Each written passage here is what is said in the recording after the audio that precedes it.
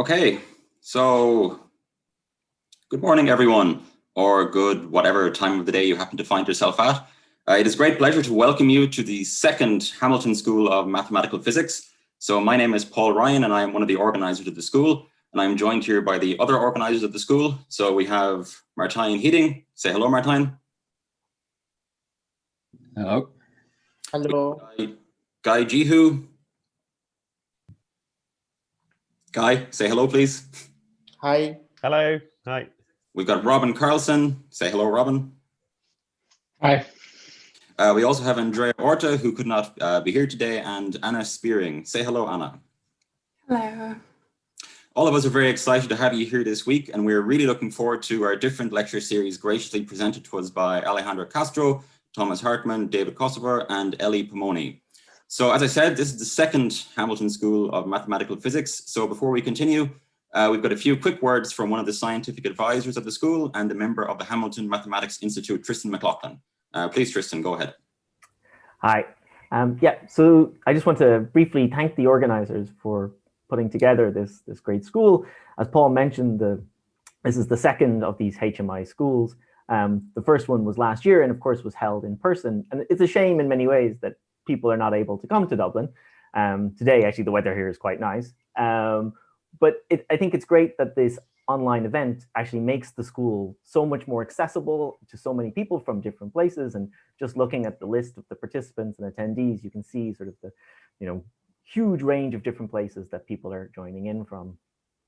And as these sort of luxurious Zoom accommodations are being provided to us by the kind support of the Hamilton Mathematics Institute and the Simons Foundation, let me just quickly say a couple words about HMI. So HMI was founded in 2005 and is named, of course, in honor of William Rowan Hamilton, who studied in Trinity College Dublin as an undergraduate and was appointed as the Andrews Professor of Astronomy at the age of 21 while still an undergraduate. The academic job market was slightly different in those days. Obviously, we remember Hamilton for his obviously outstanding contributions to mechanics, optics, his inventions of quaternions, and many, many other contributions. And in fact, he wasn't actually much of an astronomer, but he did contribute a very, very popular and successful introductory set of lectures about astronomy. And so this school is hopefully carrying on that particular aspect of his legacy.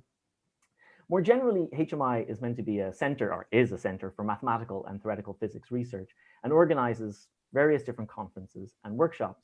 And it also hosts researchers through the Simons visiting professors positions, maybe of interest to many people, the Simons postdoctoral fellows and the Simons visiting scholars program. So hopefully in the coming year or years, we'll see some or many of you actually here at HMI. And with that, I'll stop and hand back to Paul, but thank you. Thank you very much, Tristan. So now that the introductions are out of the way, we can move on to some of the more practical matters of the school. So firstly, for those of you joining us via Zoom, please be aware that these lectures are being recorded and being streamed live on YouTube. So the stream will only show the person or lecturer that is currently talking, so you will not appear in the stream of the recording unless you explicitly unmute yourself to ask a question. So on this note, everyone is muted by default when they join in order to reduce any background noise, but you may unmute yourself at any time in order to ask a question, or you can just raise your hand in Zoom if you wish to ask a question. We also have a dedicated Slack channel for the school, which you have all received a link to. So you can use this platform to ask questions about the lectures, or just to interact with other participants and attendees during the breaks and so on. So if we have time at the end of the lectures, we will ask some of the questions asked on Slack to our speakers, and our speakers might also directly respond to some questions on Slack. So next I'll say a little about the poster presentations and the Gong Show. So for the Gong Show, people should check the school website to remind themselves of when they are scheduled so that they are ready to unmute themselves and present their work at the correct time. Also, and this is important, all people of a certain session should attend for the entire session. So in this way, in the event someone is absent or cannot attend, we can easily roll over to the next speaker. For the poster session, details will be emailed to the people involved later today, which will explain how and where these will take place. So I think that covers more or less all of the important points, unless I have forgotten anything. Have I forgotten anything, organizers? Are we good? Okay, great. So with that out of the way, let me just say that we are delighted again to have you here for what we hope will be a very enjoyable and fruitful school for you all. And we will now commence with our first set of lectures with Alejandra Castro, who will be telling us about aspects of ADS3 CFD2. Please, Alejandra.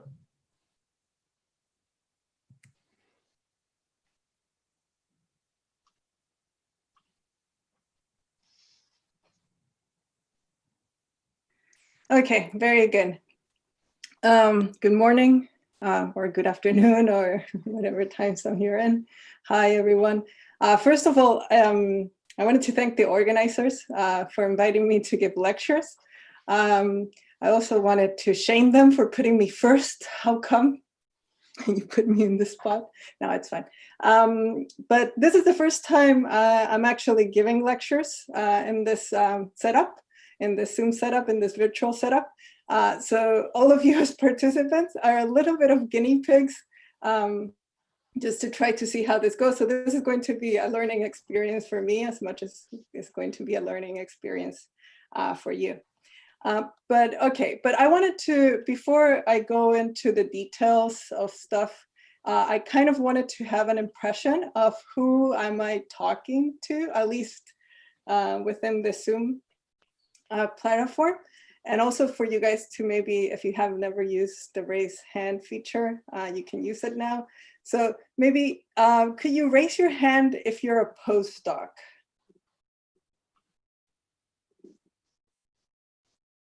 I see one hand raised. Nobody else is a postdoc, 2 hands raised. Okay.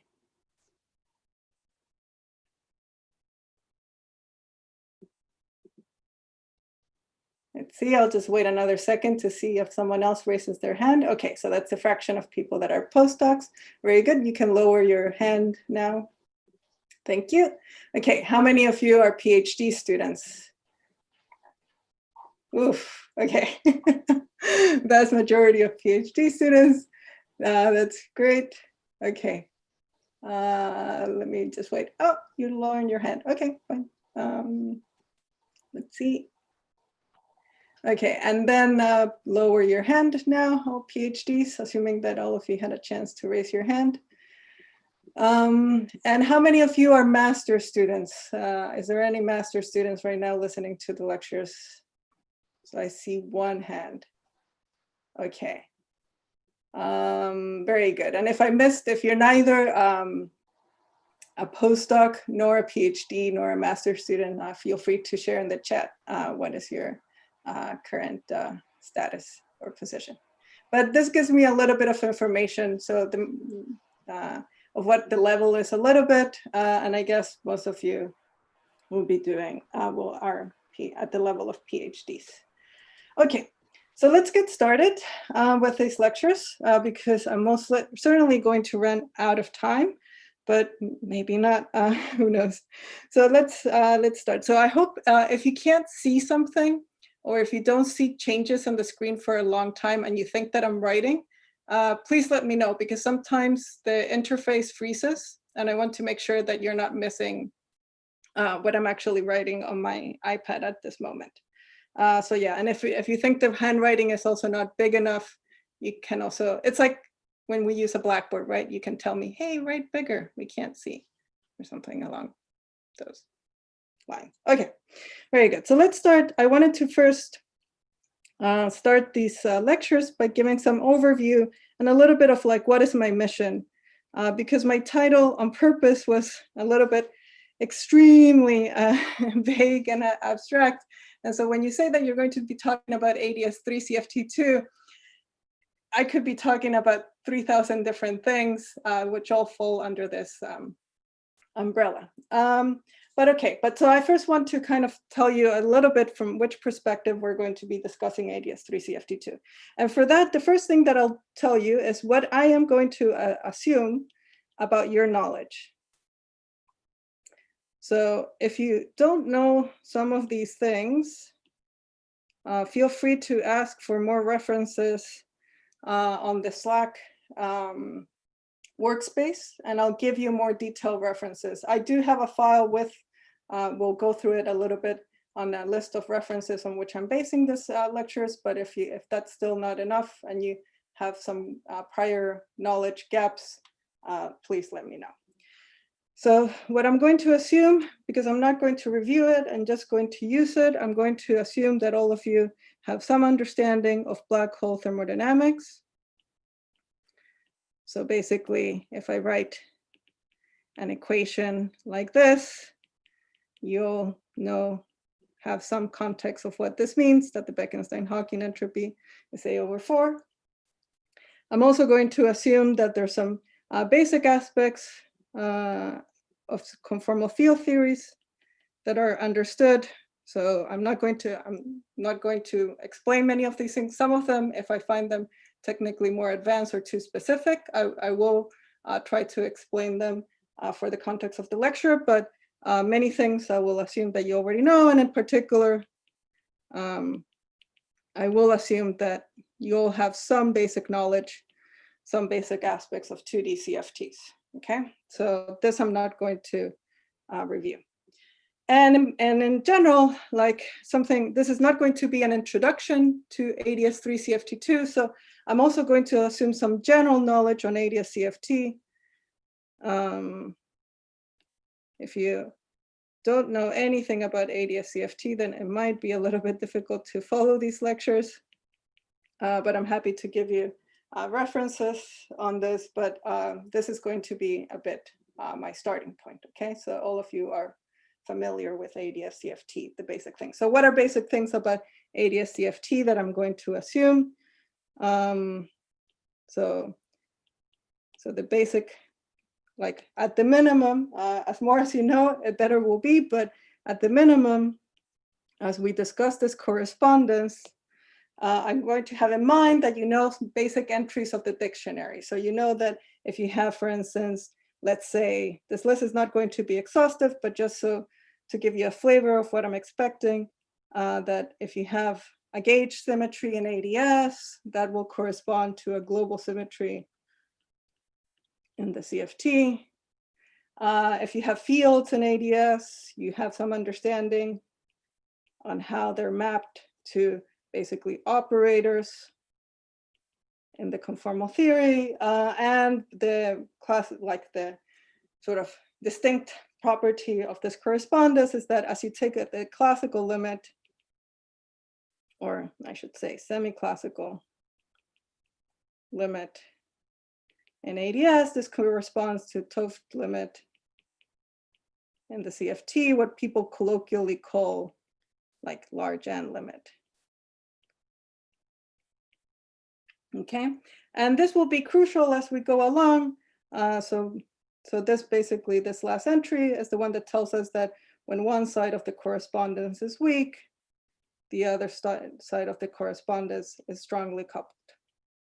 Okay, so that's a picture that we're going to have, and the cartoon that we'll usually be drawing about ADS-CFT is that we have in mind a space-time that will look like this. So the theory of ADS quantum gravity lives here in what we call the bulk, and the CFT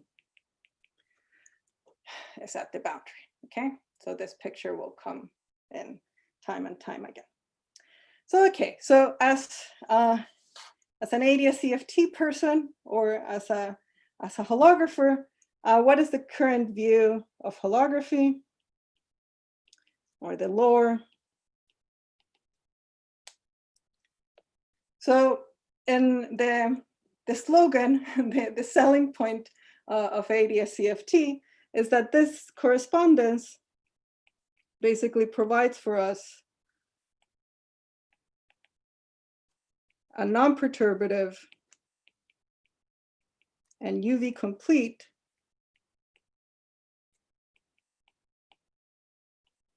definition of quantum gravity in AES, okay? That's the promise. That's why we're all excited. Oh, well, that's why I'm excited about ADS-CFT, okay? It gives me a definition of what quantum gravity in ADS is. Now, in this context, we know the things that we understand about the duality. it's that there are conditions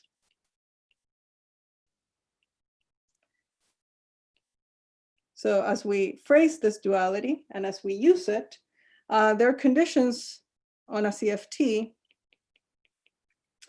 such that it captures semi-classical gravity. So one of this is, for instance, this large N limit.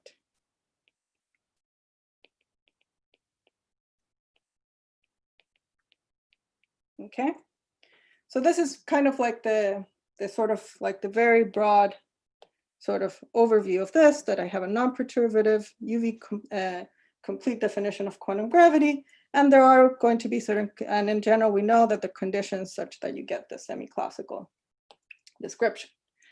Now the question, so the whole point of this lecture, and this is what I want you to have in the back of your mind as we go through. So the question for today, for today and Wednesday, I guess, and the hours in between, is the following. So what I want you to think about and what I want you to sort of be exposed to and see how we can answer is the following. So given this framework, this beautiful non-perturbative definition of quantum gravity, how will you go about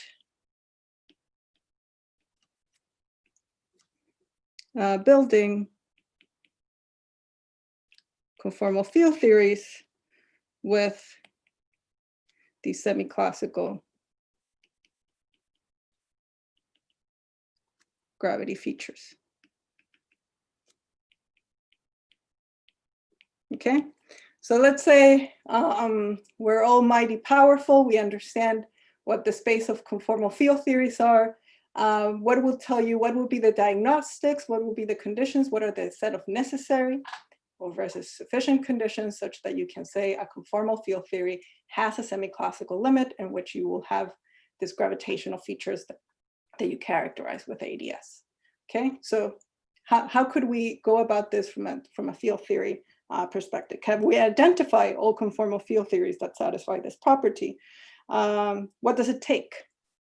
And so this is what we're going to explore, okay? So we're going to dive into this quest of trying to understand how will you quantify conformal field theories that smell, taste, and look like ADS gravity. Now, in general, this question is pretty difficult. If I decide to do this in an arbitrary number of dimensions, it's a little bit too much, at least for me, and for sure for this lectures. So what we're going to do is that we're going to focus, and this is where the title will come in, we're just going to focus on the instance of ADS3, CFT2. It's kind of interesting, this instance of holography, because it's an instance of holography that a lot of things are known about ADS3 quantum gravity. A lot of things are determined in this context by symmetries, but not that much is known about specific conformal field theories in two dimensions, like precisely what is the strongly coupled conformal field theory that it might be dual to ADS3. So we have some knowledge. We understand certain aspects of based on string theory constructions and so forth. But actually pinning down this has been a bit difficult compared to ADS-CFT in other dimensions. So we're going to focus on this, and we're going to discuss how you would go about building what I'm going to denote a holographic CFT2, okay?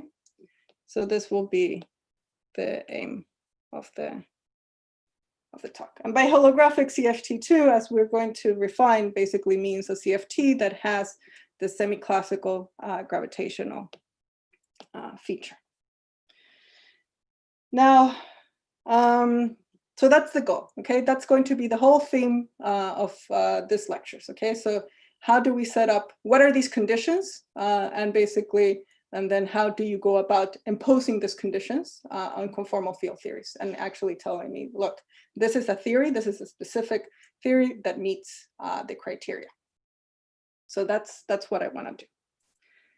So let me outline my idea, my dream of like how this is going to go. I'm pretty sure I'm going to be way too optimistic of how much I'm going to be able to cover, but okay, we'll try. Okay, so the outline, I basically divided, and I think I'm going to stick to this outline. I divided my lectures roughly into 3 parts. And so what I'm going to do, and I hope that I'm going to cover all of this today, is that we're going to start with the gravitational side of things. So I'm going to discuss universal properties of ADS3 gravity. Because I've been like floating around this notion of like semi-classical gravity, and I want the CFT to capture these features. And it's like, what are these features? So what is it that I'll be demanding of the CFT? And so we'll discuss these universal properties of ADS3 gravity and the CFT2 counterparts of some of these statements. This is going to set the land for what are going to be the conditions. And so things that I'm going to kind of sprinkle on top of you, various topics. We'll talk about perturbative aspects of this theory. So I'll talk about the Brown-Henault result. We'll discuss also, and no, this is not order, just, but these are things that I'll throw to you in different ways. But from the perturbative aspects, we'll talk about the Brown-Henault results, and we'll talk also about what we expect from local degrees of freedom in this theory of gravity. We'll also talk about black holes. So, because if you have not met me before, I should tell you, I'm a lady that is obsessed with black holes. So we will talk about black holes. We'll talk about the BT set black hole. I'll focus mostly for the purposes of today. You can dwell on the BT set for an entire lifetime, but we don't have that much time. So I'm going to focus on thermodynamic aspects. And most likely today, because I don't think I will have the time, and I think very likely there's like a 90% chance likelihood that I'll give you a problem where you'll discuss the supersymmetric version of the BT set, because it will become important as we move along. So this might be homework. We'll see. If I have tons of time, then I'll do it myself. If I run out of time, you'll do it yourself. But we'll talk about that. And then along the lines and this thermodynamic discussion, one subject that is going to appear, it will trickle in, is what we call the Hawking-Page transition.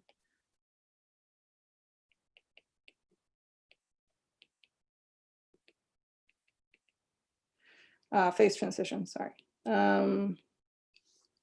And this, with this kind of overview of what I'm describing as universal properties of ADS gravity, the end of this section will basically be that we'll have as round 1,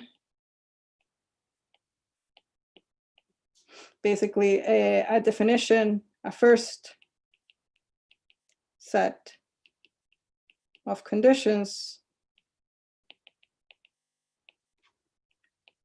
for a holographic CFT2. Okay, that will hopefully all happen today. Now, one thing that I would like you to kind of pay attention as you're doing this, and this is the trap of 3D gravity. So the warning for this section, which is quite powerful, it's super beautiful, and that's why people love ADS3 kind of gravity, but it also sets for you a trap. And it's that symmetries are very powerful here. And we'll see this explicitly. But if you look carefully at what's going on, it only takes you halfway through. Okay, so symmetries are something that allows you to say quite a bit about ADS-CFT and how the correspondence works, but you need a bit more, okay? So, and this is just to warn you that if you were not aware about it before, not all CFTs, CFT2s, although they will share the symmetries and they will share many basic aspects that you might think, oh, they smell like ADS gravity. Not any CFT2 will lead to a holographic CFT2, okay? So this is why it's good to kind of set up what are these set of conditions very explicitly, and they're non-trivial conditions to be met. Very good. Then with that in mind, maybe by the end of today, we'll start talking about what is going to be our strategy. So given that I'll flesh out what are these universal properties, then comes, okay, great. So you have these conditions. How are you supposed to implement them? And so I'm going to describe to you how we will explore the space of conformal field theories.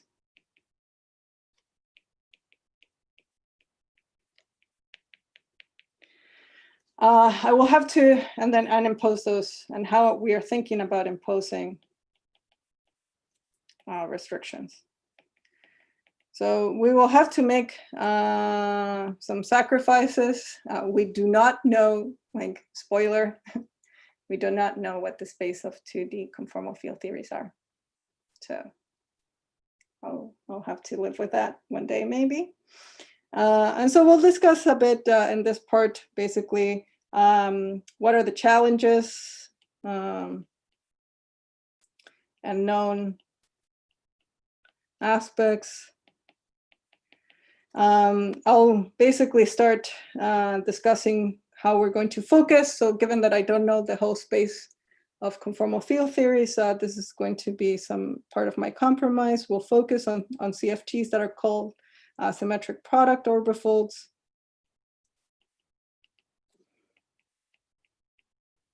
I'll try to motivate why that is. You will be the judge if I motivate it correctly. And then also, as a good string theorist, we'll also focus on supersymmetric quantities for reasons that also will become clear as we move along.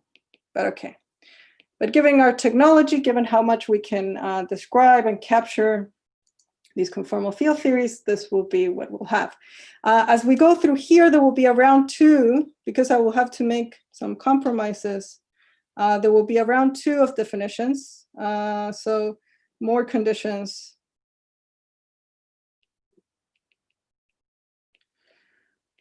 on holographic CFT2, and it will be basically based, because I'm making these choices on what are the types of theories that I'll study. And the theme here is that the reason why I'm making all these choices is because I'm a control freak. So it's all about control, control, control, okay? So I want to control as many aspects as I can of the conformal field theory so that I can be precise if they actually describe semi-classical features or not. Okay. And then the third part of the lectures will be the implementation. And I really hope I will get to this part with some reasonable amount of time, because this is where you will say, oh, you made all this sacrifice, you're putting yourself in a corner.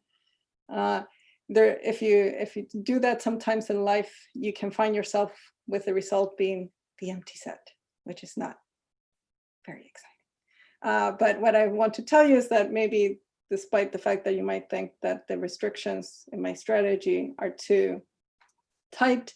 They are. They're not the most general type of conformal field theories, but the thing that was nice, that as a control freak, they actually gave us the power to carry out a classification. So within the set of theories that we're considering, the bottom line is that we have a classification. And this is what I want to tell you how we go about classifying the space of theories. And so we basically made a classification of the space of, this is a mouthful, but it's basically of supersymmetric, symmetric product, orbifolds.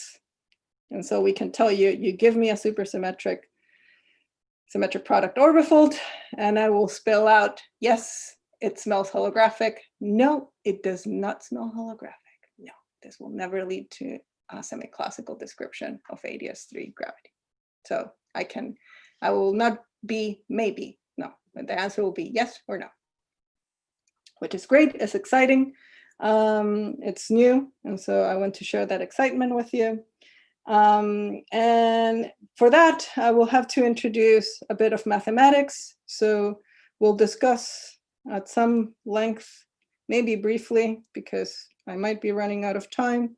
But we will be discussing what are known, what we were calling Siegel paramodular forms. So this is basically a way on how we describe the spectrum. And then as we go through these rounds of conditions, so then we'll implement. So I'll tell you how we implement round 1 of conditions, and then we'll discuss the implementation of round 2. Okay. And the punchline here, although I will definitely give you the punchline. I might not be able to show it to you in full detail, but the papers, I will give you references. So if I don't have the time to go through all the steps and the proof and how we build the classification, one thing that I will do I will manage to, I will say it and I will write it, is that the punchline is that we were able to build an infinite family of candidate holographic CFT2s. And so as a young student that is full of energy and is looking for something to work on,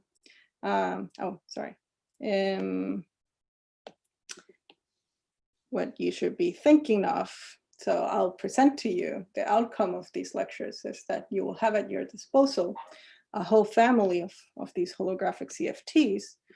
And so the question is, and which are based on imposing some set of necessary conditions. But one of the important challenges in this arena, we'll discuss them when we come at the end, is basically, were these just a set of necessary conditions? Are they sufficient? If you start noticing that there's other conditions that you need to impose on these conformal field theories, would it shrink this infinite family?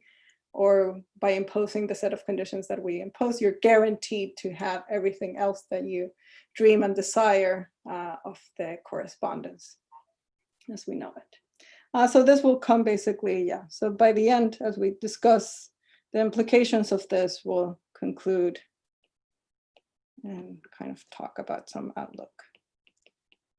So I'm sure you guys will have tons of questions. Okay, very good. So with that, all that said, let's get started. So we'll start with our first part. I'm going to assume there's no questions so far because I've been just overviewing what's happening. No, okay. But okay, in any case, if you do, as Paul was saying, if you have a question, feel free to interrupt. Okay, so part 1. Let's talk about these universal properties.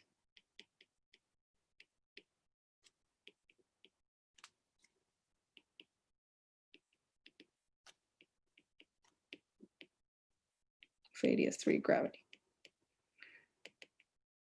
Okay.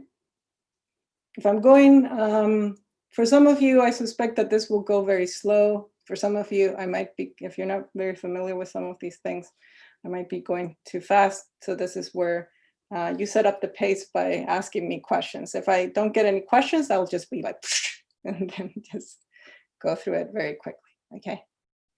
But well, we'll see. Okay, so what do I have in mind? So let's, every time we state a theory, like, okay, so what is the theory that I have in mind? This theory of radius 3 gravity. So I have in mind that I have an action, a 3D action, and what I want to describe in terms of holography is something quite simple. So I want to describe an action that is nothing more than the Einstein-Hilbert action. So here I have in mind, so this is our beloved Einstein-Hilbert action with a negative cosmological constant, okay, where L is the ADS3 radius, and Gn is Newton's constant, also known as the Planck length, has units of length in 3D. And what I have in mind is a theory that will always have this at low energy. So when G Newton is going to 0, the semi-classical description will contain the Einstein-Hilbert term.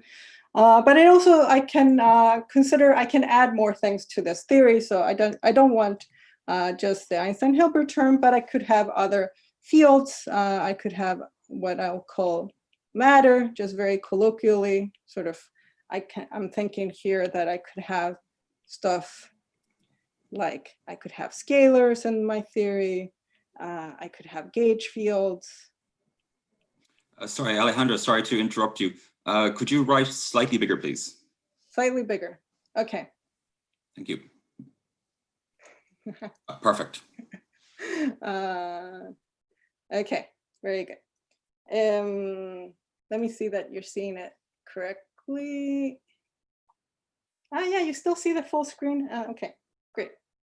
Okay, so you have a scalar field, gauge fields, and you can also have fermions, which means that you could think of this constructing your favorite, for instance, supergravity, since I'm going to refer to supersymmetric stuff, but okay, I'm not restricting to just this. Now, this will be in some sense, the effective field theories that I'll be considering as I'm denoting. This is what I'll colloquially denote as semi-classical gravity.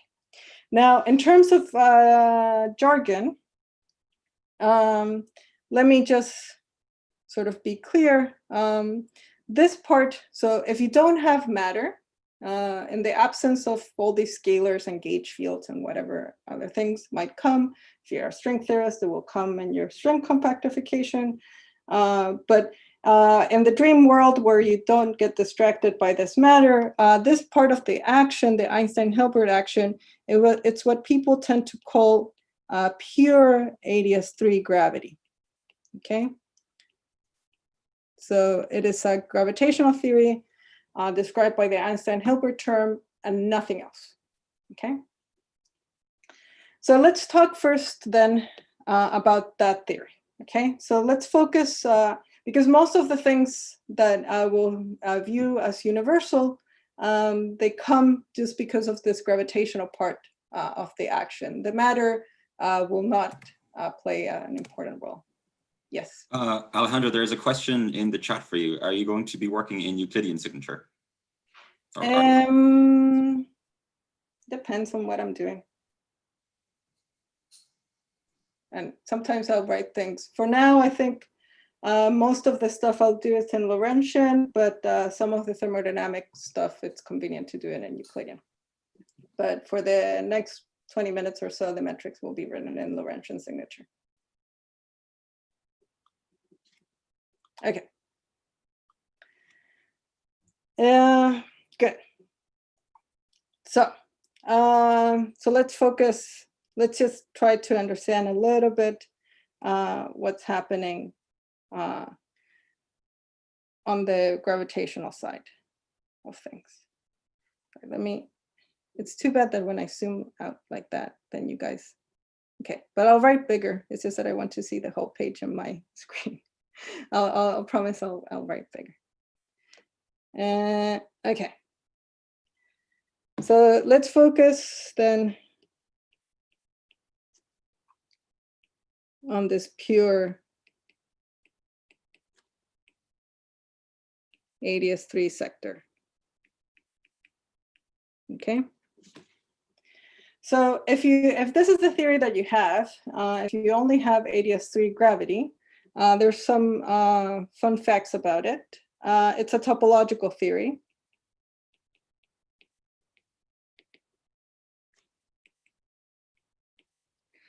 This means in the gravitational context, well, topological here means there's no local degrees of freedom.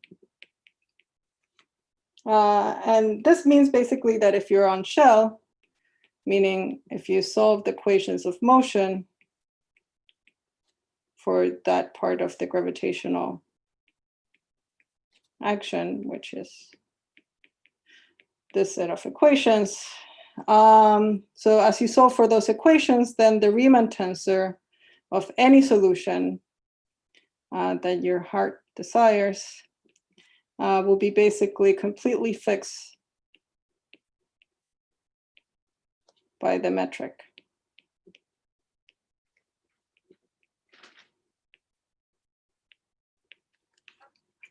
Okay, so that's what it means in this context for the theory to be topological. The Riemann tensor, it's a consequence that the Weyl tensor in 3 dimensions automatically vanishes. It's always trivial. And then if you impose the Einstein's equations, then the Riemann tensor is completely fixed. So there's no data that you have to play around with. Okay. But that doesn't mean, so for a very long time, people didn't pay too much attention to this theory because it looked kind of boring, like there were no gravitons per se in the sense of like local propagation. But still, this theory has, the solution space is very rich.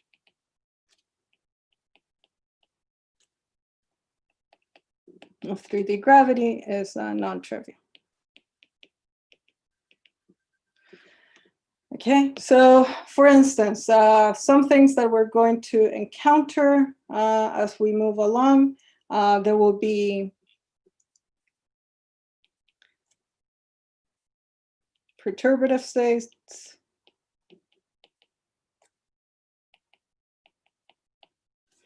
which people tend to call the boundary gravitons.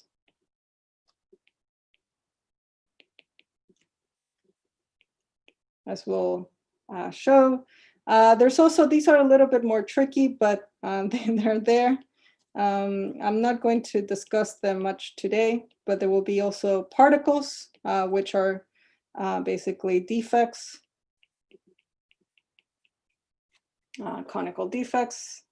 And what's going to be important for us for the purposes of this lecture is that there are black holes, which basically are solutions that are topologically distinct. So one of the important, so you can say that locally, so when I wrote down the Riemann tensor there, it dictates to you what are the properties of the geometry locally, but it doesn't tell you about global aspects of the solution of the manifold, and so you still have topology to play around with, and that's why this theory still contains black holes. So let's describe basically how these space-times look like, and this will be convenient to set up some notation and start discovering ADS CFT. So what's convenient in terms of packaging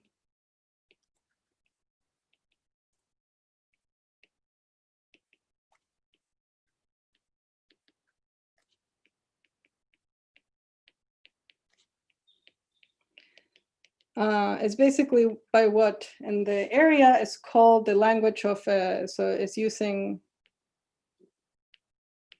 the language of asymptotic symmetries.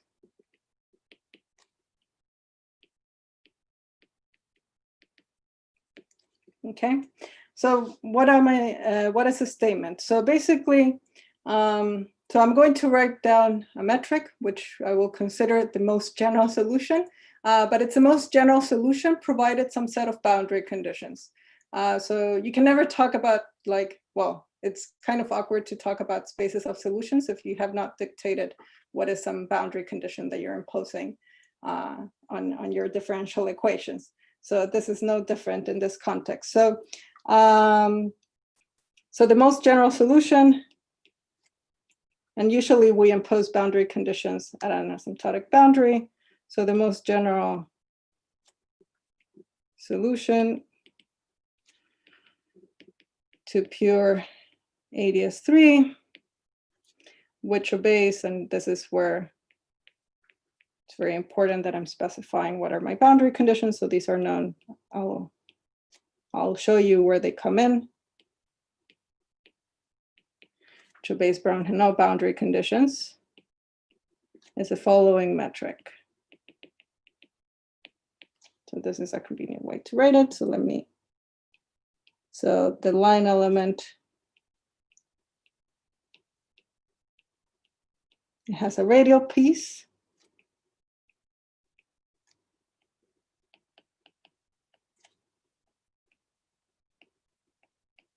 And it will be parameterized by two arbitrary functions.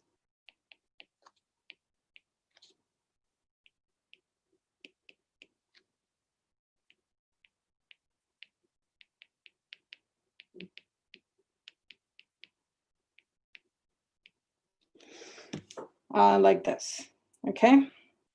So here I have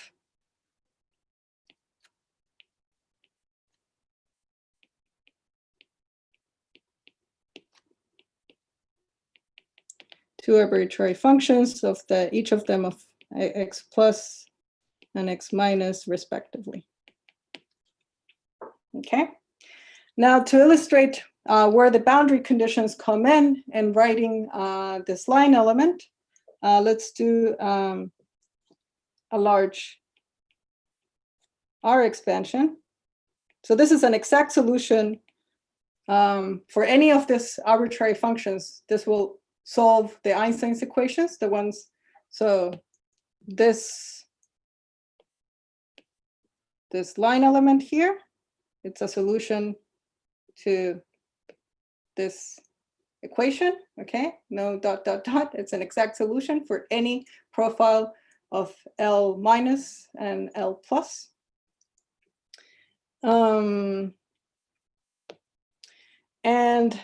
But asymptotically, so if we expand this at large R,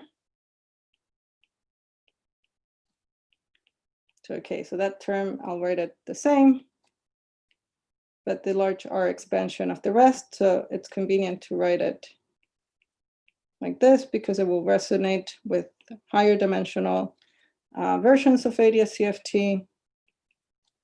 So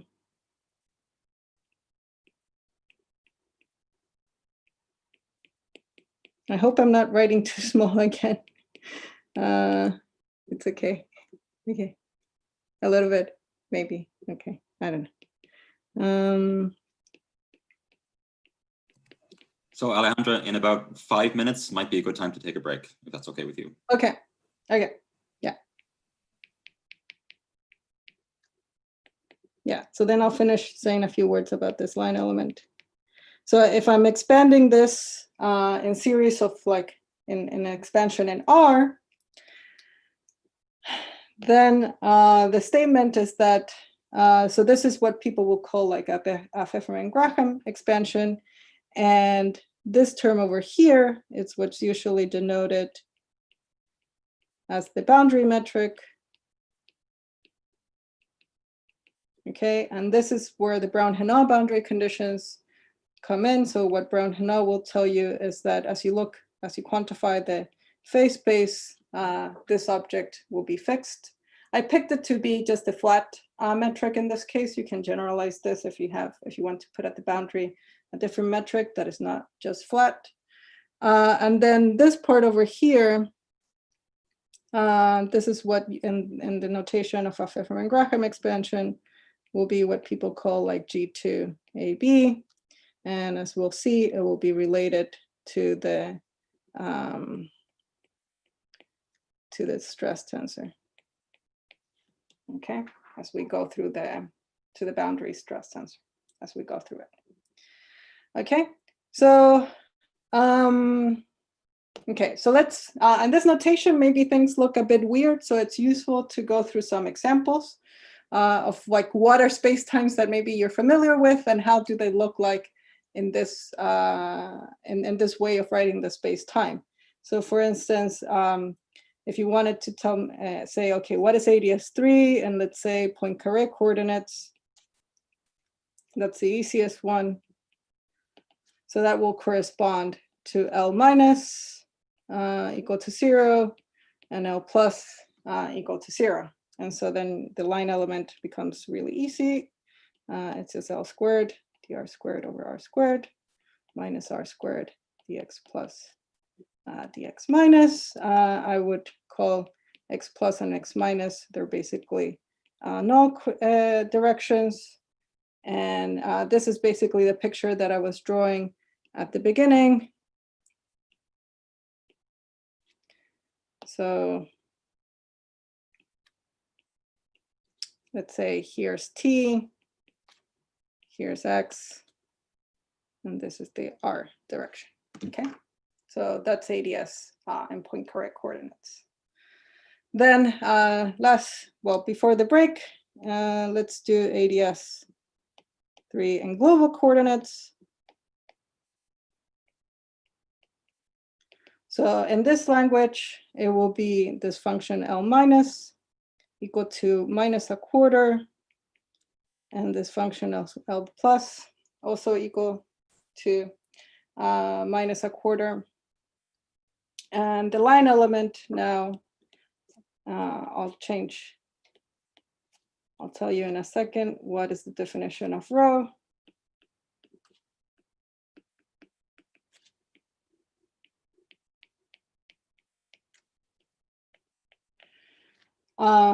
But here x plus minus is t plus minus phi. R in the original metric is now L over 2 times e to the rho over L. And the shape of the space-time, let's see if I can get, no, different sizes of cylinders, bottom and top. So this is when ADS, I'll manage, don't worry. No, I didn't manage. Okay, it will be, I'll fix the cylinder when we're offline. But basically, this is the direction phi. So phi here is periodic with period 2 pi. Time goes up and, sorry, the other way around. This is rho. Okay, so it's a solid cylinder. So that's global ADS. And perfect timing. We could take a break and then we'll talk about another solution in this context. Okay. Thank you very much, Alejandra. So I think we probably have time for 1 or 2 quick questions before the break. If anyone has a question on Zoom.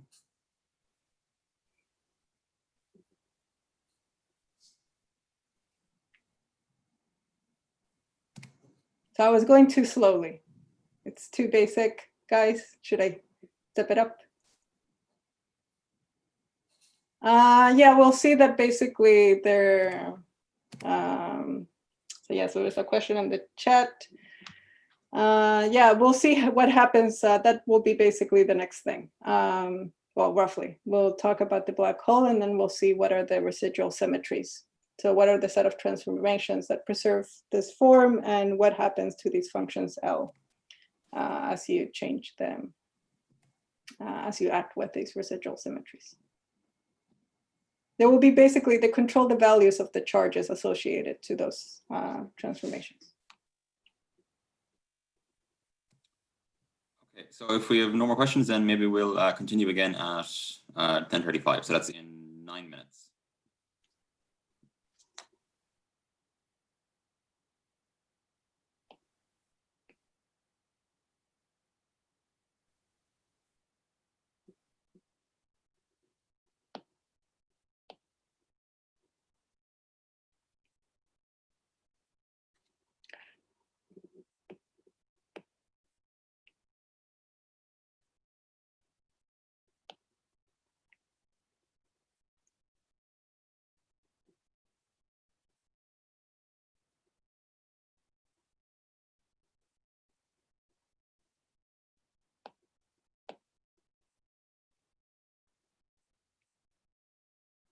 Okay, more reasonable cylinder.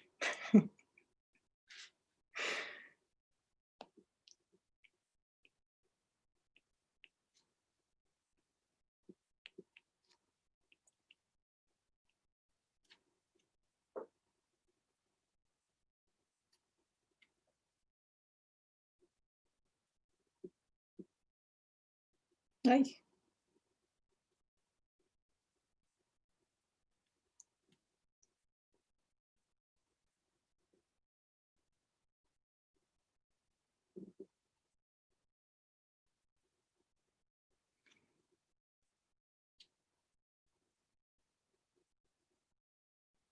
So you said, at what time were we starting again? Forgot. It's 10 minutes? A bit less than 2 minutes, yeah. A bit less than, okay.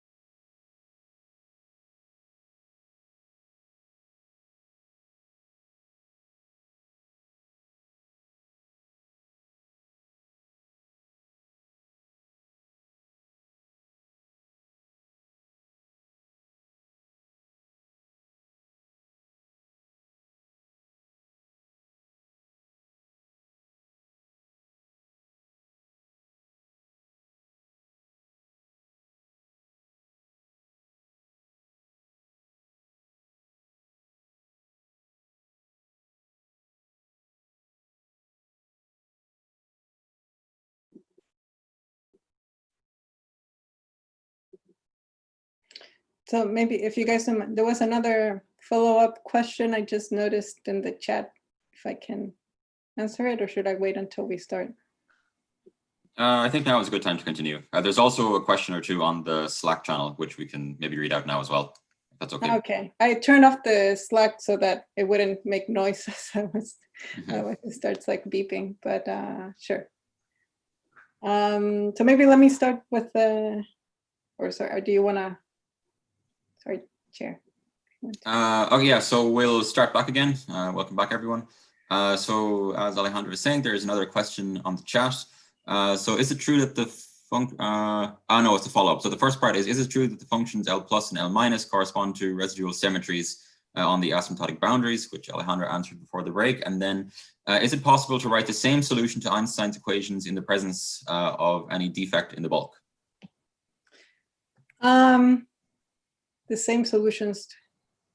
Yeah, so the defects in this language, basically, it depends. So defect can mean many things, but in the simplest version of like having a conical defect, those are solutions that are basically, so here right now, so what I have presented to you right now, it's a solution that has like the L plus and L minus equal to 0, and then one with negative values.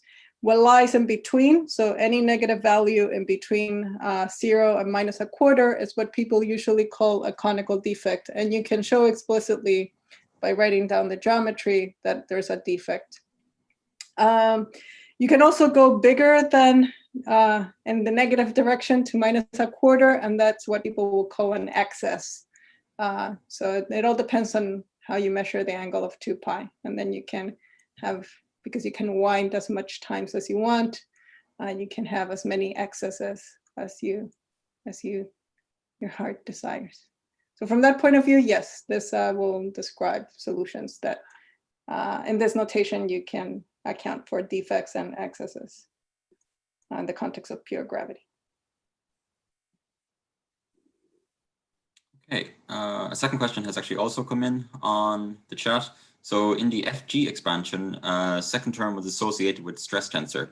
Does that mean the FG metric is not a solution of the vacuum Einstein equations? The exact solution was a solution of the vacuum equations of motion. Is that correct? Yeah, but the fact that you are solving the vacuum Einstein's equations doesn't mean that you can't carry mass and angular momentum. So remember, the Schwarzschild solution is a solution to the vacuum Einstein's equations, and we still associate mass to it. So not because there's not an explicit stress tensor in the equations of motions doesn't mean that you can't carry, that the solutions to the gravitational part can carry mass and angular momentum, and they will be associated to them a non-trivial stress tensor.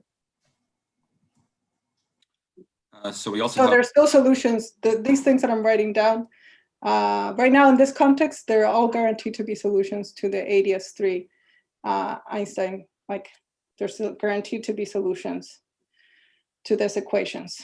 If you add matter, then it will change. Usually, if you then add matter explicitly and then do have a stress tensor here, so you can see. Sorry, let me just make sure that you can see what I'm pointing to. Yeah, so if you add like a stress tensor, like matter content to the theory explicitly, then what people will usually do is that, yes, you will still write down an expansion like this. So this will be your leading part. And then this G2 will be modified. So it will still have this parts here, but then there will be other parts to it that will come about because you're having matter in the theory. But this is what it's universal. Even if I don't have that explicit matter, this will always be there, regardless. Okay, so I think we have time for one more question, which was asked on Slack. So there's a question, where is your boundary GHY term, which I'm told stands for Gibbons, Hawking, York. I'm assuming this refers to your... Yeah, so I was too lazy. I should have read, yeah, there's boundary counter terms that I'm not writing down. But yeah, but in principle, if you want the variational principle to be well defined, then here you would have like, there will be the Gibbon Hawking term, and there will be a counter term that is basically the boundary cosmological constant. But yeah, we're not going to be using them. you could, and then you can define all of these quantities via the action. Because I noticed that I'm going way too slow. This is why you can spend infinite amount of time on ADS3 gravity. I'll just tell you what the final results are. But yes, that's part of the definition of what the action is, provided that you specify some set of boundary conditions. So those terms rely on what is the set of boundary conditions that you have in mind. Okay, so I think now is a good time to continue with the rest of the lecture then, Alejandra, please. Okay, very good. Good. So, then let's consider another type of solution. So what's called the BT set black hole.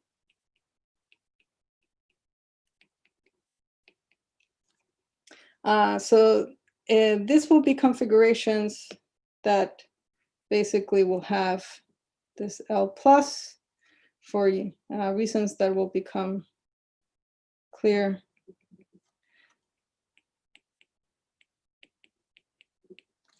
We'll call it like this, L minus. So I'm picking basically positive values for both, well, real values, let me just, positive and real values of L plus and L minus. And this spoiler, this M is basically going to be what we'll call the mass of the black hole, and J will be the angular momentum of the black hole. But with these choices, so if you pick L plus and L minus to be constants, but positive, then you can realize that the line element basically has this beautiful form that I hope I need to remember to write bigger, so then it might not fit all in one line. So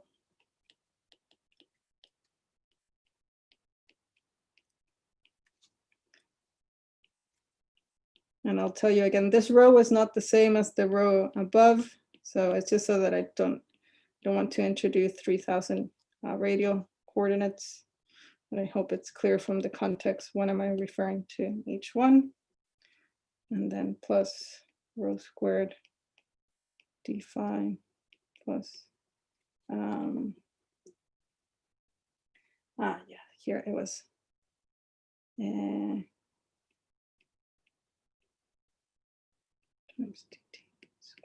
Okay, where now this variable rho is related to the variable r squared in the following horrible way. This is very illuminating relation. This is just for completeness, so you guys can check in the comfort of your home that this changes of coordinates are okay. And rho plus and rho minus are constants that are basically related to these constants, these L plus and L minus constants that I had above. Now, in this notation, we'll say a bit more in a moment about the BT set. This is not all I'm going to say about it, but just as a notice here that in this notation, if you wanted to go back to global ADS3, this would have been a solution that in this language, using this notation, would have corresponded to setting rho plus squared equal to -1, rho minus squared equal to 0, which tells you that global ADS3 is like a solution that would have had mass that is 1/8g and angular momentum equal to 0. Okay. For now, it will just be a curiosity.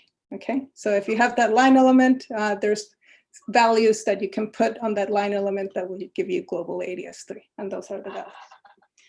Okay. So this is the space of solutions. Now, let's talk about this Brown-Henault result and how will you start discovering ADS3 CFT2. So Brown-Henault and the discovery kind of, or let me put hints since it was really formulated by Maldacena, but this is like very good way how to motivate the correspondence and start facing some of the first conditions that will impose on our holographic CFT. So the question that Brown and Hanau made back in the day, in the 80s, and this is related to a question that I already had, was basically, okay, so all the solutions are basically locally ADS because all of them have this Riemann tensor that is the same. But so they said, okay, are there any set of interesting transformations, of interesting diffeomorphisms that you can act on the space-time? And in particular, they wanted to look at the set of diffeomorphisms. So the question was, what are the set of diffeos that preserve basically this G0 AB, okay? So this boundary metric. So, or I basically want to preserve the whole line element. It's even stronger than that.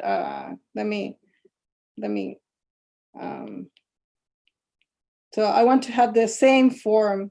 So one here, let me just go up, is this line element. So I basically want to have that same functional dependence. So what are the set of diffeomorphisms that preserve this? There's weaker forms of Brown-Hanau where you say that you only want to preserve the asymptotic structure, but here I'll write down the answer if you want to preserve the exact form of the line element.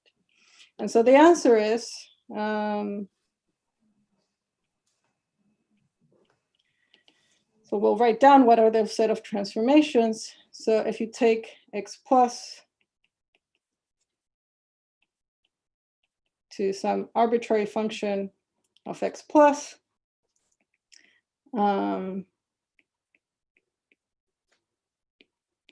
and then with a term here. So these terms that I'm writing, this third term is so that it preserves the gauge so that you don't have basically mixing in the line element.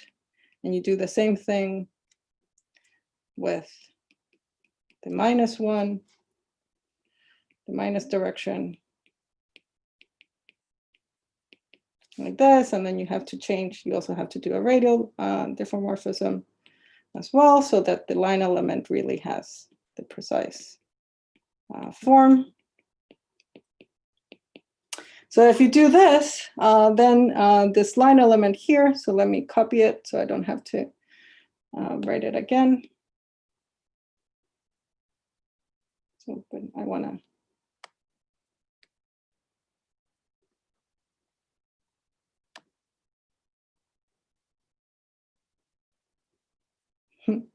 okay, so that line element that we have above, so what happens to it as you do this diffeomorphism is that it will go, basically it will look, so this is something that you can check. You can do that diffeomorphism, and what you will discover is that the resulting line element after the diffeomorphism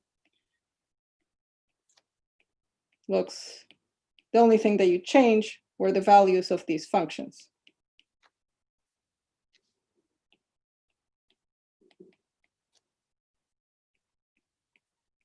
And by how much they change,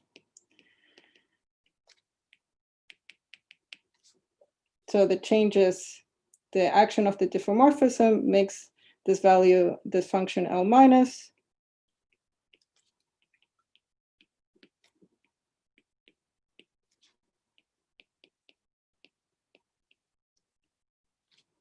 to change like this, and then the same thing for the function L plus.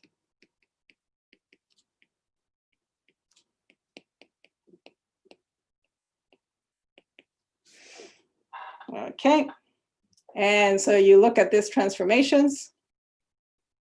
If you have taken a course on CFT2s, this is where I'm going to be quick and I'm not going to formally derive the charges. There's 3,000 different methods how to do it. I'll provide references where you can read about all the different methods, but basically just by staring at these transformations, you're like, huh, I think I've seen that in my big yellow book on conformal field theories in 2 dimensions, and you will be correct. This is basically the way that a stress tensor in 2 dimensions transform. And if you can even guess what the answer should be after doing a formal derivation of all of this, but basically the stress tensor, here the normalizations are coming because you're defining the stress tensor basically as something that is associated to the action. So the G Newton is coming because of how you're normalizing the gravitational action to start with. So this is what we're calling the boundary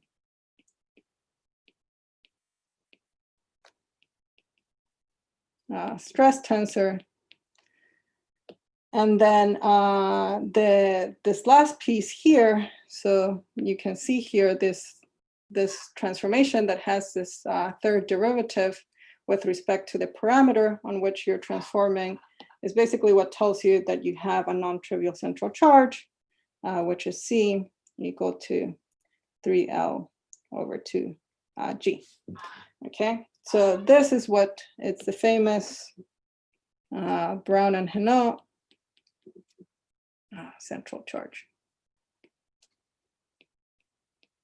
Okay, so this is the fastest way I could come about trying to show that there was a CFT2 kind of structure. The phase space of solutions is basically controlled by a stress tensor that behaves in the same way that a stress tensor in a conformal field theory of 2 dimensions behaves. You can also write Fourier mode, so that will be a little bit useful on what we're going to do above. So you can do a Fourier decomposition of this. And so I'll only write it for one of them. You can do it both for the plus component and the minus component. It basically goes the same way, but so you can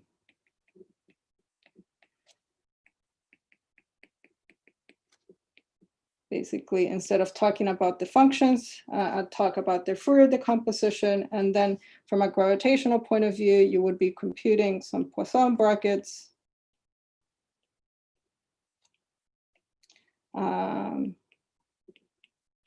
between these objects, and they will give you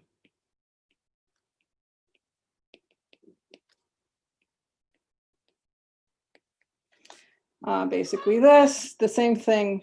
There will be 2 copies of it. So there will be what I will call the bar ones, which are basically the ones with the L minus.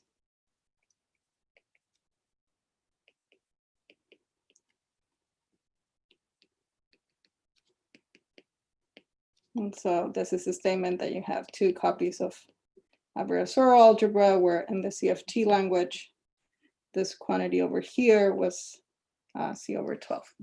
Okay.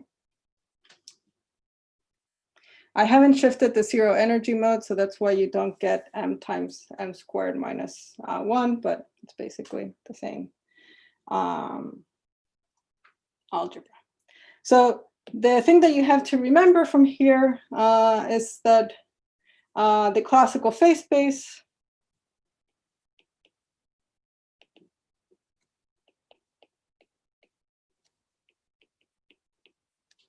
of this ADS3 gravity is organized of ADS3 gravity, I should say, sorry, here. This is important with Brown-Henault boundary conditions. These statements always come with boundary conditions. They don't come without them. Otherwise, you haven't defined the problem. It's organized basically in terms of 2 copies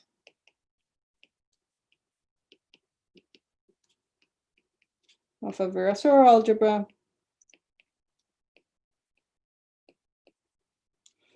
And the first condition with central charge C equal to 3L over 2G Newton. And from here, we can write down what our first condition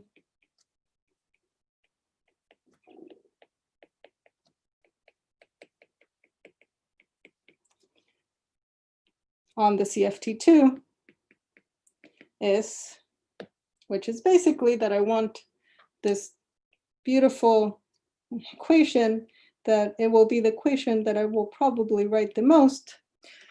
So this number, this central charge, which is the ADS radius in Planck units, this has to be very big, because otherwise I don't have, this is what makes the Einstein-Hilbert term valid. So G Newton is going to 0, and it's going to 0 relative to the Planck length. That makes the theory semi-classical. That's why we can talk about the space of solutions of these classical solutions to on-shell equations of motions. So the validity of all of this description already has implied that this ratio is very, very big.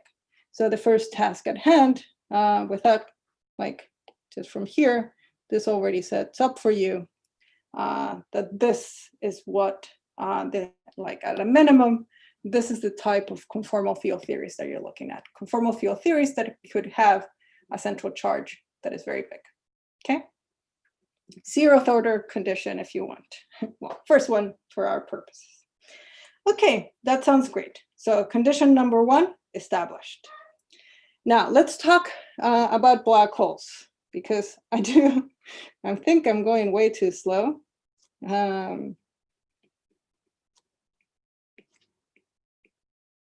So given that we understood that the phase space likes to be organized in terms of a CFT description, let's say what does the CFT description tell us about the black hole? So, okay, so we had, let's copy the line element for the black hole since it was a bit lost up here. So,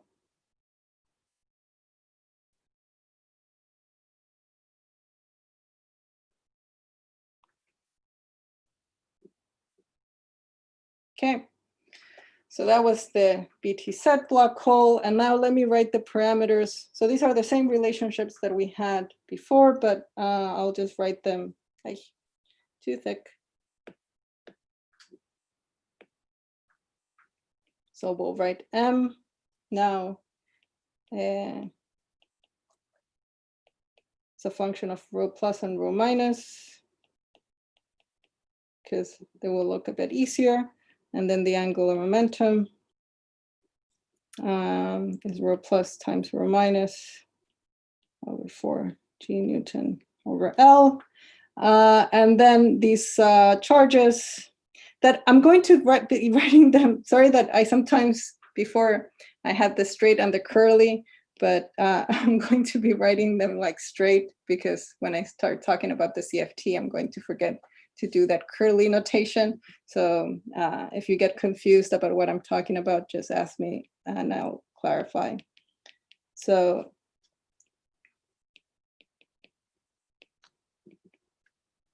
I'm just changing the notation. That's all I'm doing. So because I'll forget to write curly else. And so basically this L0 and L, from the point of view of that Fourier, the composition, the BTC is a solution that has L0 and L0 bar, giving us basically M plus J and M minus J. Okay, very good. So what do we want to say about black holes? So the favorite thing that I like to discuss about black holes, there's like 3,000 things that one can talk about in the context of black holes, but let's focus on the black hole thermodynamics, because I want to present to you one of the traditional traps of ADS3 CFT2. Okay, so black hole thermodynamics basically tells me the change of mass is equal to a temperature times the change in entropy plus omega h times dj. And here, so I defined M and J. The Hawking temperature in this notation is rho plus squared minus rho minus squared divided by 2 pi L squared rho plus. And this is the angular velocity at the horizon. The subscript h denotes that these are gravitational quantities that are defined on the outer horizon of the black hole. And then the entropy of the black hole, which is the area of the horizon divided by 4g Newton. It's basically pi times rho plus divided by 2g Newton. Okay, that's the Hawking, the Bekenstein-Hawking entropy.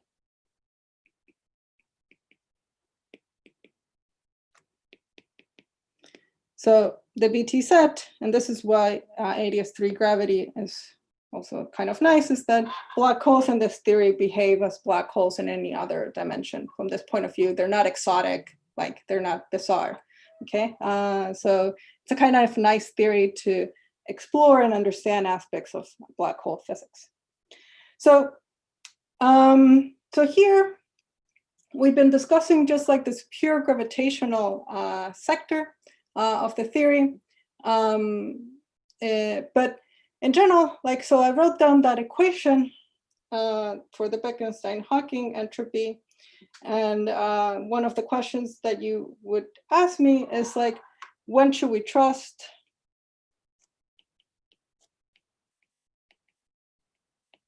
that we have this much entropy? Well, you would say, okay, you derived it, like these relationships are true for basically any solution that has positive mass. So you would say, okay, anything that has m positive, you're fine. And rho plus being a real number, but okay, if you want it to be a bit more kind of careful and from an effective field theory point of view, you would have to say, well, the size of this black hole, so rho plus the size of the this outer horizon, should be big in Planck units. This is basically just telling you that this number that you're computing, this Bekenstein-Hawking entropy, it's the biggest contribution in the semi-classical limit. So, and for that to be true, like kind of like the simplest thing, just based on these equations that I'm writing, you will say, okay, rho plus has to be big compared to g Newton. Large black hole in Planck units. Okay, great. So keep in mind, this equation will come to haunt us later on, so don't forget it, okay? So this is when we trust naively these expressions. Now, I should be a bit more careful because depending on the matter theory and some other parts of the spectrum, this is a very coarse condition that I'm putting. Like you have to be a bit careful on understanding what are all the space of solutions. You have to decide on which ensemble you're going to quantify this, either the microcanonical or the canonical ensemble. But let me not dwell into details of like, oh, what if you have other states that are also very entropic and how do they compete against the black hole? Okay, let's just be like simplistic and say, okay, imagine that the black hole, like you're just having gravity by itself, then this is roughly what you expect, okay? So you have to kind of put in more details in this discussion, but it will be, this will illustrate the point, okay? So, great. So that's what we have from the gravitational point of view. Now, from the CFT point of view. So what is a CFT? Not green. So what is the CFT counterpart of this?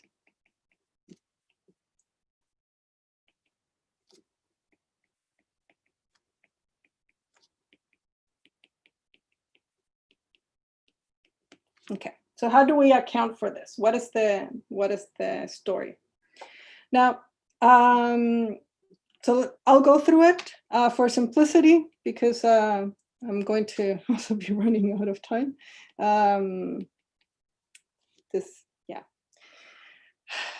I overestimate how much I can say. For simplicity, I'm going to take the angular velocity of the black hole and hence its angular momentum equal to 0.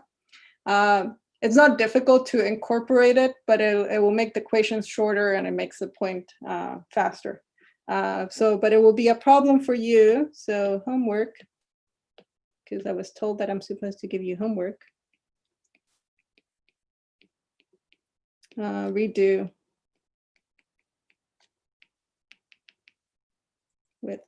J non-zero. Okay, it's not it's an okay computation, but do it. It's a rewarding one. But okay, so let's just do that. And so from the point of view of the CFT, so we're talking about thermodynamics. So in some sense, what we want to do is that we want to consider the CFT at finite temperature.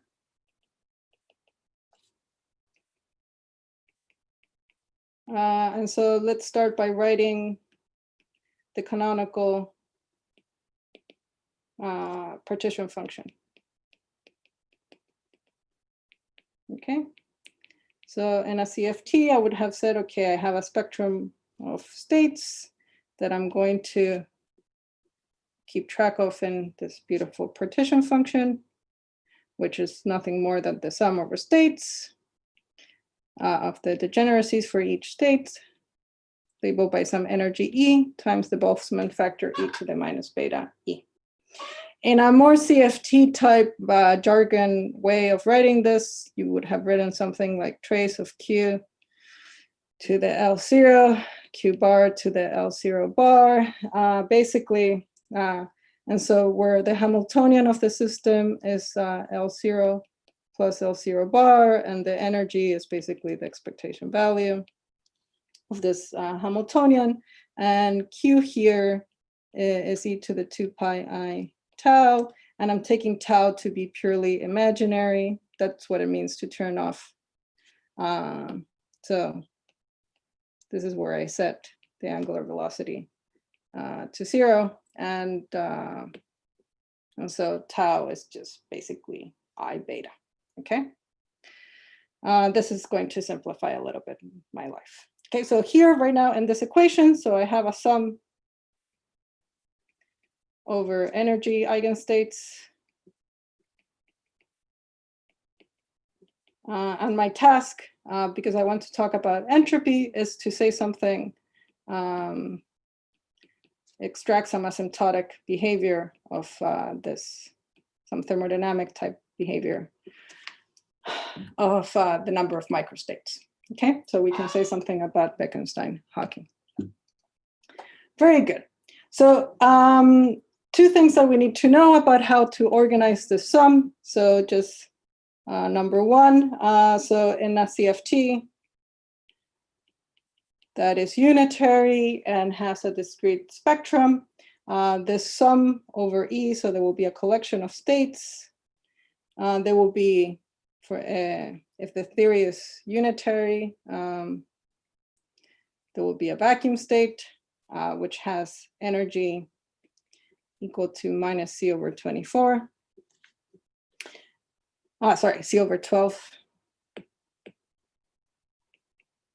L0, C over 24. And then the other things that contribute to this sum will be primary states, okay, that are above the vacuum state. And there will be Virasoro descendants of both the vacuum and the primaries. Okay, so that's basically how the spectrum of the CFT is organized. But one thing that we shouldn't forget is that there's always a vacuum state, and its energy is the Casimir energy, which is minus C over 12. Then number two is there's a very powerful symmetry.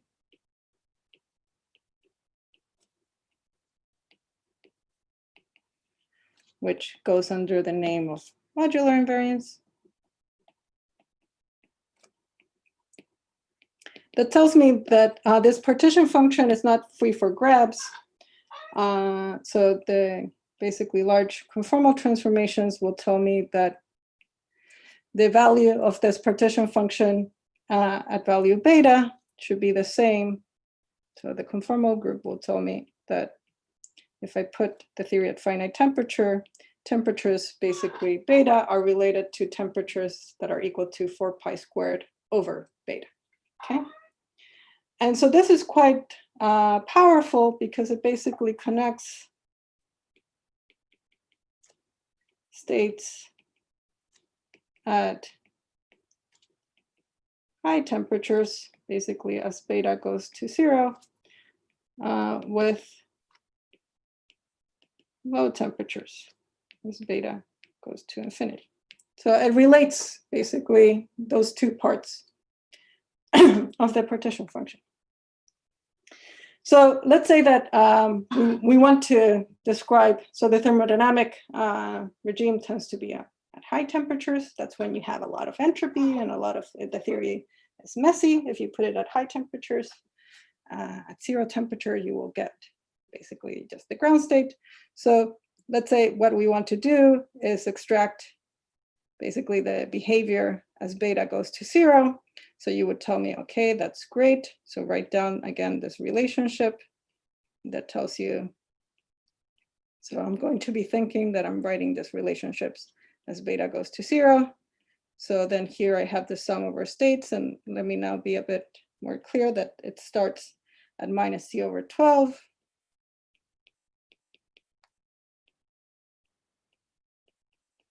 And here I'm using, so I inverted the temperature, I put 4 pi squared over beta.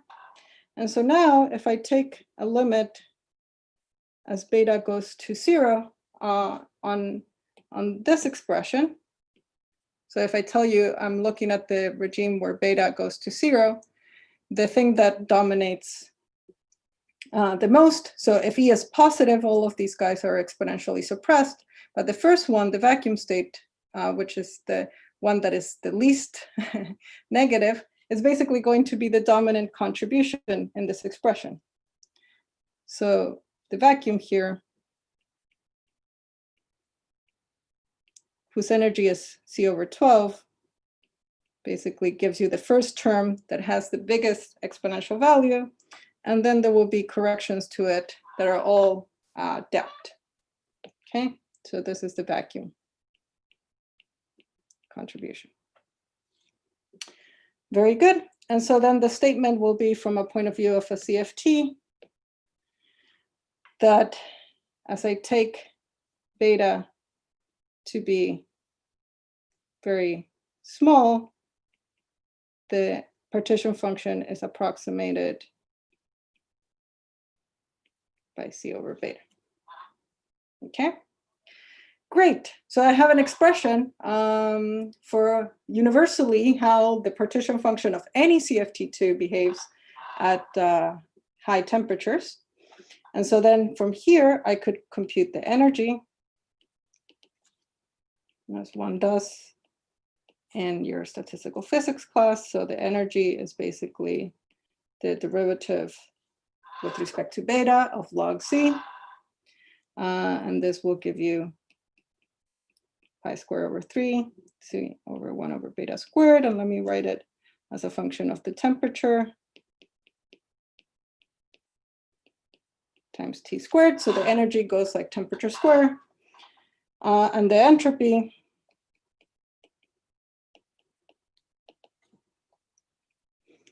S of beta,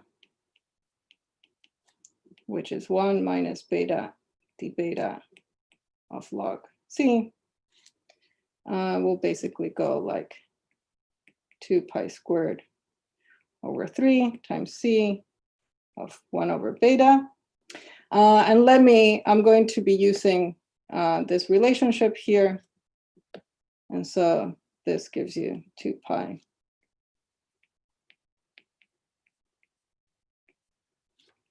Tells you that the entropy of the system goes like the square root of c times c. Or you can say the entropy of the system goes linearly with the temperature. So here, let's make a first note, which is important. So this formula, it's what people, this is a famous formula for what is universally the number of states in a CFT2. It's called the Cardy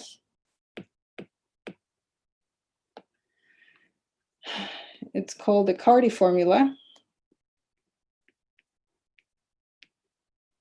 And what I want to be careful now is to specify what I will call the Cardy regime. So let's just be clear.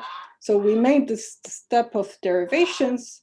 What is the validity? So when should you trust that the entropy in the CFT goes like the formula in the box? And so we already said that beta was less than 1. And what we also saw from these expressions is that basically beta squared is equal to pi squared over 3 times c over e. And so this has to be much less than 1. And so from here, you can see that the type of states that you're describing are states for which you can either say that E is much bigger than C. So the energies of the states that will be well described by this entropy are states that have energies much bigger than the central charge. Or you can say, well, you fix C. Another way how to, this is also stated, is that for fixed C, not a large, so this is valid. It doesn't have to be a CFT with a large central charge. It can be like a free boson, it can be your favorite minimal model. So if you just fix C, what this is telling you is that the energy just has to be very big, okay? So that's what the Carty regime is, period, okay? Because I basically, the only thing that I've used, so there were only 2 things that I used in deriving this formula. The only 2 things that I assumed about the CFT was that it had a vacuum state with this and a discrete spectrum. And I used the fact that the theory was modular invariant, okay? So if I put the CFT on a torus, it remains invariant under the conformal group. So, okay, great. So that's what the CFT tells me about thermodynamic behavior. So now let's compare to the BTC entropy.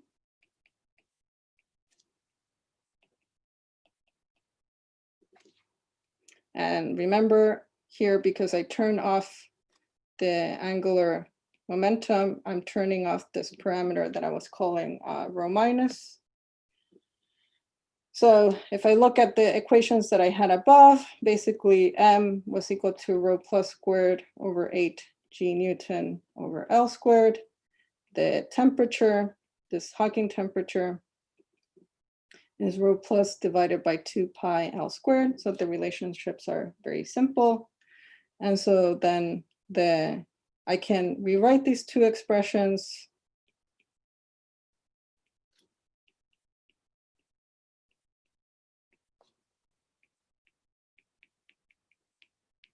like this, where you would have told me, this is clearly the same as you had above.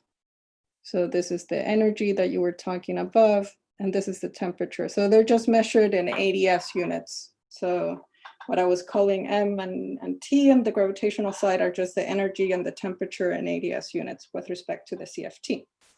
And then you would look at the Bekenstein-Hawking entropy, and will tell me, yeah, so you got that this was pi over rho plus divided by 2 g Newton. And yeah, I'm using the Brown-Henao central charge.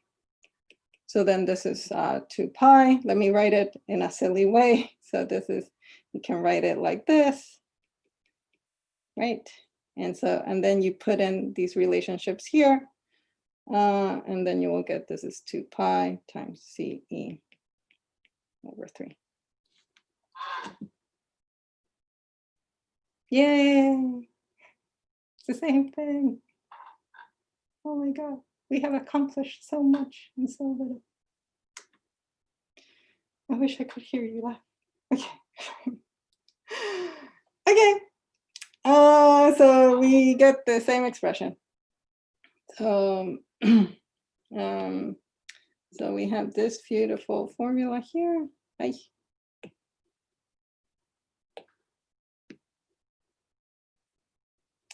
And so red is equal to purple. Fantastic. ADS-CFT works beautifully. Are we done? No, we're not done. I'm sorry. Sorry to disappoint. Yes. They have the same functional dependence. It's great. It's fantastic. I'm super excited. Strominger and Weffa were delighted. Strominger as well during the late 90s was very delighted. This was like so beautiful. The factors of 2, the 3s, like everything, just like beautiful fitting. Like, it's like, what else could you ask for? But okay, with power comes responsibility. So we have to be careful.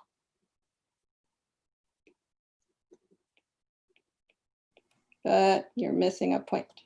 So there's nothing like, I don't want to criticize this result, but you should be careful. And this comes again to like, what are conditions on CFTs? With any CFT, describe the entropy of the BT set blank hole. Sorry, Alejandra, just to let you know, in maybe about 5 minutes, might be a good time to finish up. Okay, yeah. So then I'll yeah. And then I didn't finish all my gravity discussion. Okay. I'm going way too slow. Anyhow, I hope you guys are enjoying my silliness here, even if you don't get everything. But okay, so on the gravity side, I kind of stressed to you that what we were looking for were black holes that were large in Planck units. Okay, so I hope you all agreed with me that rho plus had to be big relative to G Newton. Let me know if you disagree with that statement now. From the point of view of the CFT, so we had this temperature, this Hawking temperature in ADS units, T, and this had to be very big. And so if you just look at these expressions here, so you just look right there, that tells you that, well, as we were doing CFT derivations, the condition for the validity of the Cardy formula was just telling you that rho plus had to be big in ADS units.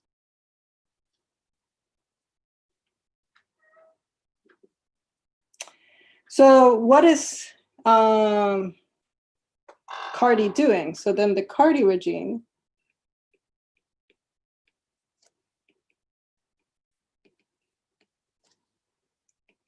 is accounting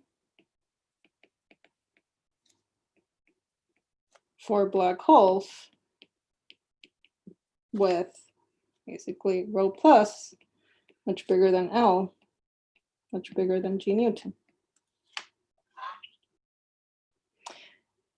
Because remember, the central charge, L is big in Planck units. So recall also that C was very big in our derivations. So that's why L is bigger than G Newton. But, which is fine, but it's not like there will be black holes and they will be pretty big. There are many black holes.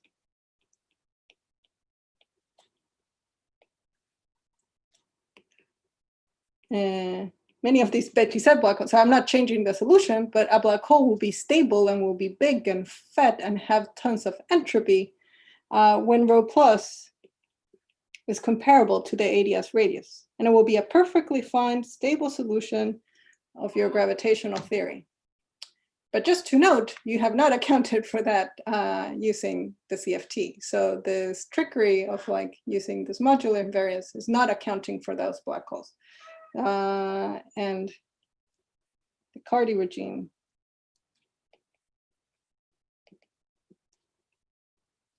does not account for that. So if you want, basically having, so justifying, so the second condition, and I'll finish here in the 1 minute. So the second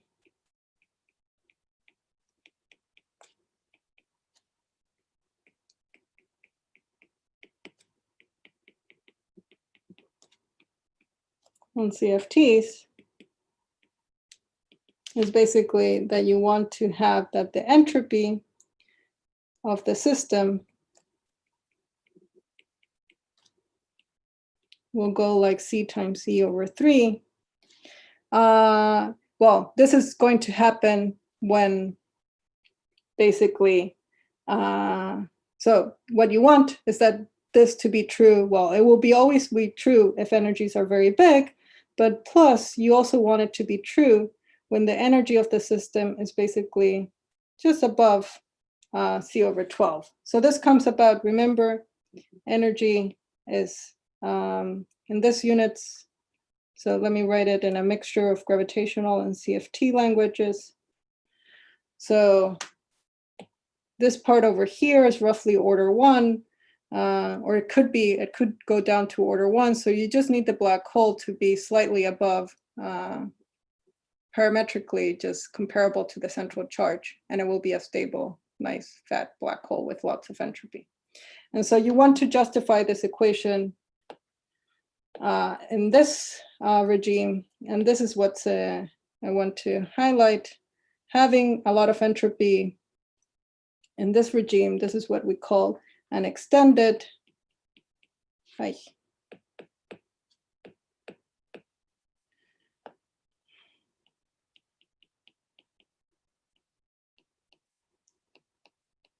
Cardy regime, and it does not come for free. So you have to search for conformal field theories that will have that much entropies when the temperature is not that high. So this is a regime, again, where the temperature is basically of order 1. And you need to justify why, if the temperature is not very, very high, why would you have so many states that grow exponentially with energies, okay? This is kind of one of the holy grails. How do you build CFTs that have tons of microstates when the temperature is not incredibly high? So yeah, so I was going to then, maybe I'll just say it in words, but we can talk about it at some other time. I might just incorporate it in the notes. So there's different versions of this. So right now I did it by looking at the entropy and kind of arguing when should we trust this entropy. There's a beautiful paper. It will be in the references that I will share with you.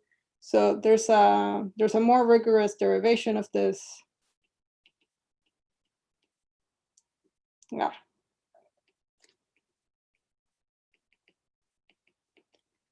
Which goes under the name of HKS, which stands for Hartman, Keller, and Stoika, where they view, they basically sharpen these conditions from the point of view of demanding that there's a Hawking-Page transition. So they're being a bit more precise on what are other solutions and other contributions that might play against the black hole. And so they're a bit more refined in telling you like, this is when we trust this. How does the black hole interplay with other type of states? What do we know about the phase space, even if you have the inclusion of matter and so forth. So it's a more refined version of this. But basically the punchline is roughly the same. That you need to have this amount of entropy, lots of it, when the energies are comparable to the central charge. And of course, as usual, the central charge, remember, and this is always a big number in this discussion. We already have the first condition. So, okay, 3 minutes. Sorry, I went over. Thank you very much. Yeah, so now I'm done. Are there any quick questions for Alejandra?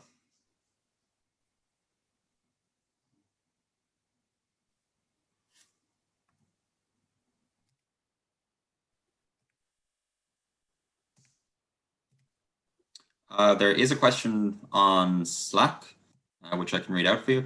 Does there exist any form of the extremal black hole case where rho plus goes to rho minus? For example, like Narai metric in 4-dimensional GR.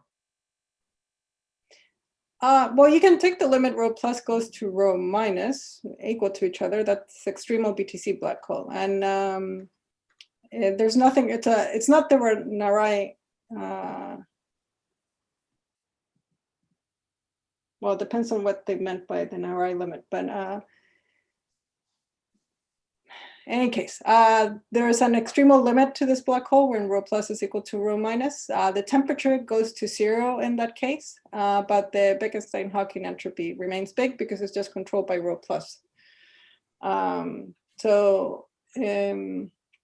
So this will be part, when I start talking about supersymmetric states, supersymmetric black holes are 0 temperature black holes. And so that's where they will come in this lecture, but yeah. But to avoid naked singularities, there's a bound. So the cosmic censorship will tell you, so if you want to avoid to have pathologies in the geometry, there's a version of cosmic censorship which tells you that ML has to be bigger and equal than the absolute value of J. And the extremal limit is when those two things are equal to each other.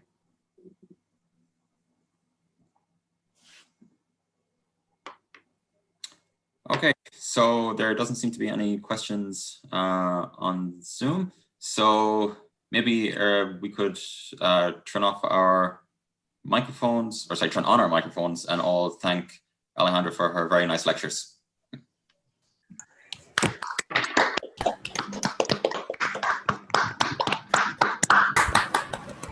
Thank you very much, Alejandra. And so just to remind the participants that there will be discussion sessions tomorrow where the content of these lectures can be discussed and people can work together on the homework which Alejandra assigned. So we'll take a quick, maybe just 5-minute break, and then we'll proceed with the Gong Show, and we'll give some more information about that just before we start. Okay, thanks. See you then. Just a very quick question. For me to transmit the homework more precisely to the students, should I do it through Slack? Is that just besides what I said, like during the lectures themselves? If you can put it on Slack, that would be perfect, I think. Okay. Okay. I'll try to do that. Okay.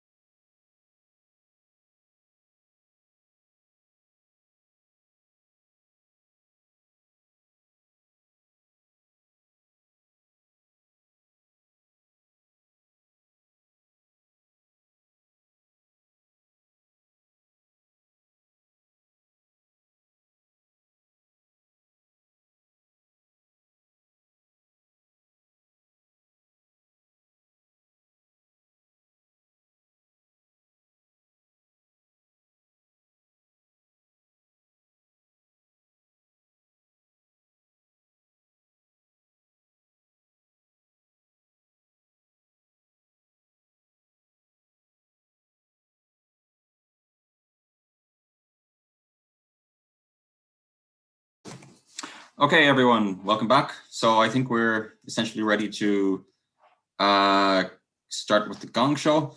So just to give you a quick overview on what will happen here. So as far as I know, we have updated the situation slightly. So you will have 3 minutes and 30 seconds to speak, at which time you will hear the gong. So Guy will now demonstrate the sound of the gong. Please, Guy, go ahead. So this is our gong. After you hear the gong, you will then have 30 seconds to continue speaking, at which time you will stop, or rather you need to stop there. So the way this will work is I will share my screen, which will display your slides. You will speak, you will speak. And when you want me to move to the next slide, please tell me. So to facilitate me not embarrassing myself, I will not announce your name. Please do this yourself, but I will announce, say something like, okay, our next speaker will now tell us about title of your talk. Okay. So, right. So I will start to share my screen.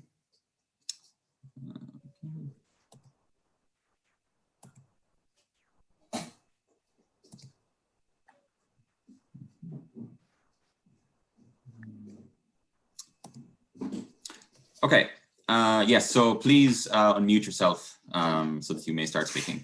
So, yes, I should probably move this. Can I remove all of this? Actually, this is slightly problematic. Okay, can I start? Yes, so our first speaker will tell us about on the origin of the divergences in time-dependent orbifolds. Please. Okay, hello, I'm Andrea Arduino, a PhD student from the University of Turin, and I want to thank the organizer for giving the opportunity of presenting my work.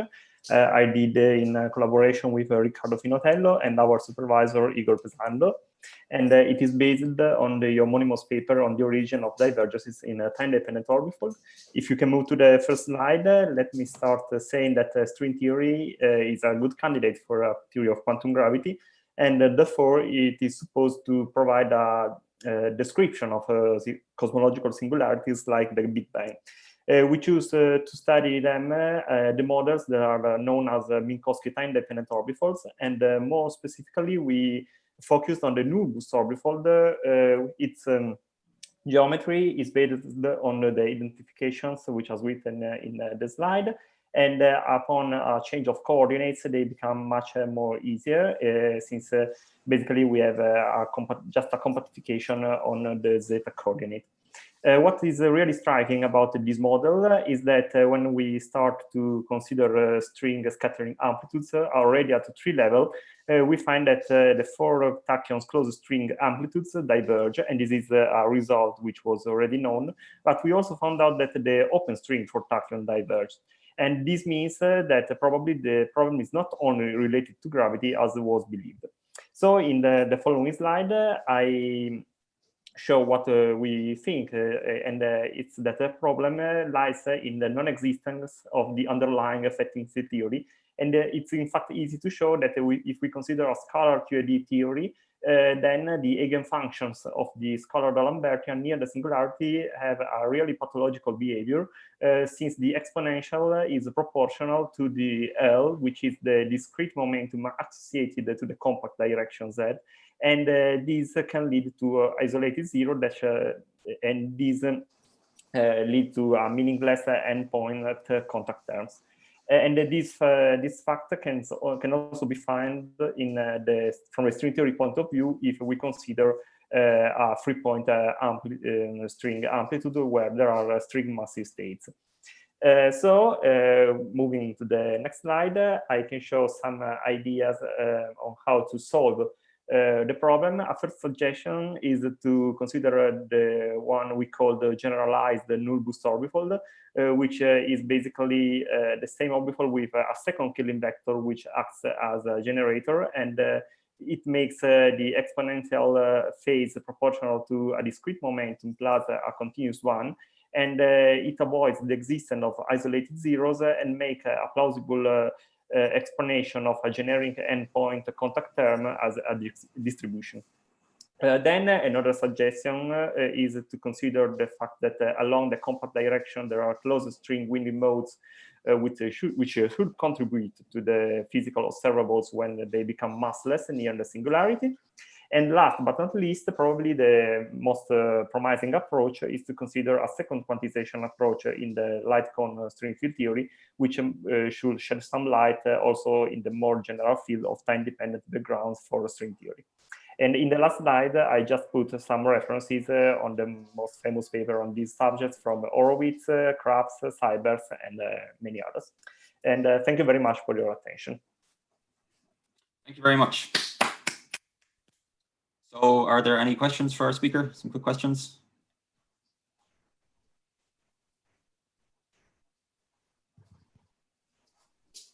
So I don't know if anyone is asking in the chat, so I can only see my PDF reader. So if people want to ask questions, it would be preferred to unmute themselves to ask.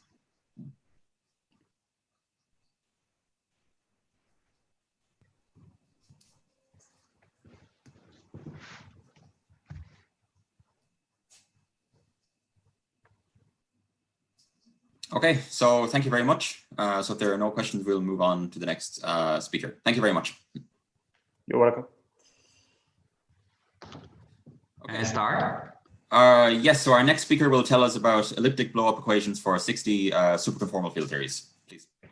Thank you. I'm Kevin Sun from CISA and the Max Planck Institute. I'm going to talk about some results on 60 superconformal field series based on a series paper below.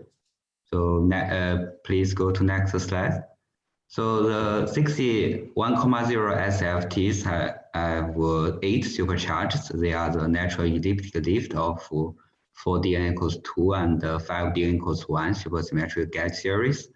They can be obtained by compactifying F theory on some elliptic non-compact Calabi-Yau threefolds. For example, the so-called rank 1 60 1,0 SFTs can be regarded as F-theory compactifying on Calabi-Yau as the elliptic fibration over 1 O minus n bundle on P1. And the gauge symmetry G of flavor symmetry F and the matter representation R of the 60 1,0 SFTs can all be realized by the geometry of the elliptic non-compact Calabi-Yau threefolds.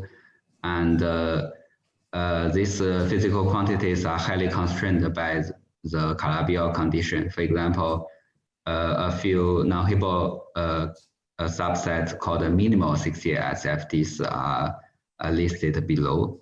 So in next slides,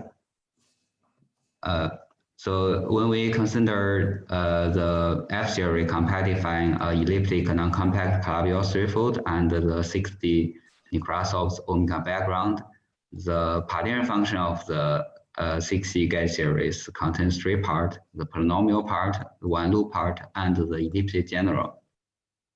And the main goal to study 60 SFTs is to compute this elliptic general. They are actually the elliptic general of the so-called BPS strings inside this 60 SFTs. And the so-called D-string elliptic genus are the natural elliptic lift of the D instant Nekrasov partition functions of the 5D and 4D gauge series.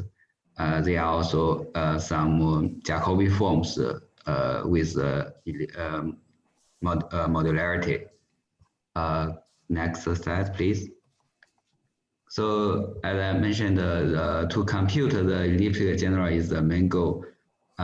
We propose the so-called elliptic blow-up equations for this D-string elliptic genus ED. They are very useful functional equations. For example, I show here the rank 1. For rank 1 60 SFTs, once you fix the base curve N, gauge group G, flavor group F, and the matter representation R, we found the D-string elliptic genus ED satisfy this kind of functional equations, which we call elliptic blow-up equations. So simply speaking, they are just saying that the infinite summation of a byproduct of 2 elliptic genus, sometimes it goes back to the elliptic general itself. Sometimes it goes to 0. And we found that these functional equations are highly constrained for the elliptic general. For example, we found that for all the 60 1,0 SFTs without unpaired half hypermultiplets, these blob equations can solve the elliptic general completely. This is by far the most efficient and general result for the elliptic general. These equations are actually the elliptic lift of the so-called Nakajima-Yoshioka's K-theoretical blob equations for 5D n equals 1 supersymmetric gauge series, and the modularity of these blob equations are connected with the anomaly cancellation of the 60 SFTs. And we also generate this kind of okay, sorry to interrupt. So I think there's something wrong with the gong. It has not sounded yet, at least for me. So Guy, can you please check that you're unmuted? So we've ran slightly over time. So if you could please finish up within about 15 seconds, that would be perfect. Thank you. Right. We also found for arbitrary higher rank series in the atomic classification, this kind of elliptic blob equations also exist. Okay, thank you. Thank you very much. So are there any quick questions for the speaker?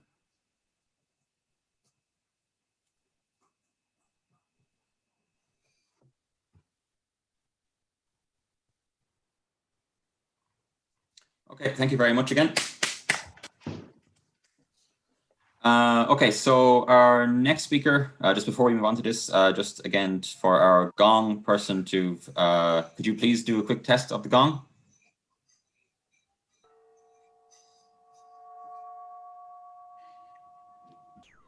Okay, it's very, very distant in the background and very, very difficult to hear.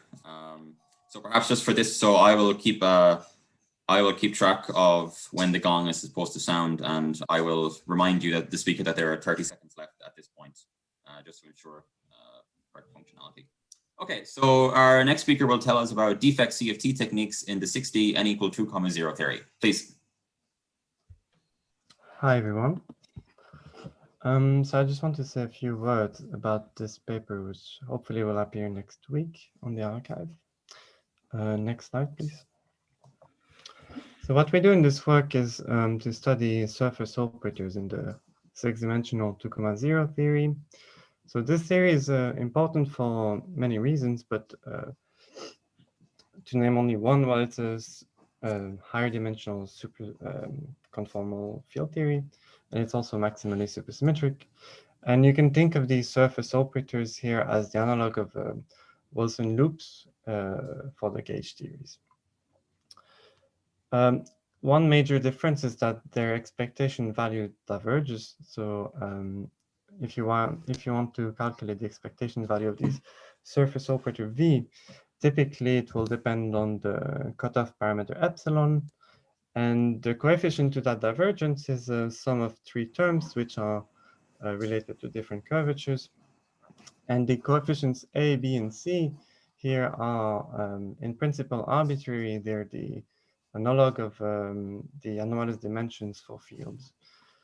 And what we find in this work, and it's a bit non-trivial, it's that supersymmetry imposes that one of these coefficients C equals to 0. So there's some relations due to supersymmetry. And something else we can do with these surface operators is consider the insertion of local operators on the surface. So I highlighted this because this is a very important idea that plays, well, it's just really important. And in general, these local operators have to satisfy stronger constraints. So here we classify unitary multiplets subject to these to the symmetries preserved by the surface operator. And this allows us to write how bulk operators can couple to the surface operator. So it allows us to write an OPE in some sense. Next slide. So brief comment on why we want to do this. Well, the 2,0 theory is a long-standing problem. It's predicted by M theory, and there's a lot of unusual features. So it's a theory that we would like to understand, and in that context, surface operator give a handle on the theory. to better study it. And finally, how do we obtain these results? Well, it falls under the umbrella of what's called the framework of defect CFT. And the main idea is simply to view some surface operator, which can be a deformation of a plane operator. And the deformations are obtained by inserting local operators on the plane. And we use the symmetry of a 2D conformal symmetry preserved by the plane to constrain the form of the correlators of operators. That's it. Thank you very much. Are there any questions to the speaker?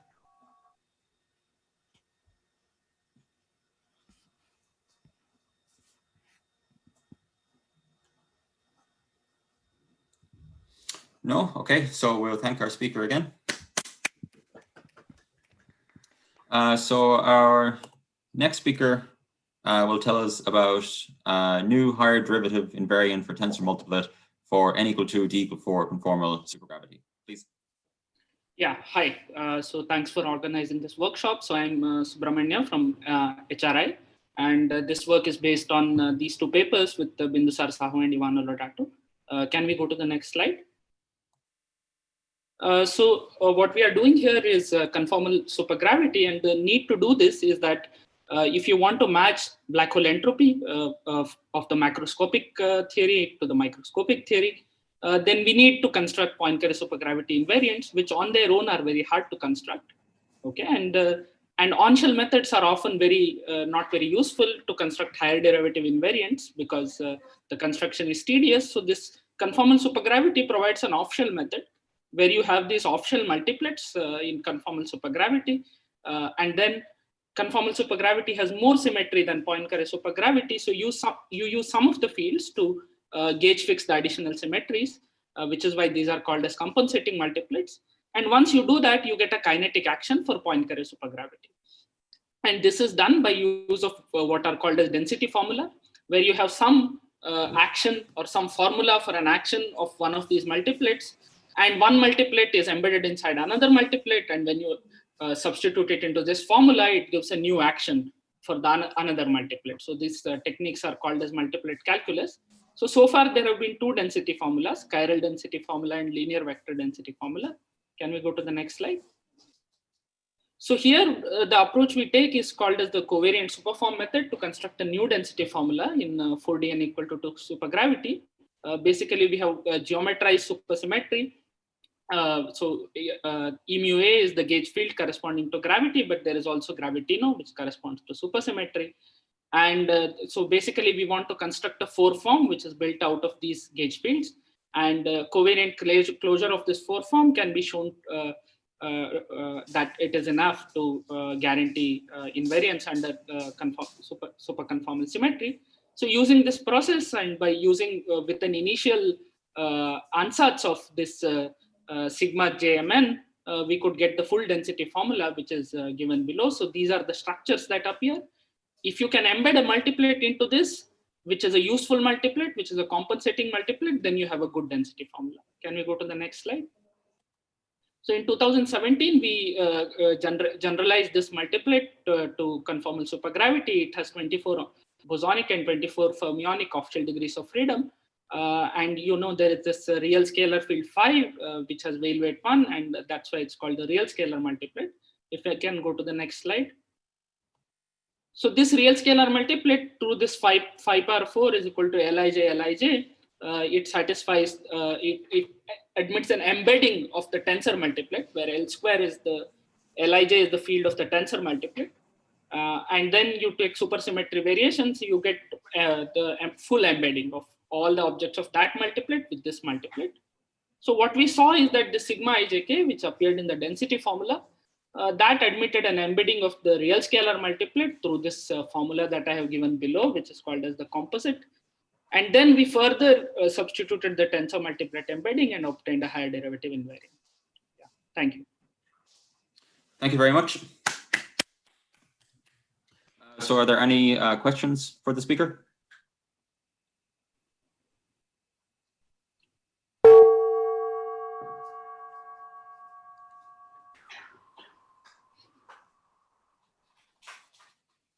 Okay, if there are no questions, we'll thank the speaker again. Yeah, thanks. Okay, so our next speaker will tell us about surface defects from fractional branes. Please go ahead. Hi, so I am Sujay Mahato, doing my PhD in Institute of Mathematical Sciences in India. So my work is on realization of surface defects using fractional branes, which is based on these two papers. Just to introduce, surface defects are non-local operators which are supported on codimensional 2 manifolds and which can be used to extract non-perturbative information about the bulk theory. So you can think of them as generalization of line defects like Wilson loop or TO properties. So in this work, we study codimension 2 surface defects in n = 4 super Young-Mills in 4th dimension with gauge group UN, which was first introduced by Gupov and Newton as some monodromy defect. Next slide, please. Yeah. So by monodromy defects, we mean that if you go to the defect plane, the gauge field and the scalars has the following behavior. So the gauge field A goes as alpha d theta and the scalar phi goes as beta plus I gamma by 2z, where alpha, beta and gamma are continuous parameters that define the surface defects. And the angle theta is the polar angle in the complex plane that is transverse to the defect. So in this image, the defect is at the origin. This is the transverse plane to the defect. Theta is the polar angle.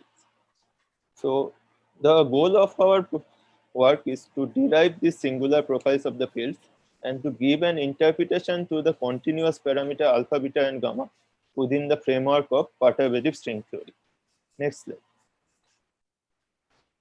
So the setup we consider is, we consider stacks of fractional D3 branes on the following orbifold background. So we denote the 10 spacetime direction by 5 complex direction. So in the first 1 and 2 complex direction is the wall volume of the D3 brane on which the gauge theory lives.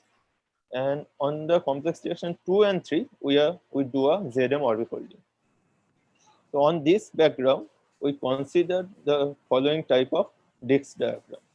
So we turn on a non-zero constant background for the closed string scalars, and we insert a open string vertex operator, and we calculate the Dix correlator in presence of the D3 branes. Next slide. So when you take this 1-point function of the open string field and Fourier transform it, what you obtain is the profile of the open string field in the position space. So let's just summarize the result. So the calculated profiles by using this Fourier transform do display the expected singular behaviors that is typical of the surface defects. The background value of the closed string fields are identified with the continuous parameter alpha, beta and gamma that appear in the surface defects. And at the end, we provide a consistency check of our proposal by matching the expected S-duality properties of this parameter, which are induced by the n = 4 super Young-Mills S-duality properties on the parameters we have here. So please drop to my poster channel. We can discuss all the things in much more detail. Thanks. Thank you very much. Are there any questions for the speaker?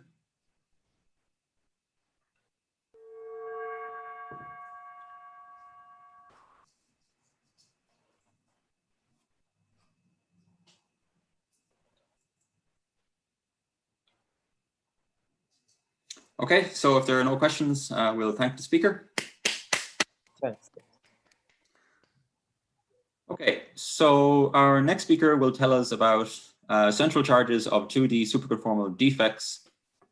Please go ahead. Hi, yeah, I'm Adam Chalabi. So thanks for the opportunity to say a few words about a paper that I wrote with the following people up here.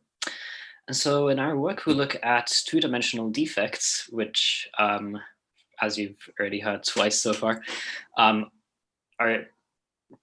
for me, are gonna mean the following. So consider a QFT that lives on some manifold n, and you consider a submanifold on it, which I call sigma.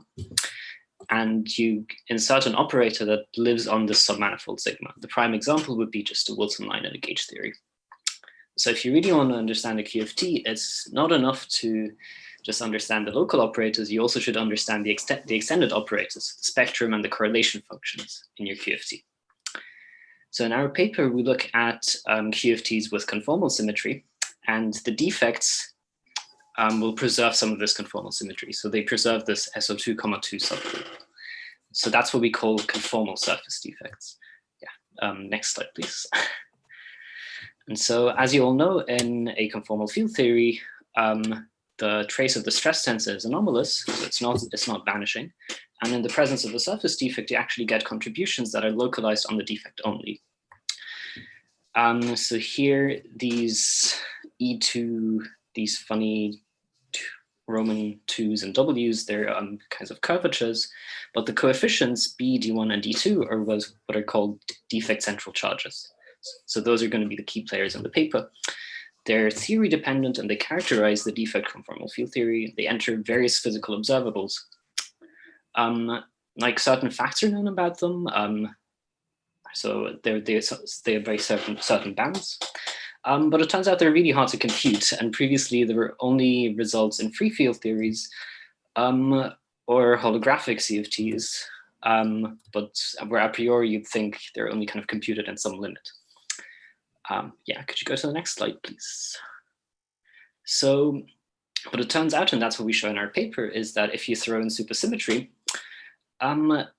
things become a lot more simple. And so in our paper, we show that, or we compute B, D1, and D2, these coefficients, for surface defects that preserve some of the superconformal symmetry of a 4D or 6D SCFT.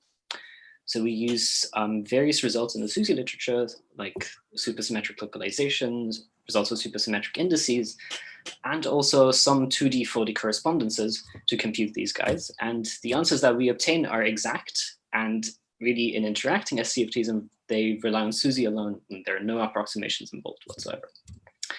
And the nice thing that we find also is that they also agree with previous calculations, including from holography. So whenever we're actually computing the same things, we find exact agreements which suggests that the holographic answers are indeed precise. They're exact. They're true to all orders and n. And yes, our methods can be used for many more systems beyond the examples that we consider, and I'm confident that they will help classify and understand defects a lot better. And if you'd like to hear more, come check out my poster. Thank you. Thank you very much. Are there any questions for the speaker? Hi, Adam. I think I have. So essentially, do you get any algebraic relation on the defect central charges or not? I mean, on B's and D. So, I mean, we do find exact. So we find, yeah, so depending on the type of defect, we find exact. So algebraic relations, so for certain examples, like the Guga-Witten defects that were introduced earlier, we find algebraic relations. Otherwise, we just find numbers for the specific kind of CFTs that we consider. And some of them actually, there are certain relations. So in some examples, we find relations between the different defect central charges, for example, B and D1. Okay. Mm-hmm. Okay, thank you. So let's thank our speaker.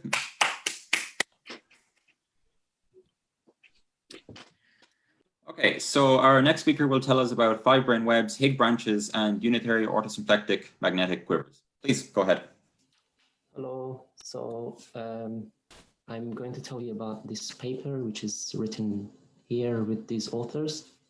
So if I can have the first slide, please. Okay, so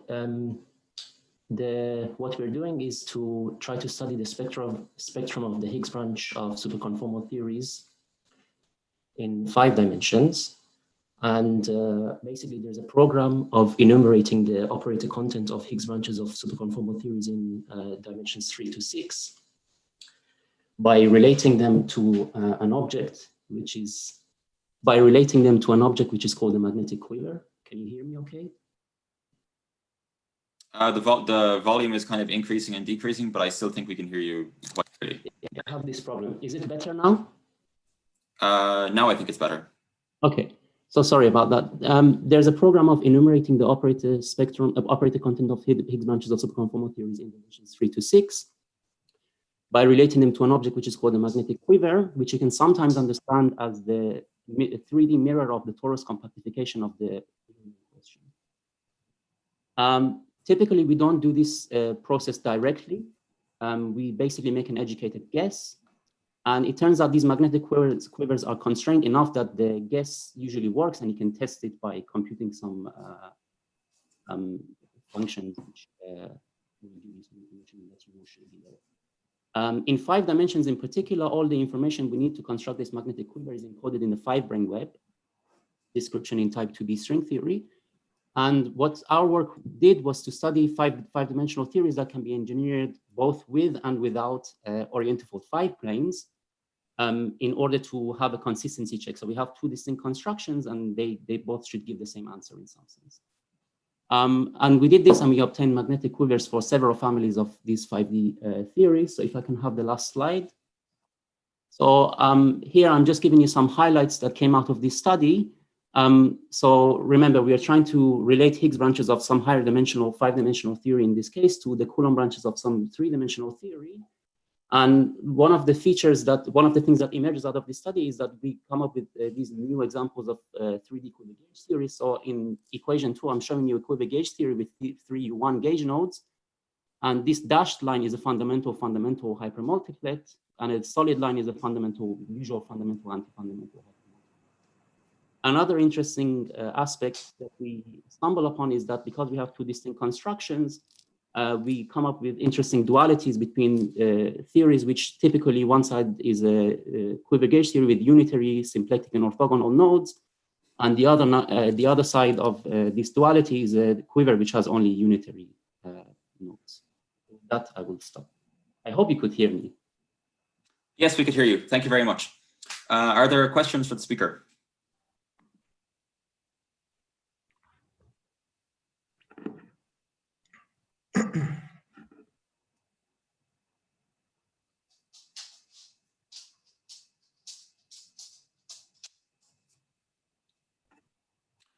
Okay, so if there are no questions, let's thank the speaker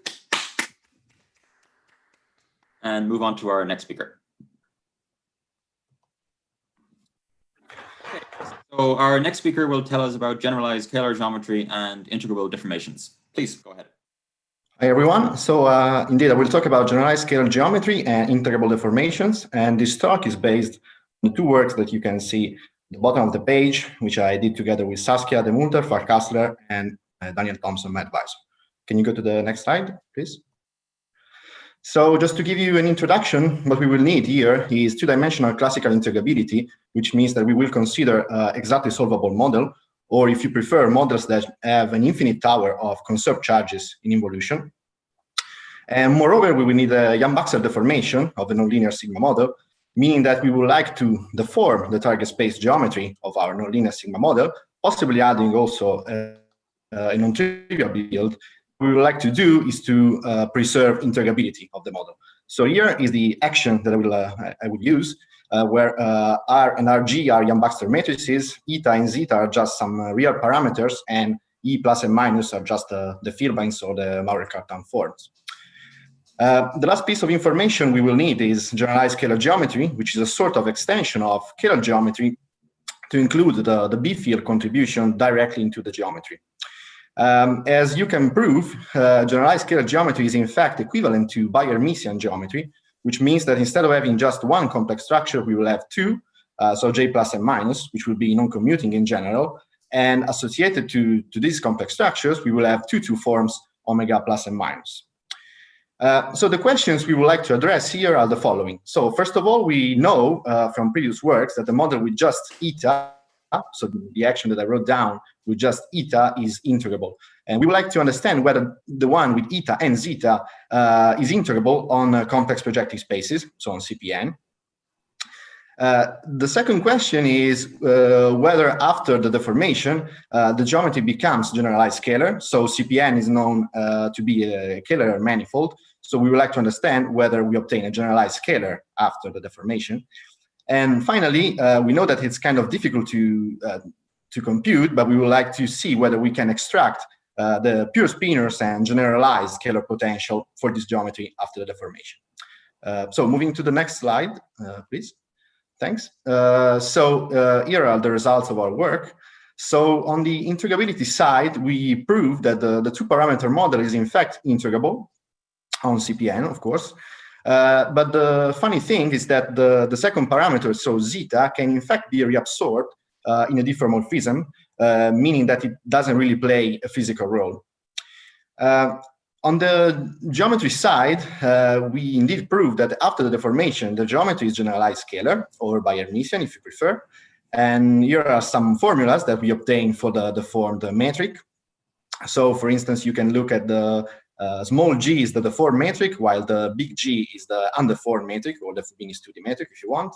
And so you can see that the deformation is governed by this geometrical object, which is called the Poisson pencil, that I indicated with pi tau.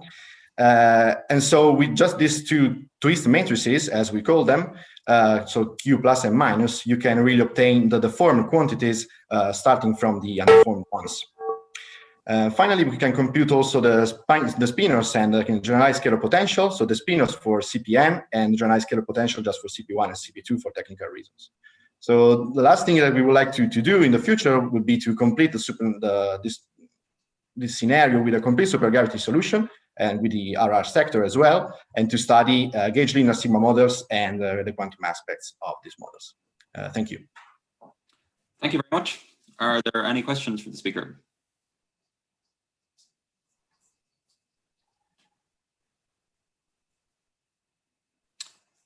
If there are no questions. Okay, thank you. Let's thank the speaker. Thank you very much. So our next speaker will tell us about the knot, the quiver, and their ugly asymptotics. Please go ahead. Hello, everyone. My name is Elder Larragivel. I come from the University of Warsaw, and I would like to present some work that I did with my colleagues and my supervisors, so Dmitry Noshenko, Miłosz Panfil, and my supervisor, Piotr Sukowski. And quick answer, no, that was not the title of the paper, but I thought it would be a more accurate and revealing title for the talk. And you can check this paper already on the archive and also on JHEV.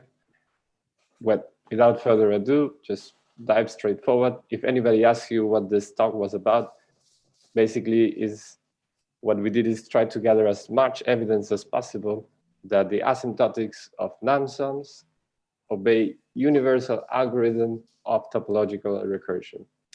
So to explain a little bit what that means, let's just move on to the next slide. So there is a concept known as the knot-quiver correspondence, which in brief, it just says that whenever you have a knot, you can associate the polynomial invariant known as Homfli-PT polynomial. And this is an infinite sequence of polynomials, so you can put it all together into a generating function in a power series, which is the one on the left. But on the right-hand side, you also have quivers, which are basically directed graphs, where you can also construct invariants for these objects, known as non-sums or motivic generating series for quivers, where the initial input is just basically the adjacency matrix of how the incident arrows go to the nodes, for example, this one. And roughly speaking, you can think of these non-sums as Q series, which are some sort of analog of a discrete Gaussian, where the adjacency matrix would play the role of the standard deviation for the Gaussian. And it turns out that this is a really amazing thing, that when you specialize these values of x's, which would be sort of the expectation values of these Gaussians, you do get a precise match between the knot invariants and this quiver invariants. But we're interested in studying the asymptotics of this generating series. So moving on to the next slide. Yeah, indeed. These non-sums also appear in two-dimensional CFTs as partition functions, as I'm sure you remember from Alejandra's talk. So it is interesting to consider, in this case, instead of beta, the h bar going to 0 limit. So Q here is just e to the h bar. And the leading term, it's completely encoded, encapsulated in a polynomial relation between these x's and a variable we call y. And for relation to knots, we call it the A polynomial. So moving on to the next slide, please. So what we did is that topological recursion, it's a technique that was derived from random matrix theory to study the asymptotics of random matrices. And now it has become one of the favorite toys for people working on topological field theories. And basically what it uses the A polynomial or any other algebraic polynomial, sorry, algebraic curve as an input, place it in this schematic picture of recursions, and out comes, as you will see in the next slide, the higher order corrections to the asymptotics. So this is a pretty universal schematic recursion, which you can pretty much picture as the composition of Riemann surfaces in pans. But the interesting part of it is that it is universal in the sense that it doesn't depend at all on which curve, it doesn't depend specifically on the curve or which model you're studying. The recursion is always the same. And what we were doing is computing various higher orders to compare if both sides agree, and so far so good. So we just conjecture that in general they should hold, but we couldn't compute to infinity. So with still some computation left, some work to do. And if you want to find out more, come check out the poster. Thank you very much. Are there questions for the speaker? Yeah, Paul, I think I have one. Sorry. Yes, Anton, go ahead. Maybe a quick question is, have you checked if your topological recursion approach could be embedded into this area expansion, which was proposed by Sobelman and Kancevich? Oh yeah, that's definitely what we're trying to do. So we are not focused only on quivers related to knots, but also in general for this motivic generating series, try to prove without having to compute all the orders in a more conceptual way that topological recursion does reproduce this motivic DT invariance. So far, we're not there yet. It seems like a very big stepping stone to approach, but at least that's the direction we're aiming for. Sure, okay, good. Okay, so let's thank the speaker. Thank you. So our next speaker will tell us about integrable Kondo defect and IM ODE correspondence. Please go ahead. All right. Hi, I'm Jing Xiang. I'm from Perimeter. Thank you for the opportunity to speak here. Today, I'm presenting the work I did with my advisor, David Gallardo, along with Jihong Li and Benoit Vizetto. So just a disclaimer here, I will take a perspective of defect lines in 2D safety and ODIM correspondence. If you're interested in the beta gauge correspondence, you can also try to watch Gallardo's talk on the same topic at Western Hemisphere Colloquium, where he presented in a bit different language. So if you can move to the next slide. We are starting Kondo line defect in chiral Western-Meaton-Wick model. In the UV, it is defined by coupling the current with the impurity spin. This is marginal relevant, and it is known to trigger an integrable RG flow, and has a very interesting infrared phase diagram, aka a wall crossing phenomena. One of the mysterious manifestations of the integrability is the so-called IMOD correspondence.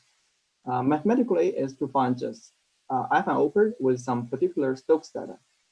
In the literature, very few examples are known, and there's no generic way to look for them. In this work, we are able to realize the Kondo defect in 4D Chern-Simons construction. And surprisingly, it has very intuitive and a simple picture. With the help of this new framework, 4D Chern-Simons, we are able to find the F and OPER for the whole spectrum of WW. We verified the proposal both in the UV and IR. In particular, we can reproduce the infrared phase diagram using the exact WKB analysis. On the next slide, I want to mention an important detail for the experts in the audience. The potential we propose is pretty different from what is being studied in the literature. We which only focus on the polynomial case. Here we have a potential of exponential type. As a result, we have a very different spectral network, and we need to generalize the familiar WKB analysis in order to start it. Okay, on the final slide, please. Let me just mention some other very interesting things we have in progress. So we conjecture that the Hitching system with the same exponential potential we proposed will correspond to the JJ-bar deformed theory. This will be a new example of the massive ODE-IMR correspondence. Also, we have been focusing on the case of SU2. It will be interesting to generalize the story to more general Lie algebra. There, we will be able to see the Youngin structure more clearly. And the ultimate goal is to understand the physical meaning of the ODE-IM correspondence, which remains to be a mystery. In our work, the foldation summons has been shown to be a very useful tool, but we are still missing some pieces. For example, the transfer matrix in the limit integral model correspond to the Kondo line defect in the 2D rational CFT, which correspond to the Wilson line in foldation summons. But how about Q operators?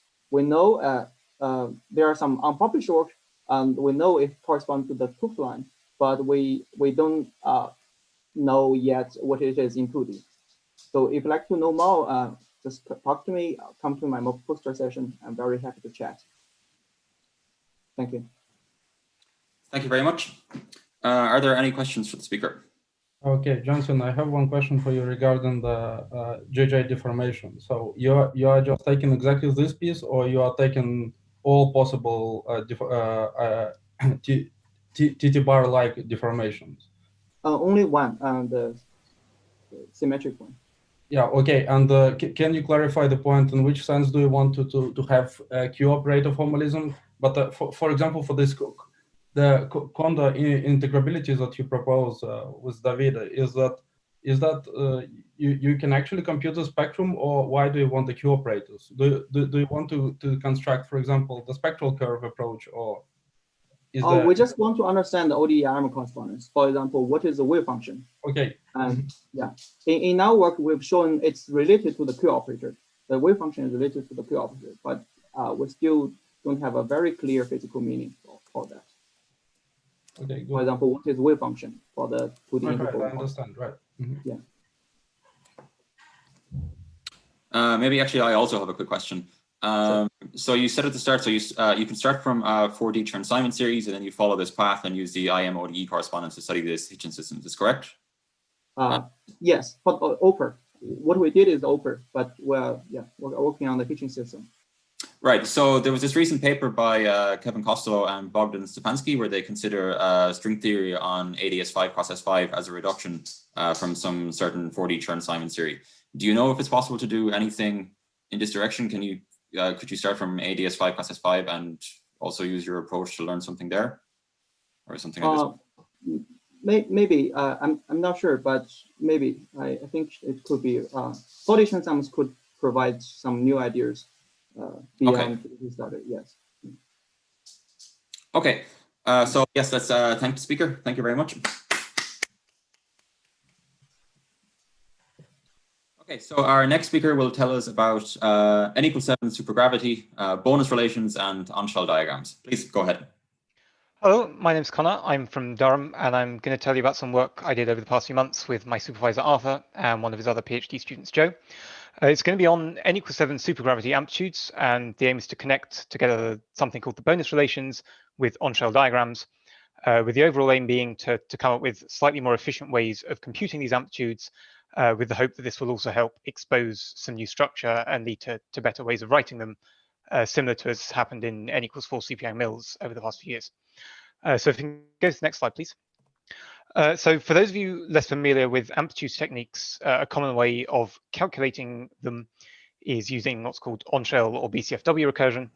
And the most important part of this here is we're deforming our amplitudes by some complex parameter z.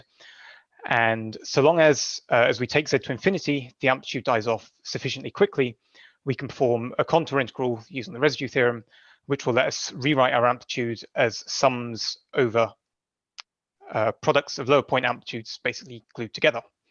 And in n=8 supergravity, the die-off for large Z goes as 1 over Z squared. This is in fact better than we need. So what we can do is we can multiply everything through by Z. Our contour integral is still valid. And this lets us generate new relations between terms in our sum. And we can use this to reduce the number of terms we have to sum over in order to get a full n equals 8 supergravity amplitude.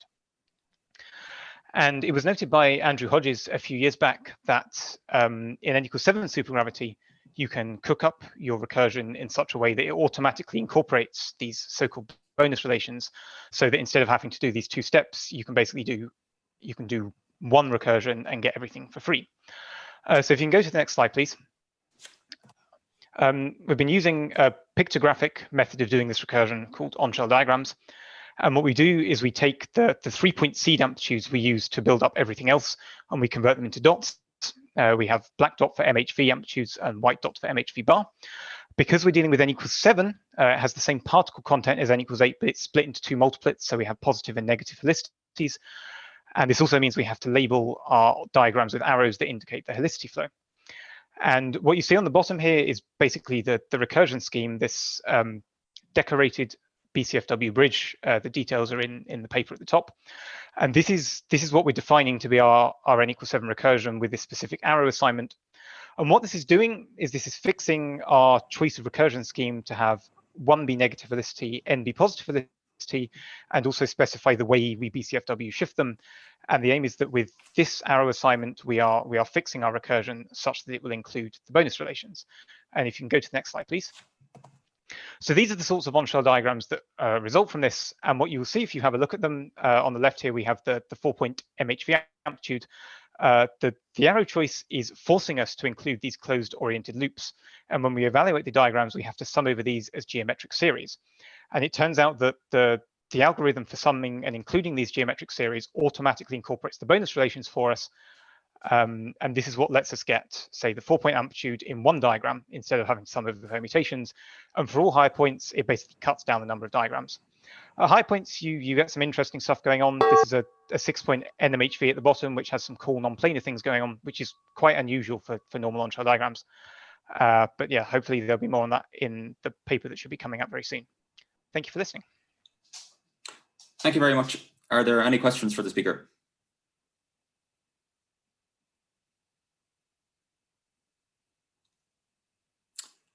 If there are no questions. Okay, thank you very much. Let's thank the speaker. Okay, so our next speaker will be telling us about classical observables in modified theories of gravity from on-shell techniques. Please go ahead. Hi. Yeah, I will present some results that we summarized in these 2 works with my supervisors and Manuel, which is my collaborator, and it's about classical observables in modified theories of gravity from amplitude techniques. Can you go to the next slide, please?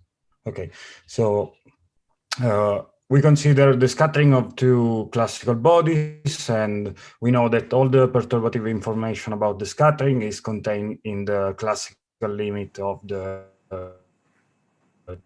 of a 2x2 scattering amplitude of these 2 bodies, treated as particle exchanged gravitons or massless particles in general. And in this way, we obtain the PM expansion, post-Minkowskian expansion, which is nothing but the G-Newton the expansion in G-Newton.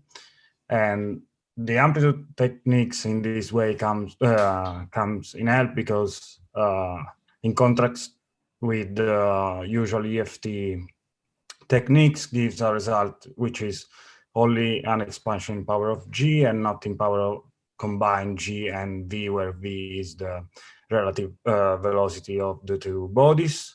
Then we pick the H-bar limit with different techniques, for example, the agonal approximation of some equivalent techniques, and compute the amplitude, the classical observable from this amplitude. For example, in the agonal approximation, we can find the time delay or the bending angle as a derivative of the phase delta of the amplitude which in this limit exponentiate. Now we have to compute amplitudes, and to compute amplitudes we have all the on-shell techniques that have been developed in the last 20 years, like spin-realistic formalism, which collapse and simplify the amplitude in a specific dimension, or color kinematics duality, which gives gravity amplitudes from gauge theory amplitudes, or recursion relations, which gives higher point amplitude, tree-level amplitude from lower point, or generalized unitarity, which give loops in terms of tree levels. Can you go to the next slide? In our works, we were interested in theories of gravity where we have additional interaction to the minimal coupling of photons or the usual Hilbert-Einstein. So we consider, for example, R-cubed interaction, R⁴ interaction, FFR interaction, or some non-minimal coupling of the scalars, which in this case, the scalar simulates some classical body which has no spin, for example, a Schwarzschild black hole. And it turns out that in these theories, we have some very interesting physics. For example, if we consider the classical scattering of massless spinning particles,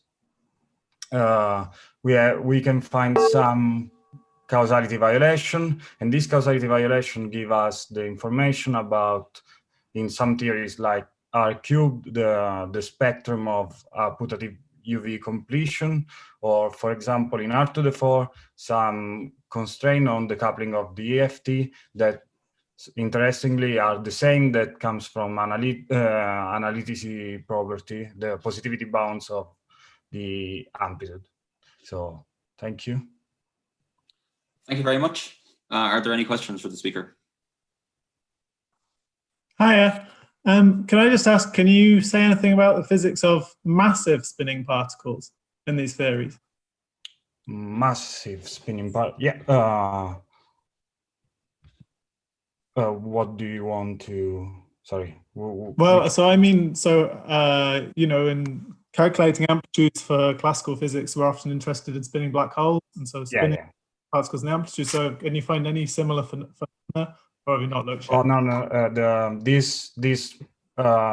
This causality violation is typical of massless particles, which has helicity, because this causality violation comes from the fact that the iconal phase becomes, for these massless particles, an iconal phase matrix, where you can observe some helicity flips, some off-diagonal, non-vanishing off-diagonal terms. Mm-hmm. And the diagonalization of this matrix give possible negative time delay, which gives the causality violation. It's nothing. Okay. It's very typical of massless spinning particles. Thank you. Thank you. Thanks. So let's thank the speaker. And if I'm correct, that was actually the last speaker of the Gong Show. So maybe we can all unmute our microphones and thank all of our speakers of today. So Alejandra Castro and all of our Gong Show speakers. So thank you very much to everyone. Okay, so that finishes up the morning session. So we will continue at, well, in about 2 hours time with the lecture series beginning by Thomas Hartman. So you can find the full schedule online. So we have a break now for 2 hours. Okay, thank you very much, everyone. See you later.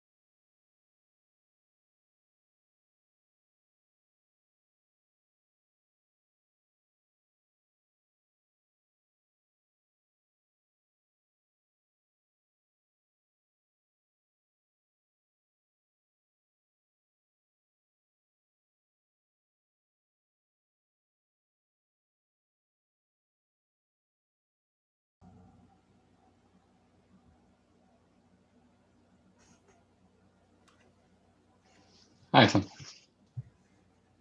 Hi, Robin. Just setting up my various devices here, make sure everything's working. Yes, sure. Sounds good.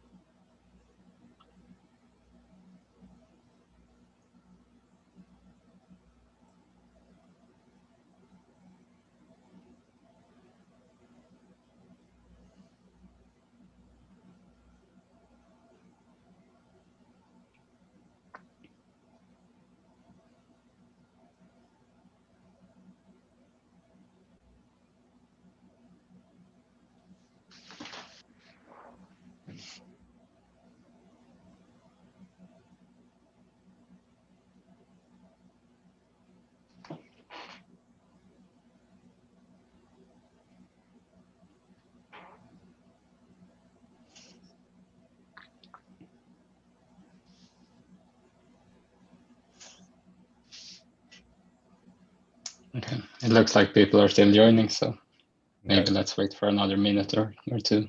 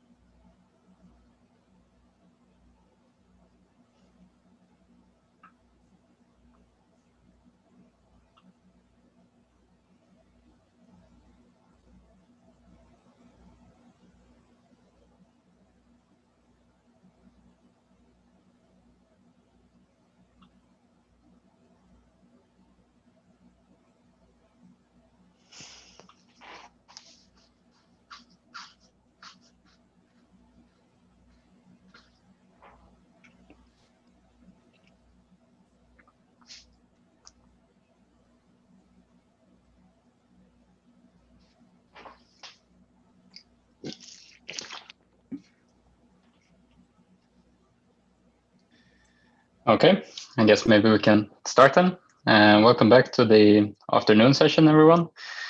We will now continue with our second lecture series of the week, and then we will have a Gong Show session afterwards.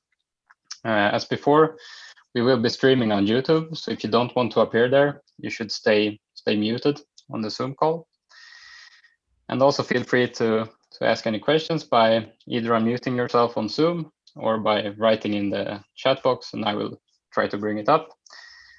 And if you are with us on YouTube, you can also ask questions on the Slack channel, and I will again try to bring it up if we have time. So unless there's something else that the organizer wants me to say, then I think I'll introduce our next speaker. And we are very happy to have Thomas Hartman with us from Cornell University, who will tell us about the black hole information paradox. Please, Tom. All right. Thanks a lot.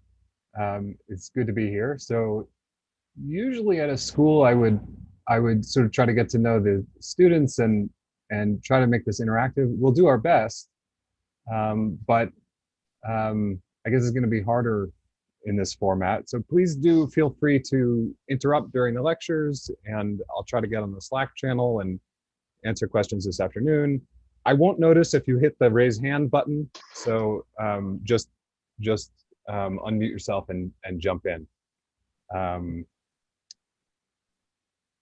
Okay, so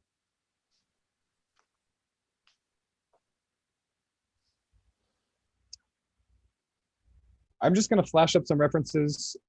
These notes are going to be posted online, so don't worry about trying to scribble everything down, but I just wanted to have it up there in case you want to refer back to the video. So in particular, we wrote a review of recent progress in the information paradox a couple months ago. That review is a very conceptual sort of overview of recent ideas and how we think about some of this recent progress. These lectures are going to basically be a more technical version of that review. So the review doesn't teach you how to calculate anything. The idea in these lectures is to explain some of that progress and also show you how we do some of these calculations so that you're at the point where you can do some of the calculations yourself. Okay, so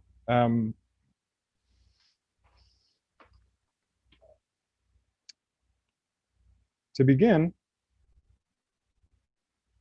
so this is roughly split up into 4 lectures. I don't know if it'll actually turn out that way, but we'll take breaks in between so that we don't have to go full 2 hours straight.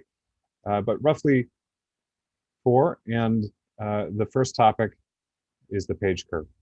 So here I just want to lay out the paradox as it is captured by the page curve.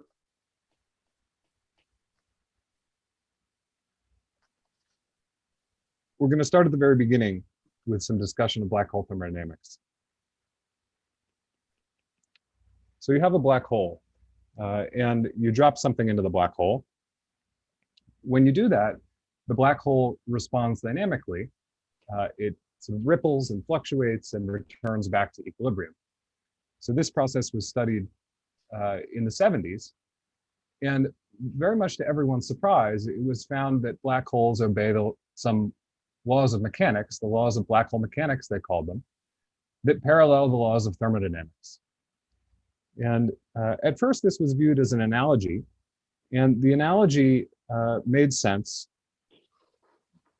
if black holes had a temperature, which was later understood to be the Hawking temperature, and an entropy, S equals area of the event horizon over 4 G Newton H bar. So that's the area as measured in Planck units. So this was first understood as an analogy, but as it became more and more detailed, it became clear that this was really supposed to be a fundamental property of black holes in quantum gravity, that they behave like a statistical system. The temperature, the Hawking temperature, which was first guessed up to a proportionality factor from these experiments, was soon after derived by Hawking, who showed that if you quantize fields on the background of an evaporating black hole, that you find a thermal spectrum of the quantum fields. But the entropy, so that's the first one. The entropy, however, remains mysterious. So for the most part, we still don't understand the origin of black hole entropy. There are special cases in string theory where we can calculate it from first principles, but the general story is still not clear. So a major part of the information puzzle, the black hole information puzzle, is to understand the origin of the black hole entropy and to understand what it means to think about what it means for the black hole to be behaving like a statistical system.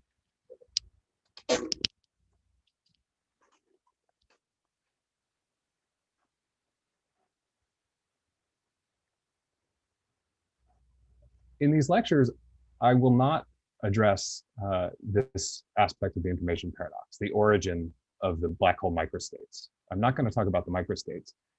What I am going to talk about is how to think about the entropy and how to think about the black hole as how we have recently collected further evidence for the black hole being a statistical thermodynamic system.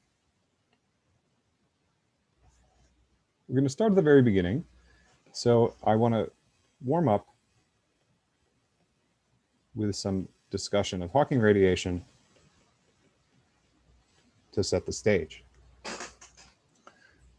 So the metric of the Schwarzschild black hole in 4 dimensions is 1 minus Rs over R dt squared plus dr squared over 1 minus Rs over R plus R squared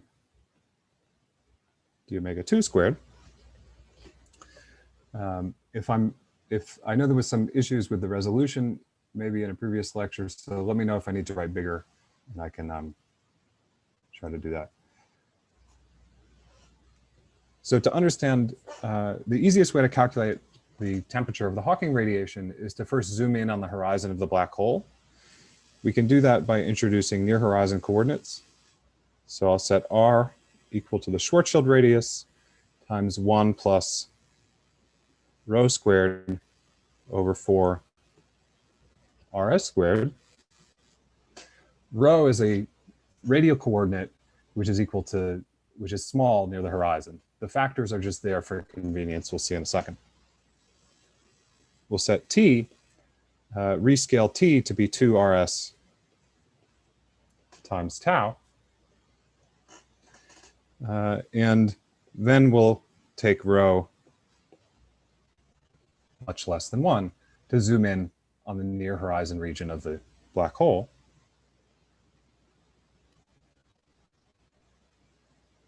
So if you take this coordinate change and you plug into the line element, you'll find that the metric is near the horizon, approximately minus rho squared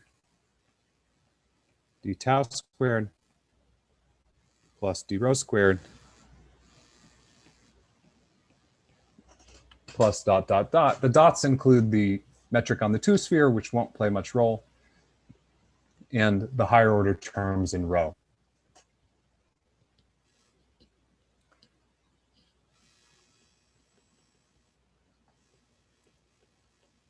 These are actually Rindler coordinates on a flat space-time near the horizon. So the horizon is a perfectly regular, ordinary, smooth place that looks just like Minkowski space.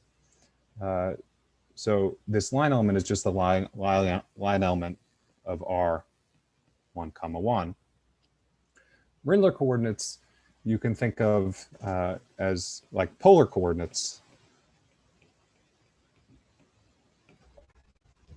in Lorentzian signature.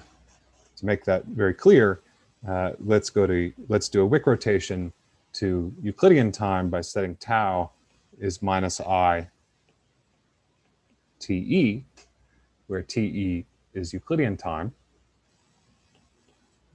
Then the line element is d rho squared plus rho squared dTE squared plus dot, dot, dot, which you recognize as the metric of R2 in polar coordinates. Since this is polar coordinates, that means that TE is the angular coordinate. That is, it's identified mod 2 pi.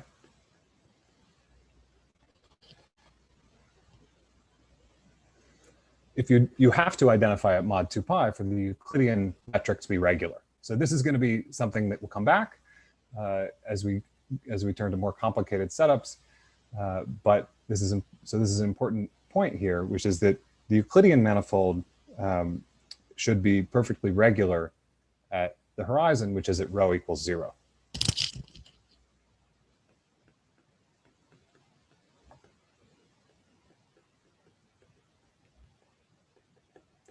The reason that the Euclidean metric should be regular at the horizon is that this is a solution of Einstein's equations, and there's nothing special at the horizon. There's nothing sitting there, so it should obey the source-free Einstein equations. And if I were to not identify mod 2 pi, then I would have a conical defect, and I wouldn't satisfy the Einstein equations at that point.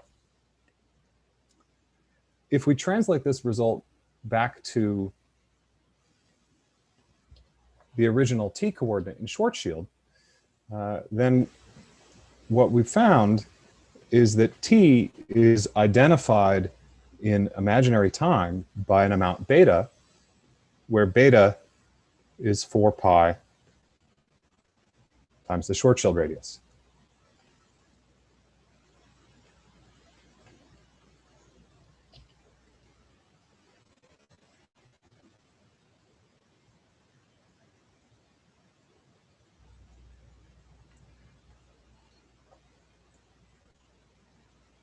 What this means is that the quantum fields in this geometry are at finite temperature. So this notion of periodic and imaginary time is a little bit mysterious at first, but it has a very natural interpretation as a thermal state of the quantum fields at temperature T Hawking is equal to 1 over beta.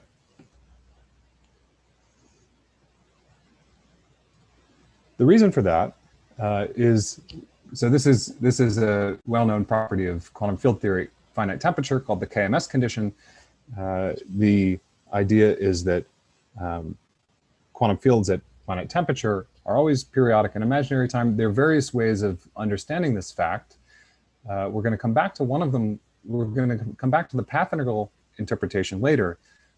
But for now, let me just point out a very direct way of understanding this, which is to think about observables. So if you think about, for example, a correlation function of some operator,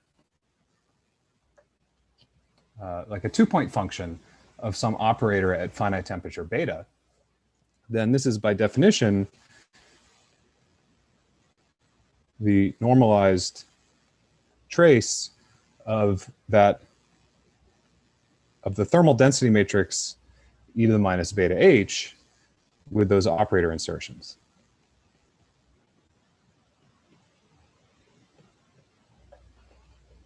Where z is the partition function at temperature beta. And using the cyclic property of the trace, I won't go through the algebra, but in about 2 lines, you can use the cyclic property of the trace and use the evolution equation for the operators to convince yourself that this is equal to O of x t plus I beta O of y 0 at temperature beta.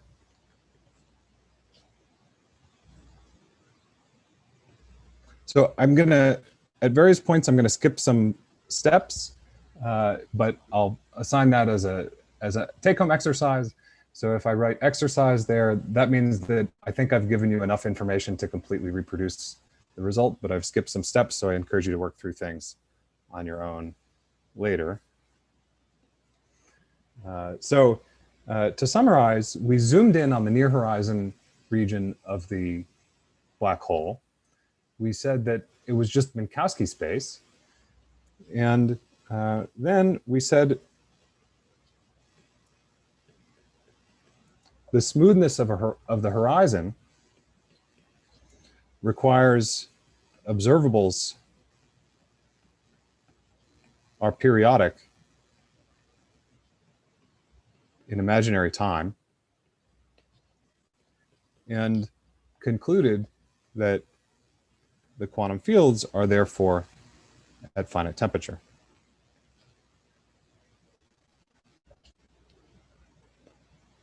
And some of these tricks will come back as we go into more complicated situations. Let me pause here and see if there are any questions.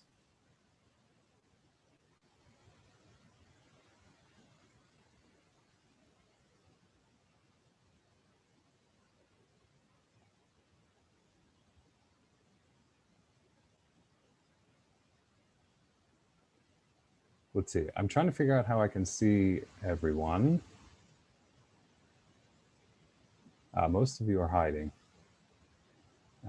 but please jump in if I have questions. I'm going to assume that everybody just already knew all this and continue unless someone wants to slow me down. Okay.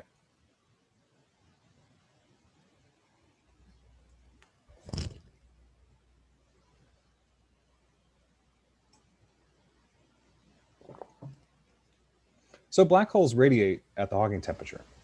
To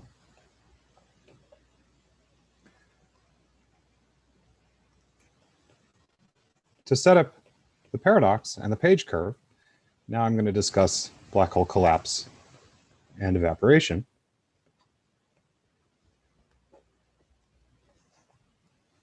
Looks like there's a question.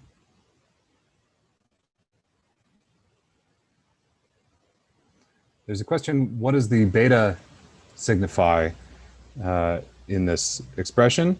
So the beta just means that we're calculating correlation functions at finite temperature.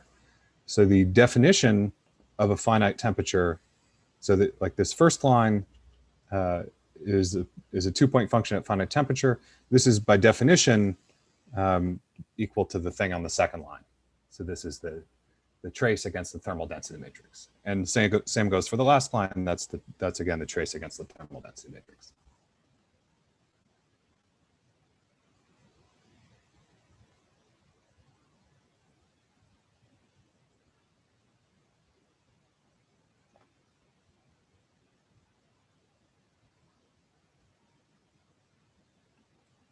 Okay, I think there's a raised hand, but I'm not gonna, just go ahead and shout it out. Yeah, sorry, just to repeat the question that I asked in the chat. So in the last line of that expression, we have already taken care of that e to the power minus beta h by shifting t by an imaginary variable, right? No, not exactly. Not exactly. What I mean is, in the last expression, there's beta showing up in two places. So this is like 1 over z of beta trace e to the minus beta h. I don't know if I'm going to get the signs right if I try to do this in real time, but this is something like e to the I h t plus I beta. I think I'm getting the sign wrong. O of x e to the minus I t plus I beta of y.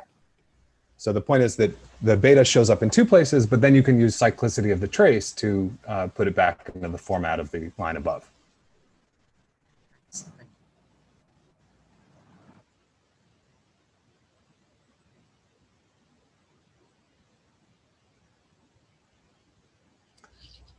Okay.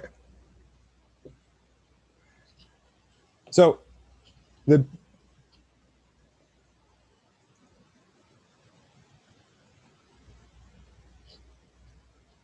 Penrose diagram of an evaporating black hole, you've probably seen before, but it looks like this. So here's the event horizon. Here's the singularity. And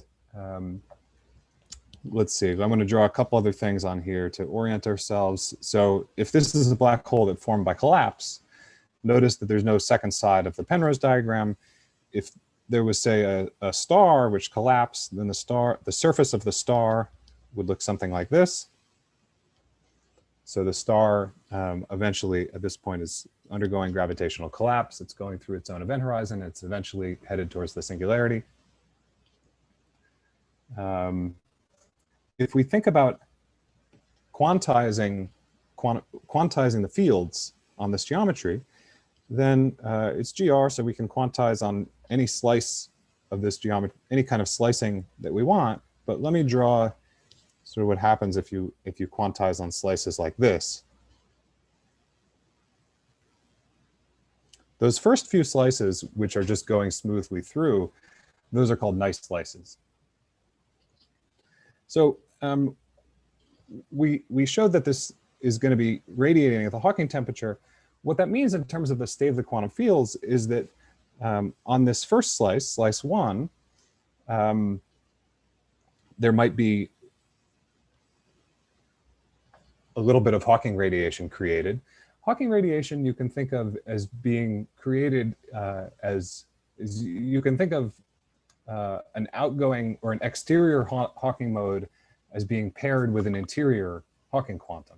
So the reason that the exterior modes are thermal is that we don't see the inside modes. So the quantum state of the fields on this slice is a pure state, but when we trace out the interior and don't look at the guy on the left, then we see the outside modes as being a thermal state. So if we go to later times, say we go to slice 2, what's happening is the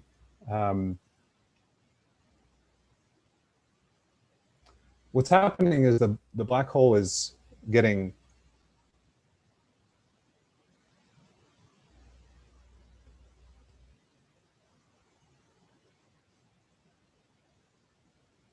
sorry, are you seeing me on video or just my screen?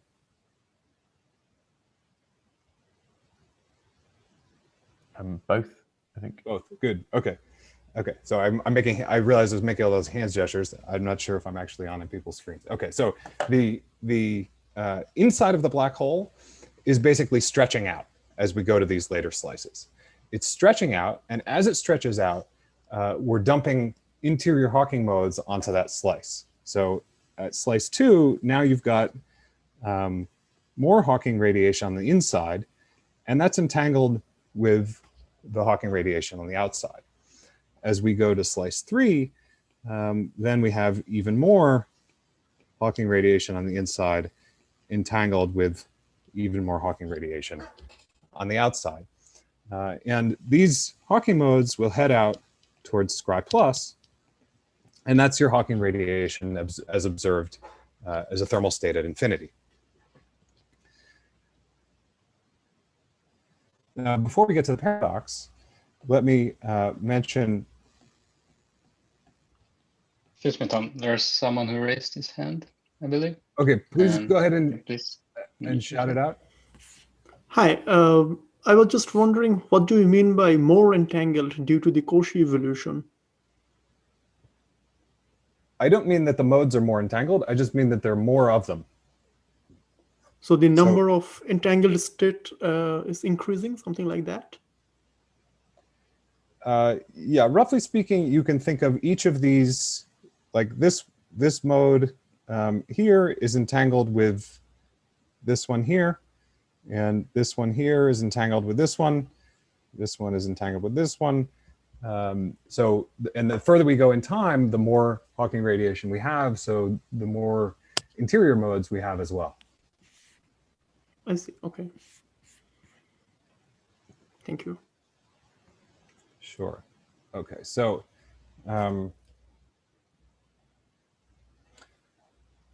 remember I said earlier that the black hole entropy is given by the area over 4. Well, this decreases as a black hole evaporates. So this doesn't, so there is no second law of thermodynamics for this formula for the entropy. But that's okay, because actually we should think of the entropy not just of the black hole, but of the black hole together with its surroundings, which is called the generalized entropy. The generalized entropy is the area over 4 plus the entropy of the quantum field theory for the region outside the black hole.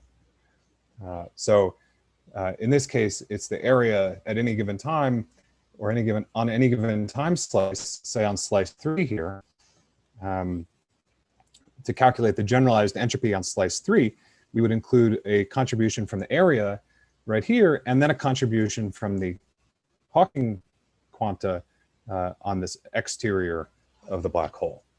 And this combination increases in accordance with the second law of thermodynamics.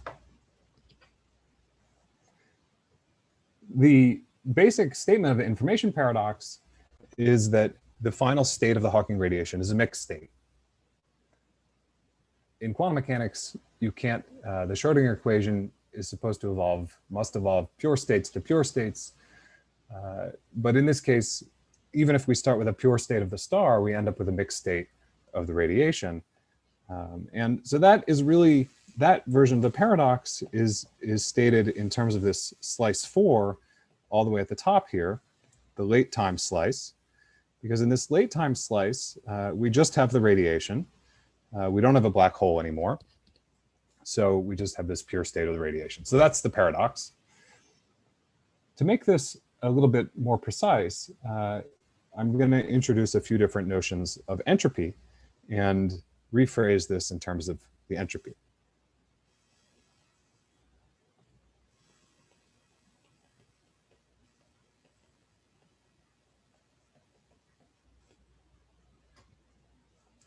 So the first one.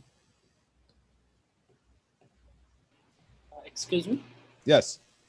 I have a question. So the second entropy, which is the entropy of the QFT outside, so are we making some assumptions about the background? That are we fixing the background, or because the two terms seem independent in the sense that the second one seems to be purely evaluated inside a QFT. So. Yeah, that's right. So they're not. I mean, they're not independent in the sense that the radiation is back reacting. The fact that the black hole is radiating means it's losing energy. This back reacts on the geometry. Right. So it affects the geometry through the Einstein equations. So in that sense, they're not independent.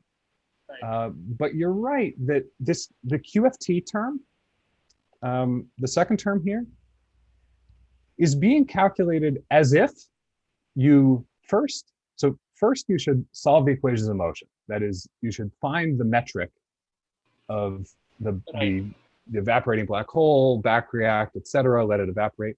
And then you should use the technology of quantum field theory in curved space to calculate the entropy outside. That's the rules of the game in the usual semi-classical calculation of the entropy. We're actually going to modify those rules in these lectures. That's one of our goals, is to understand what you should do instead.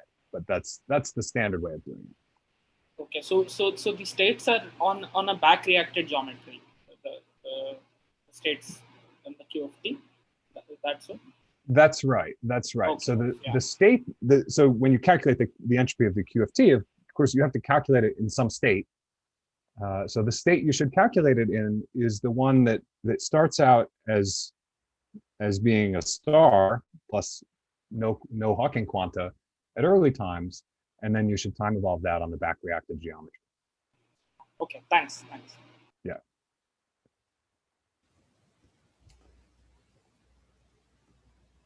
Okay, so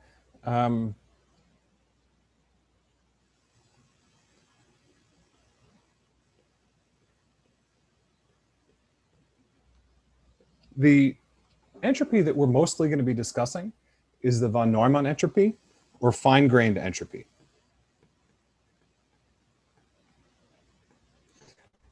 This is the entropy associated to a density matrix rho is minus the trace of rho log rho. This thing goes by various names. Sometimes it's called the quantum entropy. Sometimes it's called the entanglement entropy, although that's not really a great name for it in general, because it doesn't necessarily come from entanglement. Like if I just have a cup of soup at some finite temperature in a mixed state, then the von Neumann entropy would be the ordinary thermodynamic entropy. It doesn't. It only comes from entanglement if you think of the total system as being pure. A couple properties we need. So first of all, this vanishes in a pure state. That is a state which is just written this way. It's constant under unitary evolution. Okay, so in particular, if we start in a pure state and evolve unitarily, like we should in quantum mechanics, then the von Neumann entropy of the full density matrix is always 0. This is to be contrasted with the coarse-grained entropy.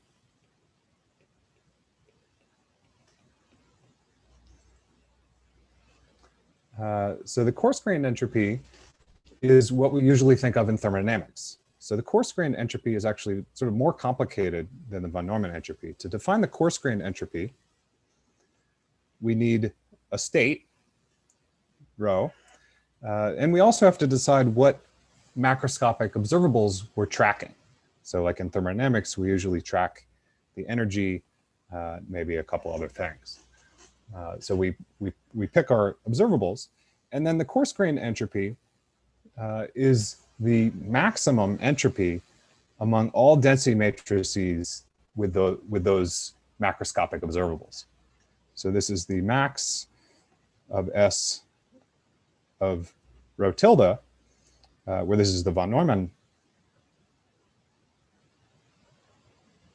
entropy of rho tilde over all rho tilde such that E dot dot dot agree with rho. It's obvious from the definition that the coarse-grained entropy is always at least as big as the fine-grained entropy, because that's one of the density matrices you have to consider in the maximum. But it can be much bigger. And in particular, in a pure state, the coarse-grained entropy can still be large. The coarse-grained entropy obeys. The coarse-grained entropy is the thing that obeys the second law, because, of course, under unitary evolution, we expect thermodynamic entropies to increase. That's the second law we see in everyday life, while the fine-grained entropy has to stay constant. I have a naive question. Sure. Shouldn't it be more natural to have a sum instead of the maximum for the entropy? Isn't there a contribution from all the states that have the same energy? Well, I think yeah, that will often end up being the answer. So, but it's not the entropies that you sum. If you're in a thermal ensemble, you don't sum up the, it's true that the density matrix is a sum of, it's dominated by the states of that energy, but the entropies don't add, because the entropy of each individual state is 0. The individual eigenstates. In fact, maybe I should, yeah, so if we fix only the energy, then you can show that the density matrix that maximizes the entropy subject to a constraint on the energy is just the ordinary, the e to the minus beta h, the ordinary density matrix of the thermal state.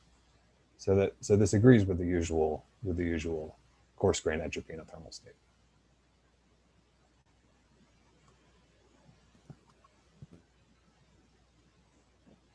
I have a question. Yes. So the second law should be, I mean, how should we think of this second law, in the sense that, I mean, usually second law holds for thermodynamic entropy. So here it seems more general. It is defined information theoretically. So is it the same as second law of thermodynamics, or, I mean, does it give an understanding of second law of thermodynamics? Well, when I say it obeys the second law, I'm really talking about the ordinary thermodynamic entropy. The ordinary thermodynamic entropy is exactly this thing that I've written here, where we keep track of only E. Ah, okay.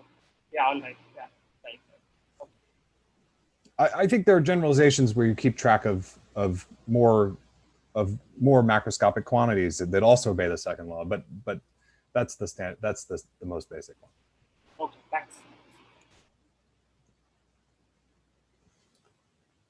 The third and final kind of entropy that we're going to be discussing is a subregion entropy. So this is something that makes sense when you have a theory that can be divided into 2 regions. These are regions not in space-time, but in space. So you fix a time, and then you pick a region A. The outside of that region is A complement. And you have a density matrix rho that is the state of the system on the full space. Then you can define a reduced density matrix rho A by tracing the full state over A complement. So this is the reduced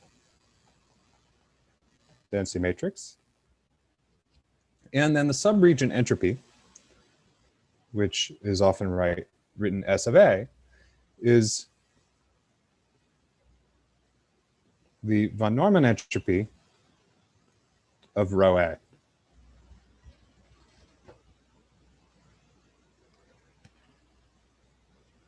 So a few things to note here. First of all, even if the full system is pure, then region A can still have a non-zero von Neumann entropy, a non-zero fine-grained entropy, simply because region A is entangled with region A complement. If rho is pure, then you can show that S of rho A is equal to S of rho A complement. That is, in a pure state, the von Neumann entropy of a subregion is the same for the region and its complement. The way to think about this is that this is a situation where you should really think of this as entanglement entropy. That when the full system is pure and you just take a piece of it, then the von Neumann entropy measures the entanglement of A with A complement. And the entanglement of A with A complement is the same as the entanglement of A complement with A. So in this case, you get the same von Neumann entropy for both. So in these lectures, we're mostly going to be discussing I don't think I'll even mention the coarse-grained entropy again. I'm going to be talking about the fine-grained von Neumann entropy for subregions, mostly. Okay, any questions about that before I get back to the paradox?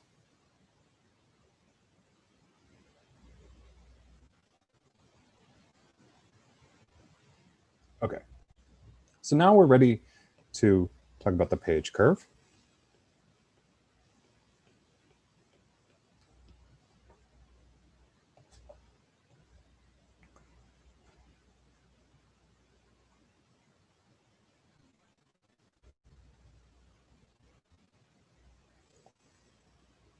Let's draw this evaporating black hole again. Try again.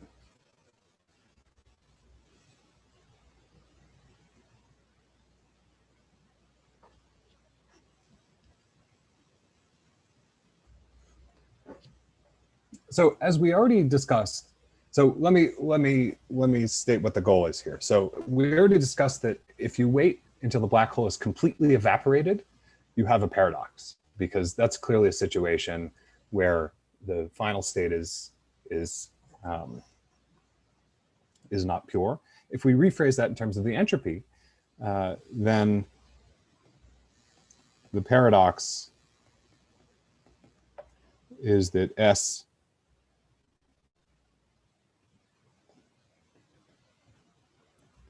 of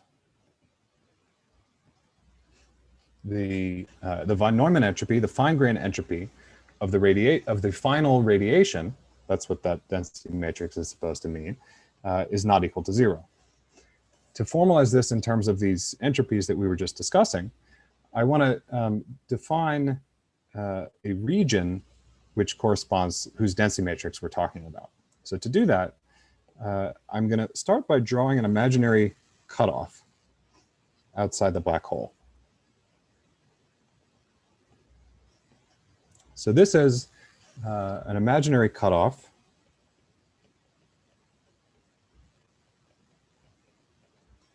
at, say, a few Schwarzschild radii outside the black hole. The way to think about it is that gravity and the black hole are important inside the cutoff, but outside the cutoff, we just have weakly interacting quantum fields, including gravitons, and we can sort of use ordinary quantum field theory without worrying too much about gravity. That's the way to think about it. And then we're going to define a region, which I'll call region R for radiation. The region R depends on, I won't always write it as R of t, but it will always be a region that depends on t, where t measures the left endpoint of region R. So R is for radiation. You should think of this as the region where we're sort of collecting the Hawking radiation. And at late times, this region just is everything, it's the whole system. So when we're talking, so this von Neumann entropy that we're talking about in the information paradox is S of R, the subregion entropy, as t goes to infinity. So we clearly have a paradox if we wait until late times. The point of the page curve is to sharpen this and make the paradox appear earlier. We can do that if we assume that black holes really are like statistical systems whose degrees of freedom or entropy go as the area. So to see this, what we're going to do is we're going to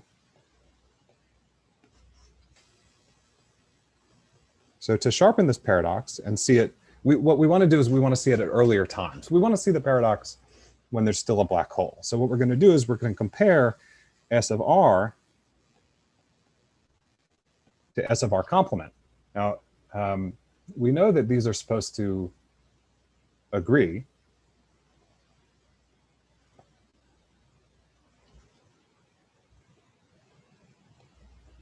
But let's see what happens. So we're going to plot this as a function of time, starting with S of R. So S of R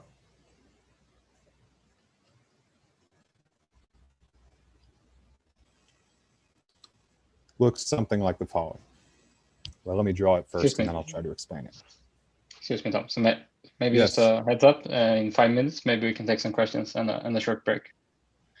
Sure. Well, let's see. Are we strict about the exact timing? So my plan is to finish the page curve and then take a break, and then we'll go on to part 2. Okay. Yeah, sure. We'll do the whole thing in 2 hours, though. Yeah, sounds good. Okay, so this curve looks something like this, and then flattens out. So this is Hawking's calculation of S of R, the fine-grained entropy of the radiation. Basically, the Hawking radiation comes out. It's thermal, so the more Hawking radiation there is, the more entropy it has. Eventually, the black hole is gone. At that point, it levels off. So this is the evaporation time, T evap. Now I want to compare that to the entropy of the black hole. So the entropy of the black hole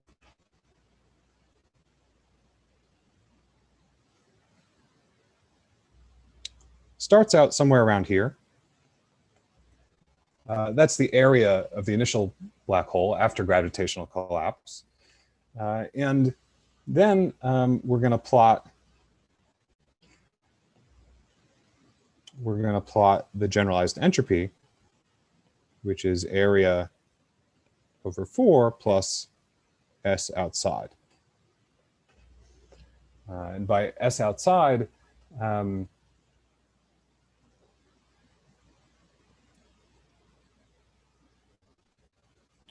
we mean the entropy of the fine-grained entropy of the quantum fields outside the black hole. So if we plot this, well, the area goes down. The entropy of the, well, let's see, I need to draw some more regions on my picture here. So this is where we calculate the area term. And then this region here is the outside part. Okay, so we're trying to calculate the entropy of the black hole that this radiation is entangled with. So that area goes down. There's not much, there isn't a lot of space in the outside region, so that contribution from the quantum fields doesn't make much difference. So this will just go down and eventually go to 0. And here we see the paradox much sooner, because what we're plotting here is the generalized entropy here, you should think of as the coarse-grained entropy of the black hole. And it's impossible for the Hawking radiation, as soon as you get to this point in the diagram, you have a paradox, because you have the Hawking radiation, which is entangled, which has this much entropy. It's entangled with the black hole, but you don't have enough stuff to be entangled with. You need the full system to be pure. And that means that you need enough degrees of freedom inside the black hole to produce that much entropy in the Hawking radiation. So there you have a problem. If the evolution is unitary, then what you expect to happen is something like this. So this is the unitary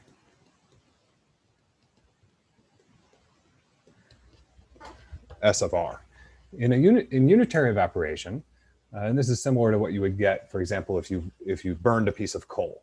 In unitary evolution, the entropy of the Hawking radiation goes up at early times because you're emitting more and more Hawking radiation.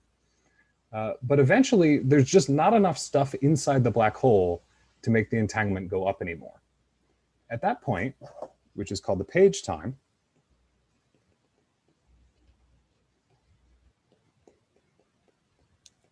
at that point, the new Hawking radiation coming out of the black hole is entangled with the early Hawking radiation. So in a unitary system, the late radiation is entangled with the early radiation. That has to be the case because it has to be pure. It can't be entangled with some other stuff because there's just not enough stuff inside the black hole. So now we see the paradox here.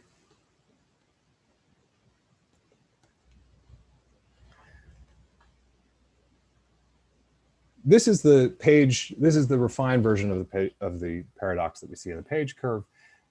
There's an extra assumption going into this, which is the fact that the entropy of the black hole is given by the area. Whereas if we let the black hole evaporate completely, then we saw a paradox. Then we saw a paradox with fewer assumptions. But this other one gives us a better handle, gives us sort of a quantitative handle on exactly when the paradox is kicking in. And also suggests something that we should try to calculate in order to understand this better. What we should try to calculate is the unitary curve. Okay, so a big piece of the information paradox, not the whole thing, but something that we would like to do is to understand how to calculate this. And that's what I'm going to be describing.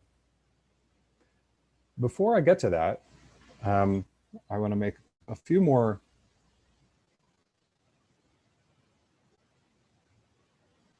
general comments about the paradox.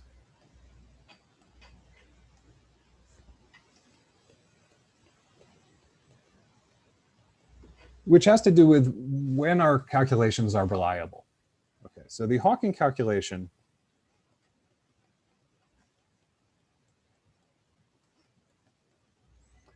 of the density matrix rho. This is roughly this calculation we did at the beginning, although it's a little more complicated for an evaporating black hole. But the Hawking calculation of rho is not exact. So we need to be careful about approximations here. This calculation was done using quantum field theory in curved space. So this is using the low energy effective theory. We didn't calculate it in string theory. In other words, what Hawking's calculation really says is that the density matrix of the radiation is rho r thermal plus small corrections coming from, say, loops. Well, that's one kind of correction that you can have to Hawking's calculation. But the other kind of correction you can have are non-perturbative corrections, things that come in like e to the minus s, where s is the area, the entropy of the, say, the initial black hole. So you can have small corrections to Hawking's calculation. So why should we worry about these? Well, when we calculate the von Neumann entropy, S of rho, this is minus trace of rho log rho. If we write that as a sum over states, then we can sum up the eigenvalues, lambda I log lambda I. for calculations involving a black hole, we might expect that there are e to the s terms in this sum, because they're e to the s terms that are contributing to the thermal ensemble. So if we have e to the s terms, then effects of size e to the minus s, well, we don't know if those are big or small. These could potentially be large effects in the calculation of the entropy. So in other words, we have to be very careful about whether this statement about the final radiation, so the statement was that the final radiation is mixed, but the point being that if there are very tiny correlations amongst the Hawking quanta, that could change this by a large amount. In order to diagnose whether the Hawking radiation is pure or mixed, you have to be able to calculate or measure these correlations amongst e to the s. Well, you have to measure these e to the minus s size effects, or you have to measure correlations amongst many, many Hawking quanta. And that's extremely hard to do. It's not something that we necessarily expect to be able to do in a low energy theory.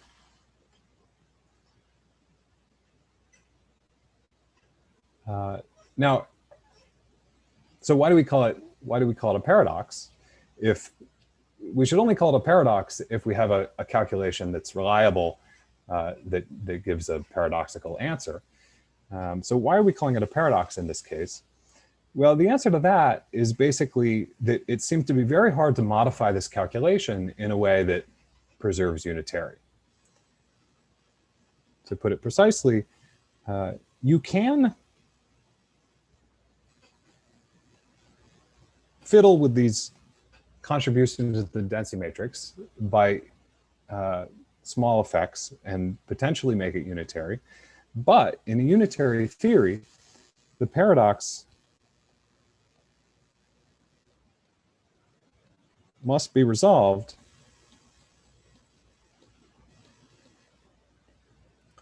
by non-perturbative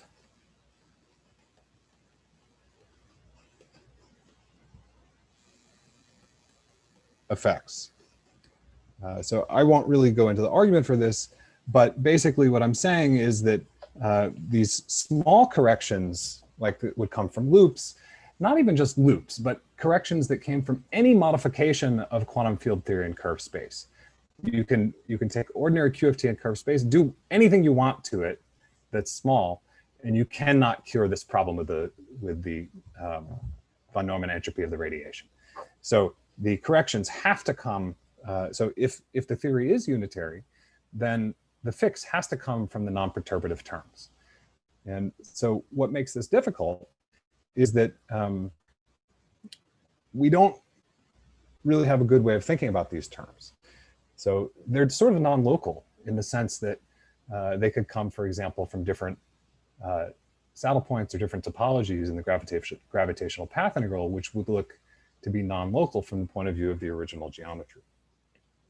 So non-perturbative effects means you cannot solve this just by QFT in a fixed geometry.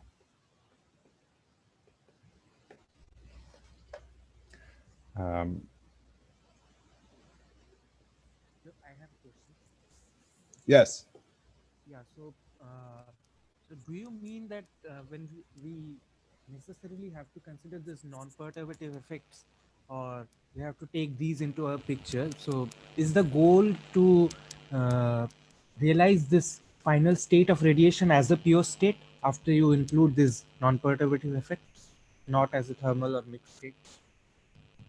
Yeah, I would say the ultimate goal of the information paradox is to be able to, well, if the answer is that it's unitary, which we strongly suspect, then the ultimate goal is to be able to calculate rho r at late times and see that it's a pure state. That is not what we're going to do in this lecture, but it turns out in these lectures, but it turns out that we can get pretty far even without being able to do that. And that's what I'm going to describe. So in the unitary theory, the paradox must come from these non-perturbative effects. But what are they? In other words, where would these e to the minus s terms come from? How do they actually fix the entropy? And secondly, how do we calculate them?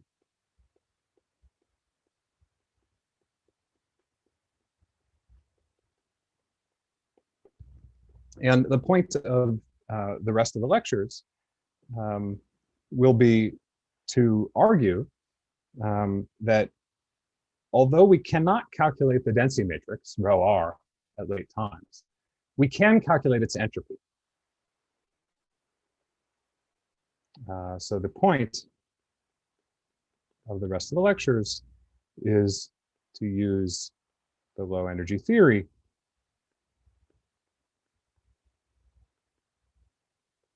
to calculate the unitary page curve.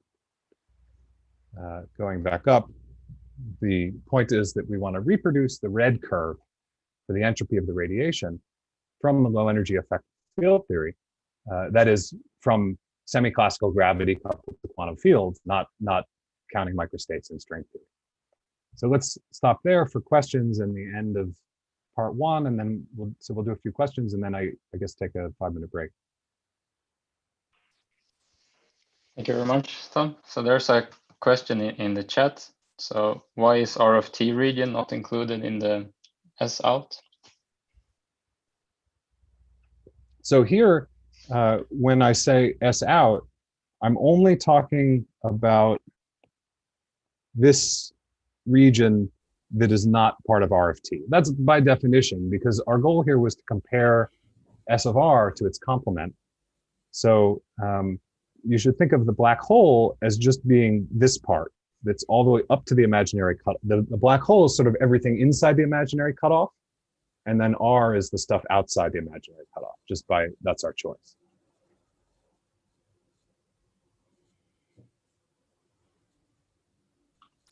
Yes, and then there's also a raised hand. Please go ahead. Hi. So I would like to ask, like, we started from a pure state, and then we have seen that after some time, we end up with a mixed state, and that's why we have the non-vanishing entropy as visualized in the screen. But yes. Say we start from a mixed state, so we are already in a thermal background as initial state. So then the initial state is also a mixed state, and the final state will be also a mixed state. So in this situation, will there be any information paradox? It depends. So in that case, you have to work a little bit harder to see the paradox. It will depend basically on how much entropy you have in the initial state compared to how big is the black hole that you produced. If you want to see a sharp paradox, you need the black hole. You need the entropy of the entropy of the black hole to be bigger than the initial entropy.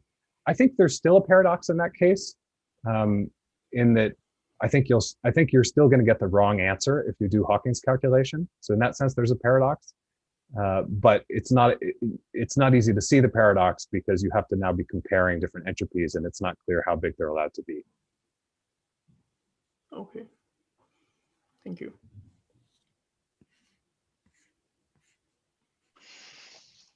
Okay, then I think this is a good time for a short break, and we'll reconvene in 5 minutes, so 3:40. Thank you.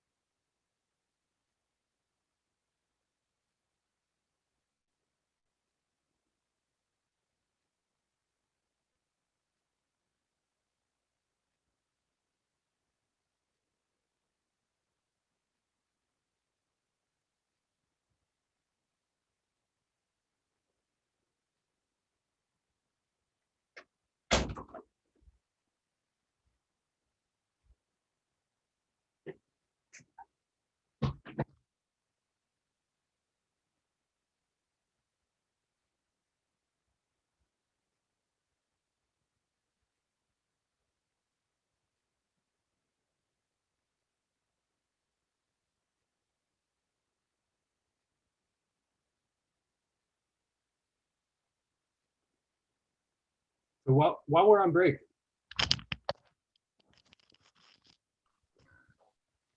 while we're on the break, who's here? So who is are people from all around, or? Yeah.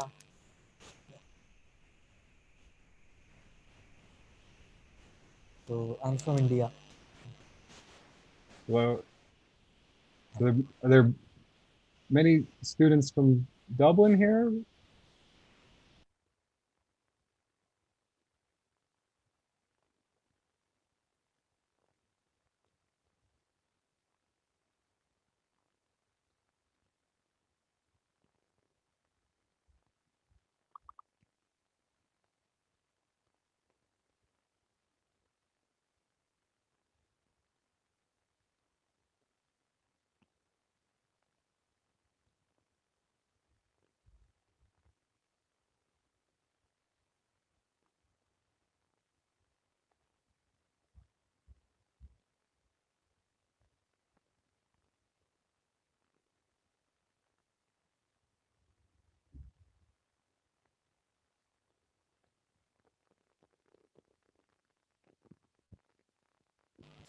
So can I ask a naive question right now, or should I wait for us to restart? Yeah, go ahead. Okay, so when you typically talk about this pure state black hole and evaporation of the pure state black hole, we probably talk about a pure state black hole formed from collapse, right? Or That's right. yeah, but in the is the resolution that page curve or the island or quantum extremal surface gives is valid for the pure state black hole formed from collapse, or from most of the papers that I have seen, the Penrose diagrams they draw are also sort of the two-sided black holes or thermophile double state. Yes, it's also valid for the collapsing black hole. In the papers, some of the calculations are done for the collapsing black hole. So it's really for both. The calculations are easier for the eternal black hole. So in lectures, people usually talk about that one, but if you dig into the papers, they've also done the evaporating case. Yeah. Should we continue? Okay. Yes, sure. I think it's time. Yes, please. Okay. Can I maybe ask a question still Sure. before? Yeah, I just had a naive question. If you go back to this page curve that you drew before, right? To me it wasn't completely clear why you have a paradox when the curves cross. I mean, you said that Hawking did the calculation of how the entropy of the radiation behaves, and it goes like this: it goes up, and then you have the entropy of the black hole and everything inside this cutoff that you drew before, and it is going down as the area goes down as the black hole evaporates. But why do I have a paradox when the lines cross? I mean, Good. Thank you, because I think I mangled this a little bit. Let me write the precise statement below here. So here's the precise thing that's being violated. So S fine of R is equal to S fine.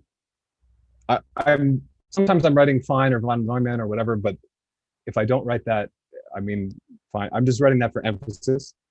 Okay, so the fine-grained entropy or von Neumann entropy of R is equal to that of R complement. Now, the fine-grained entropy of R complement is bounded by the coarse-grained entropy of R complement. And to get a paradox in the page curve, we assume that the coarse-grained entropy of R complement is given by the generalized entropy of the black hole.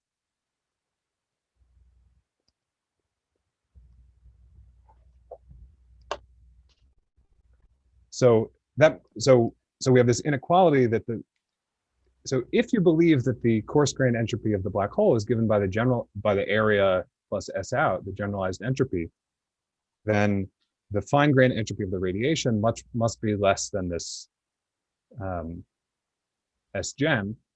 So when the two curves cross, you now violate that inequality.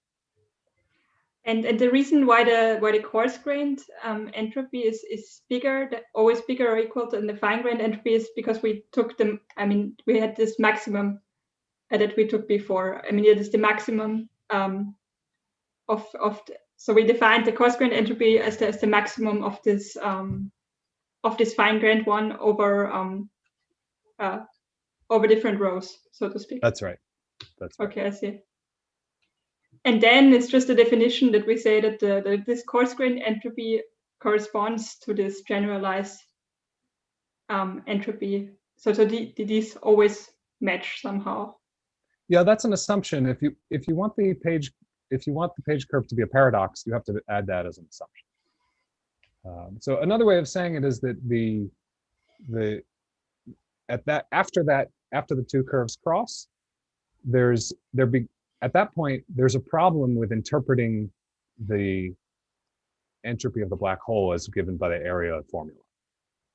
So at that point, you have some contradiction to this idea that black holes are statistical with thermodynamic entropy given by S-gen. So why do I have a problem that is not? I mean, it's not given by the area anymore, because the black hole is still big enough, I suppose, right? I mean, we are still in the regime where the Bekenstein-Hawking entropy holds, I would think. Or well, yeah, and that's exactly the problem, because so this is a regime where the black hole is, say, roughly half, more like a third, depending on how many dimensions you're in. Say it's a third evaporated. So a third of the black hole is gone. You're still in a regime where you expect the entropy area law to hold, but then you get into this contradiction that we were just talking about. Because the area should match the coarse-grained entropy. So the area law should match this coarse-grained entropy.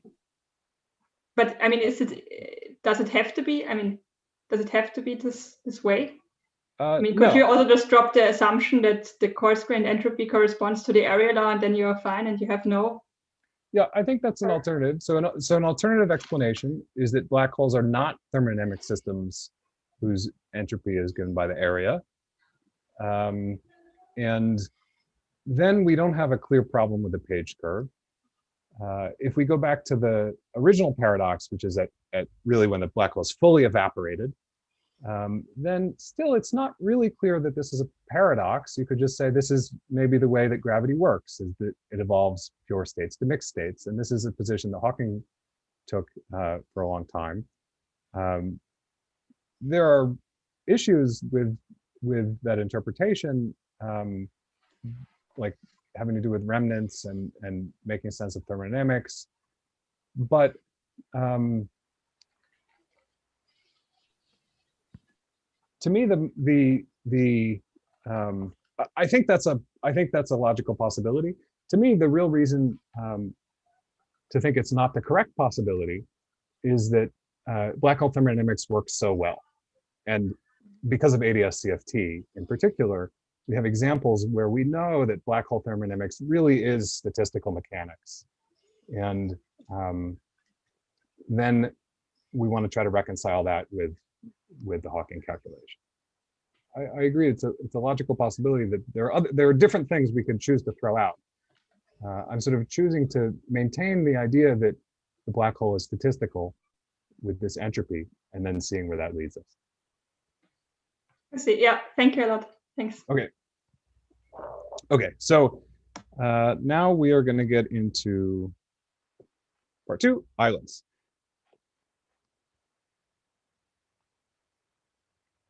So let me start by explaining the basic idea.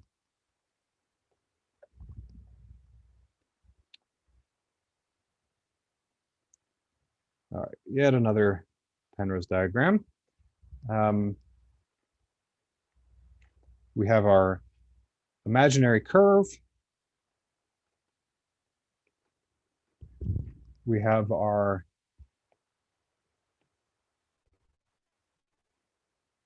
oops, region R, whose entropy we want to calculate. Let's try that again. We have our region R, and the claim of, well, the conclusion, let me not write claim because we're going to, it's been derived now. So the conclusion of the recent work, and which will derive tomorrow, is that the true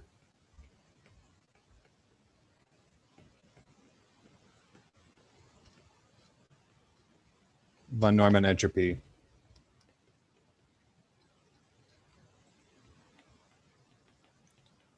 of the radiation is S of R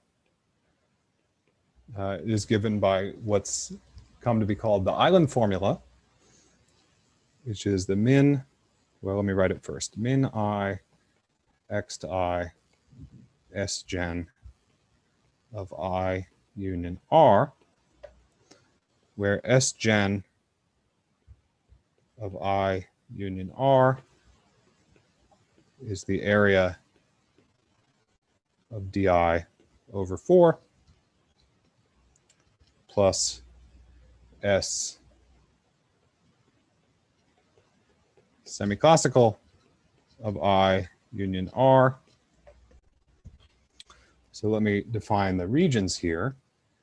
The region I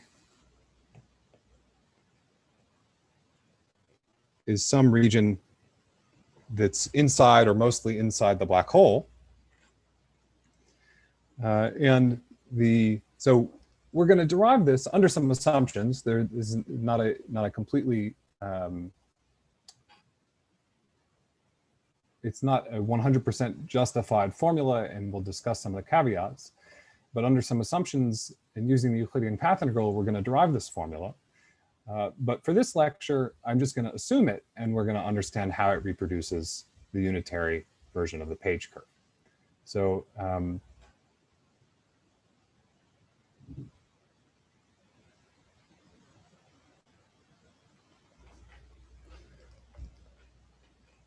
so here's the formula.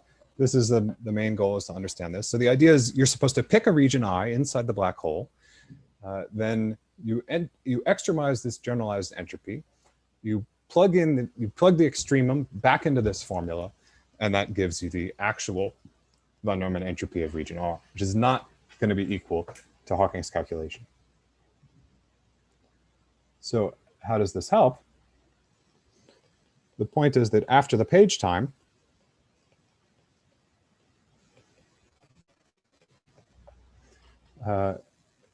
an extremum exists. I should clarify what's meant by max, by min extremum. So first we extremize over region I, then the min means that we consider all the possible extrema and we choose the one with the smallest entropy. So after the page time, an extremum exists with its boundary near the event horizon. Not quite, it's slightly inside the event horizon. This endpoint of the island is called a quantum extremal surface.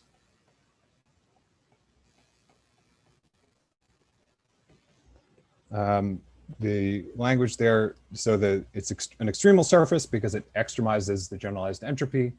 The word quantum is just there because it includes the quantum corrections to the generalized entropy coming from the matter term. This matter term, the semiclassical entropy, this just means the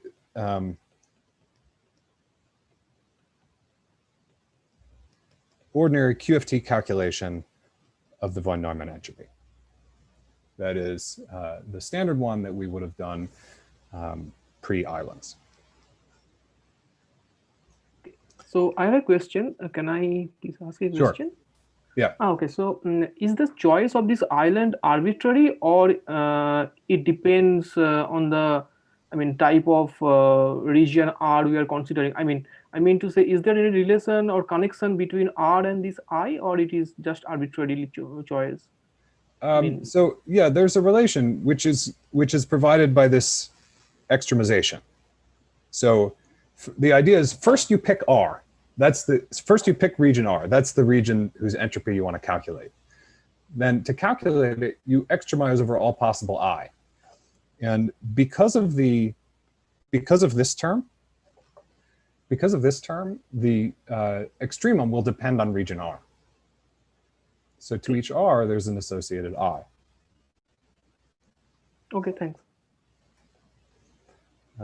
So this extremum exists, and after the page time, and it has, since the edge of the island is at the horizon, that means we can calculate this generalized entropy of I union R. The area term is going to be approximately the area of the horizon, the horizon over 4. And then we have this contribution from the quantum fields, S semi-classical of I union R.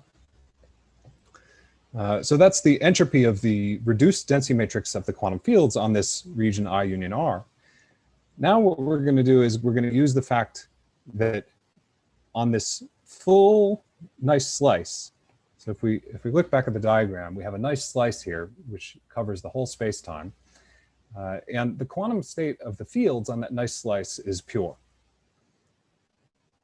So if I label this region B, then what that means is that, let me write the formula, that means that this contribution, the entropy of matter fields on I union R, is equal to the entropy of matter fields on region B. Because if we include all 3 regions, I, B, and R, then we have a full slice.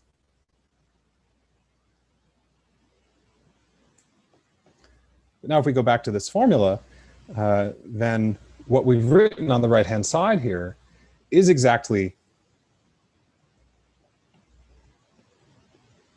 S gen of the black hole. So this is exactly the area of the black hole plus S out. So this thing S of B is what we were calling S outside when we plotted the page curve. So the conclusion is that if you have this quantum extremal surface at the event horizon, and you have the island formula for the entropy, then if we go back to the page curve, well, my page curve was getting kind of messy, so let me redraw it quickly here. So if we look back at the page curve, then Hawking's calculation was here. The black hole, S gen black hole was here. And what this island formula is giving you is this part of the curve.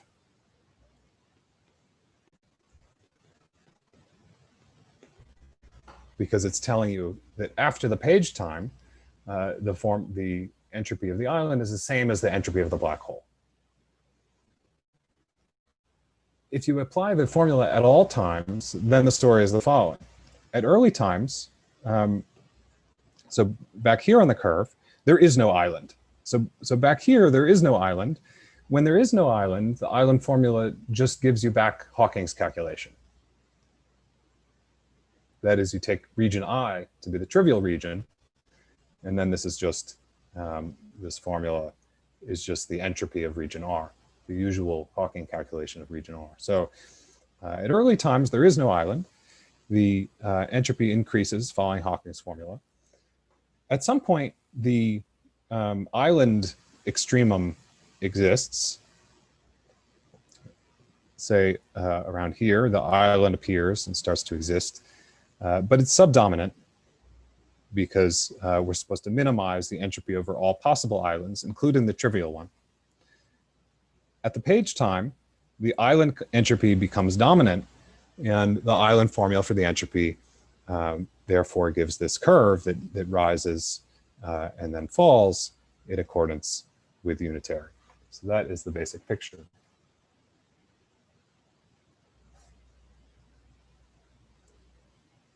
I'm going to focus on the calculation of the entropy and the interpretation of this calculation in terms of the page curve. But this is part of a bigger story that what I want to touch on briefly, which is sort of how to think about the encoding of the black hole in the radiation. And this is related to what's called entanglement wedge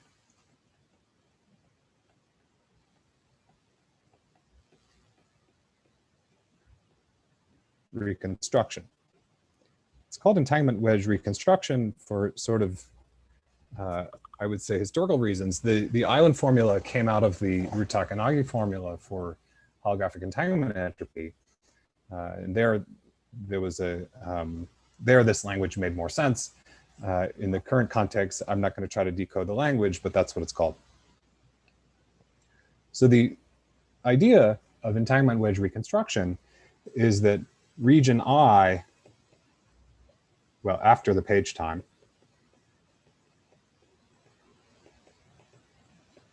region I belongs to the radiation.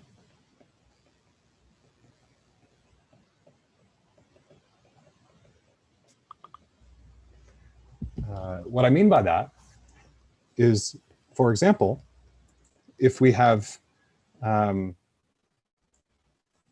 point x inside the island and some quantum field phi of x, which is a local operator inside the black hole interior, this is secretly an operator on the Hilbert space associated to region R. If we're talking about the evaporation, say, into a quantum field theory of free scalars, that means that in principle, we should be able to take the field operator in the interior and write it as a bunch of A and A daggers for the radiation. That encoding can be very complicated and non-local, and it is very complicated and non-local. But the point of entanglement wedge reconstruction is that you can, in principle, reconstruct this operator as an operator acting on the radiation. If I had for example, if I had a quantum computer that could manipulate the radiation, the quantum state of the radiation in any way that I wanted, say by acting with unitaries on the bits of the radiation, then I could do whatever I wanted to the black hole interior. The counterpart of this, so region I belongs to the radiation, and the counterpart of this is that region B belongs to the black hole.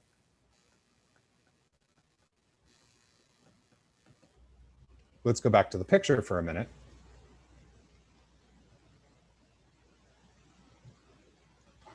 So naively, if we stared at this, if we stared at this picture, we probably would have said that everything inside everything inside this imaginary cutoff was the black hole, and everything outside the imaginary cutoff was the radiation.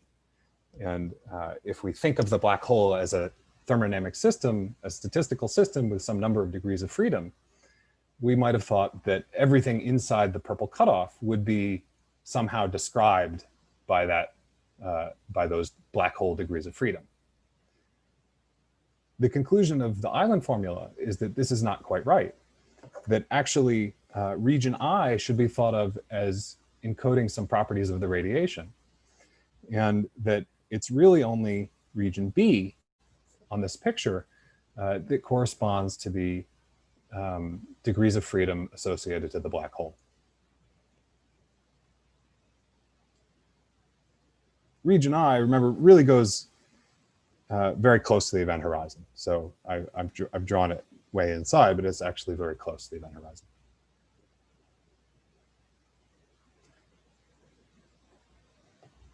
To make this philosophy a little bit more clear, let me put this in the context of ADS-CFT.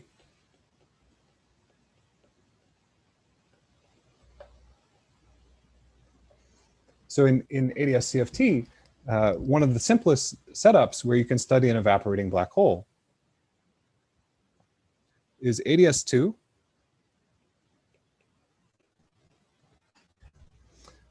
coupled or glued to flat space. So the strip is the Penrose diagram of ADS2. There's a two-dimensional dilaton black hole in ADS2, which you can glue to this exterior flat space, and then you can get an evaporating black hole. The reason that you need to glue to flat space is just that it's sort of hard to make it's hard to think about, and this was really one of the key insights that led to this recent progress, is that it's hard to study evaporating black holes in ADS-CFT, because if you just follow the usual way of making a black hole in ADS, then when it Hawking radiates, the radiation bounces off the boundary of ADS and it comes back in. So the black hole just equilibrates with its radiation instead of evaporating. Now you can get around that by studying small black holes in ADS, which don't equilibrate, but those have their own problems associated to them. So this is a really nice example where you can make a black hole and you can get it to evaporate. So you get it to evaporate by gluing on this bath, and then you allow the quantum fields to evaporate into the flat space region. They no longer bounce back into the interior. So what happens in this case is the following. We define a region R that's entirely in the flat region. Let me draw the black hole here. So you take your region R in the flat region, you do this island calculation by extremizing the generalized entropy, and you find an island that looks something like this. So the regions that we were talking about a minute ago were I, B, and R. And in ADS-CFT, the way to think about this is that R is the radiation.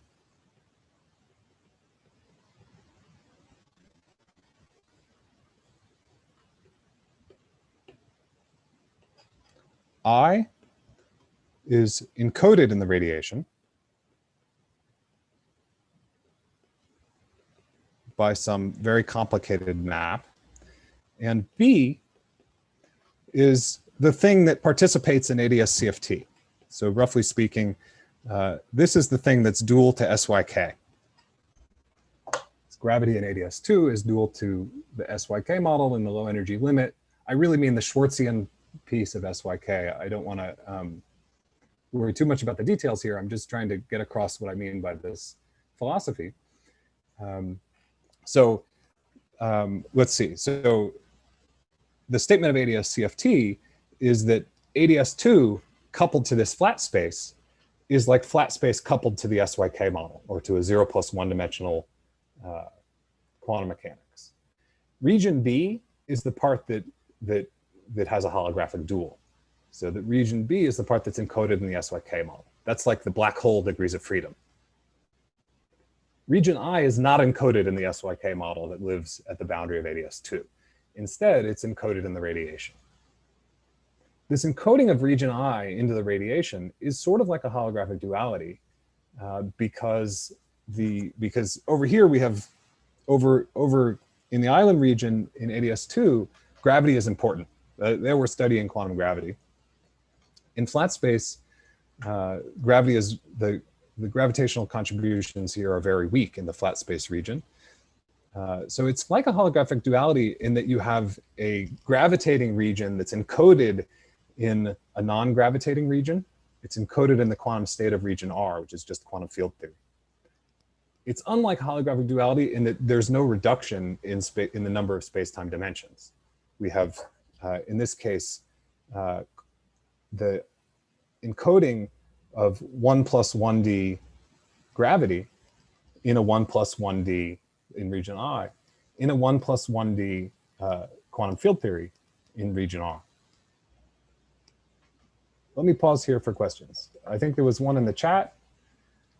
Yes, exactly. So the question is, are you assuming that the Hilbert space factorizes between the region B and the island?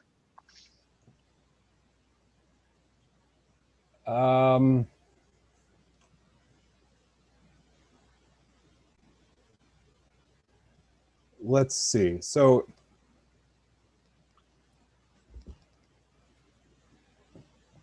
the answer is essentially that I am. So in the actual models where you can do these calculations, and we'll discuss one of them shortly, there are simplifying assumptions that are, so what I'm describing now is kind of the basic picture of how we think it works in general. The actual calculations that have been done are more limited in scope. In particular, the ones we understand best are ones where the matter theory is a large N matter theory. In a large N matter theory, you can ignore the contributions of the graviton. And there, the QFT Hilbert space certainly factorizes between I and B. So I am assuming that the Hilbert space of the quantum fields factorizes between I and B. I'm not assuming anything about quantum gravity factorizing on I and B. Because, and this is an important point that tends to be really confusing, in the island formula, the entropy of I union R that's showing up here is the entropy as calculated by Hawking. Well, he didn't calculate this particular entropy, but it's the entropy as Hawking would have calculated it. That is calculated using ordinary quantum field theory on a curved background. So we don't have to make any assumptions about quantum gravity factorizing in those regions. Another thing related to your question is that I'm assuming that we can ignore the gravitational contributions at the edge of region R. Here. Here at the edge of region R. There could be gravitational contributions there. I'm assuming that those can be ignored.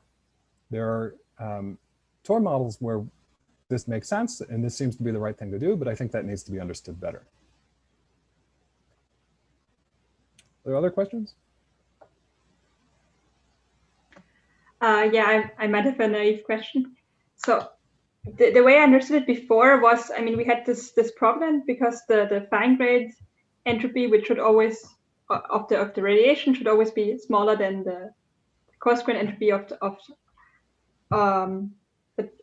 the black hole with the outside. And then after the two curves cross, then you have a problem. But now, the way that I understand you solve it by including this additional part in the entropy of the radiation. You do your split differently. So you can That's right. This is a new calculation of the entropy of the radiation. Yeah. Right, but so you avoid this problem by including the contribution of this I region. Yes. I mean, I mean, what is the motivation to consider that? I mean, it solves it, but I mean, you could. I mean, why would one even consider that? Good. This is another popular question. So aren't we just, you could say, aren't we just putting in the answer we wanted by including the black hole in the interior in this calculation? Right. The answer is that we're not just making up this formula, we're going to derive it from the Euclidean path integral. And I'll try to discuss the interpretation of the calculation like that. But this answer is what gravity is telling. This is gravity telling us that we need to do the calculation this way. This is not just something we're making up. So we're going to derive this directly from the path integral tomorrow. So it's somehow truly a a contribution that Hawking missed in the original calculation, so to speak?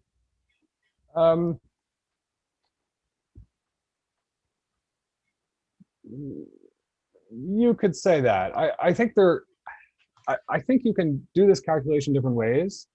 And it's very subtle to say what Hawking missed because of this issue of the e to the minus s terms that I was discussing at the end of the first lecture. So, but yes, you could say it that way.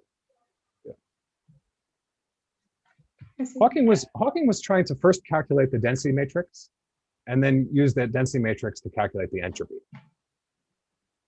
And so it's not exactly that he. I wouldn't say he did that incorrectly. He did that correctly, of course. But the point of the new work is that you can take a shortcut directly from the path integral to the entropy that does not first calculate the density matrix. And first of all, that's a safer thing to do because it's a calculation directly in the low energy theory that's not going to be messed up by the e to the minus s terms. And second of all, it gives a reasonable answer that's compatible with unitary. So that's the. Okay, thanks.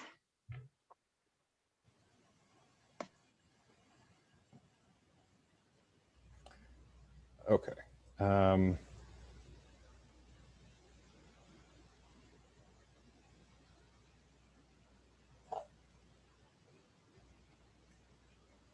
So I want to actually calculate one of these islands.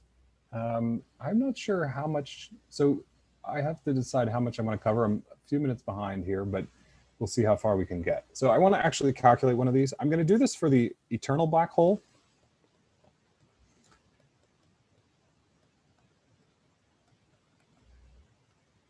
If I end up skipping some of the details, then I'll have these notes posted online with the full calculation, and you can go through it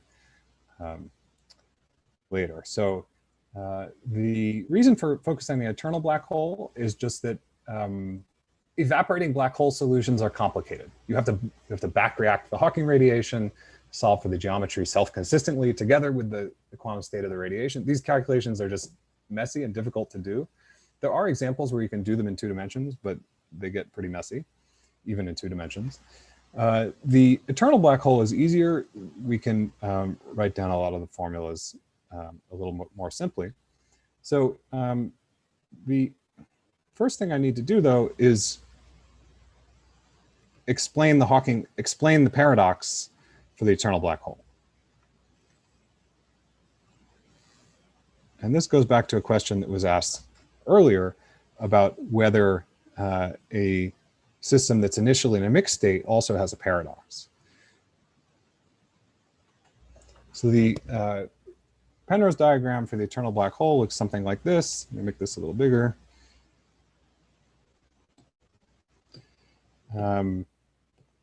To get a paradox, here's what we're going to do. We're going to define a region R out here that's collecting the Hawking radiation. If we just took this, so this is sort of the obvious thing to try after what we've been discussing in the evaporating black hole. This doesn't work. The reason this clearly can't work is that there's a time, the eternal black hole has a time translation symmetry. So the entropy of region R is time independent, and you can't cook up a paradox that way. So this clearly is not going to work.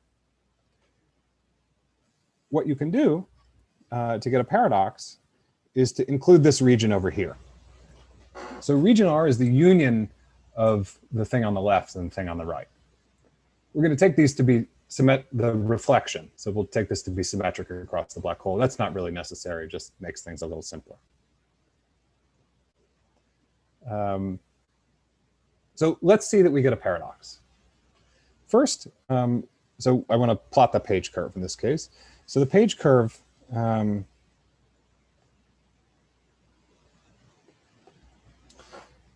looks something like the following. The Hawking calculation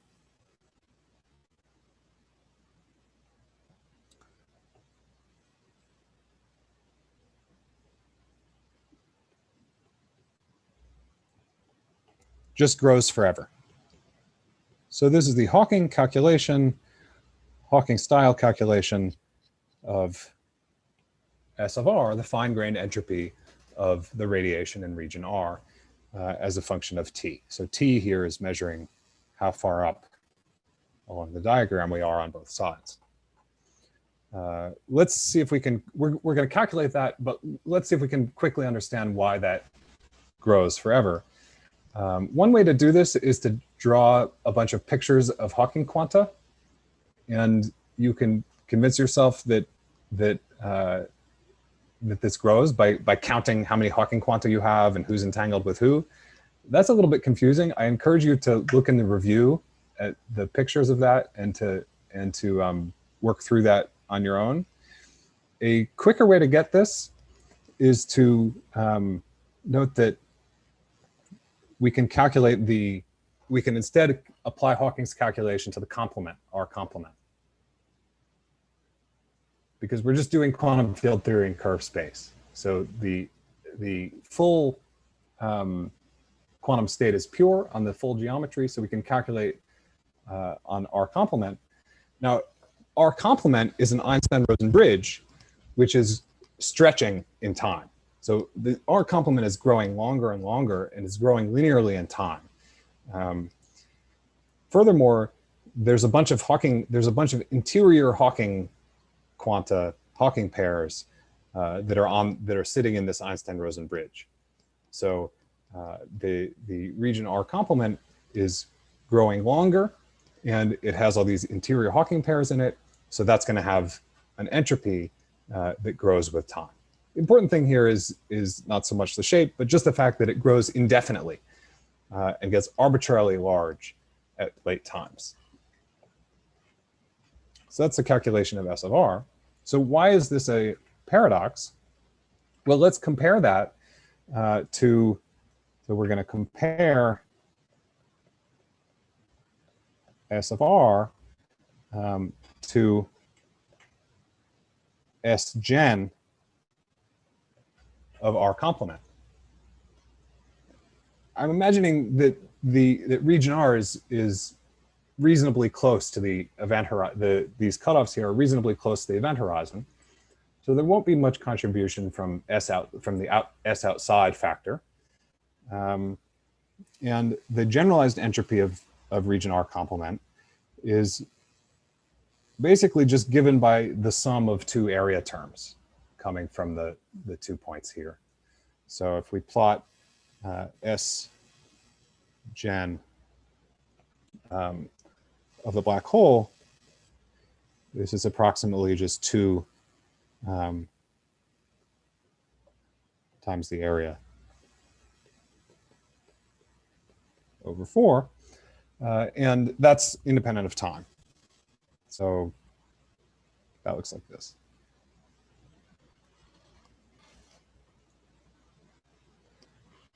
So in this case, by the same logic as before, there's a page time where these two curves cross, and we have an information paradox after the page time by that same logic.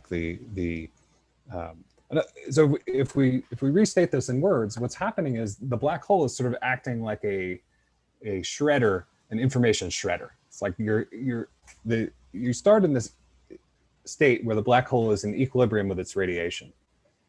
So there's radiation going into the black hole and radiation coming out of the black hole. You wait a long time, so you're dumping radiation in, you're dumping more and more radiation in as time goes, and then radiation is coming out, but the radiation coming out is not, is completely thermal. So if you wait long enough, you can just create an arbitrary amount of information this way. And that does not make sense with the statistical interpretation of the black hole with entropy given by the area. The area is just fixed, and there's no way you should be able to entangle, there's no way you should be able to get an arbitrarily large amount of entropy in the radiation if you're entangled with a black hole that has a finite number of degrees of freedom described by the area. So again, we get this paradox. The unitary curve should follow the bottom. So this would be the unitary S of all. Okay, so are there any questions about this?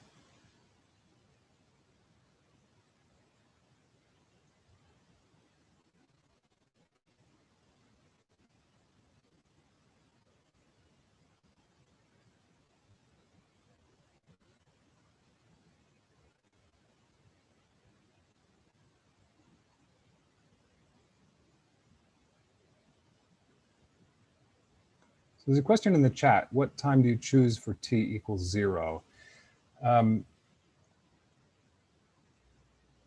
Yeah, the answer to that is that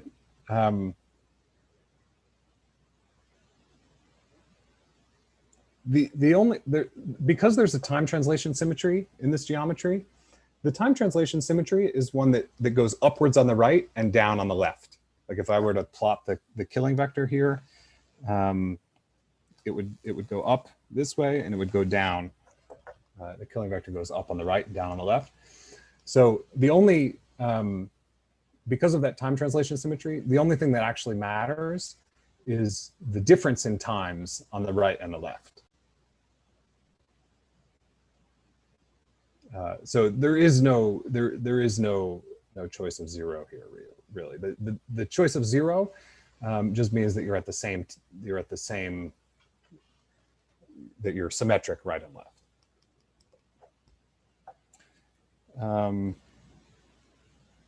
Okay, we only have 5 minutes left, so I think instead of doing this calculation now, I think it'd be better if we just did 5 minutes of questions, and then we can go into the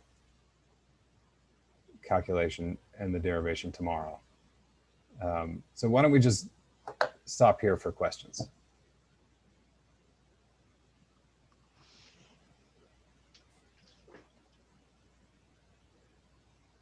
Okay, thank you very much. Are there any questions? I have a question, if I may. Yes. Okay, so in this coupling thing, when you couple the ADH2 into the flat space, if you please go up a little bit. So in this model, do you consider pure ADH2, or is there some usual back reaction thing also involved, so that the boundary thing is well defined? Yeah, there are different choices for how you can do this. You can do pure ADS2. Okay. Or you can, for example, send a shockwave in like this that creates a black hole that then evaporates. If you do the pure ADS2, that's sort of similar to the eternal black hole. If you send a shockwave and let it evaporate, then we'll get a page curve similar to the evaporating black hole. Okay, so these two different ADH2 descriptions represent two different, two different kinds of black hole formation. So to say that one is eternal and one is formed from the collapsing of a star, right? That's right. Okay, thanks a lot. Yeah. Sure. May I have a question? Sure. Yeah, so you are giving this example with ADS2. So is it possible also to have similar computation for ADS4? 3+1? Let's see. So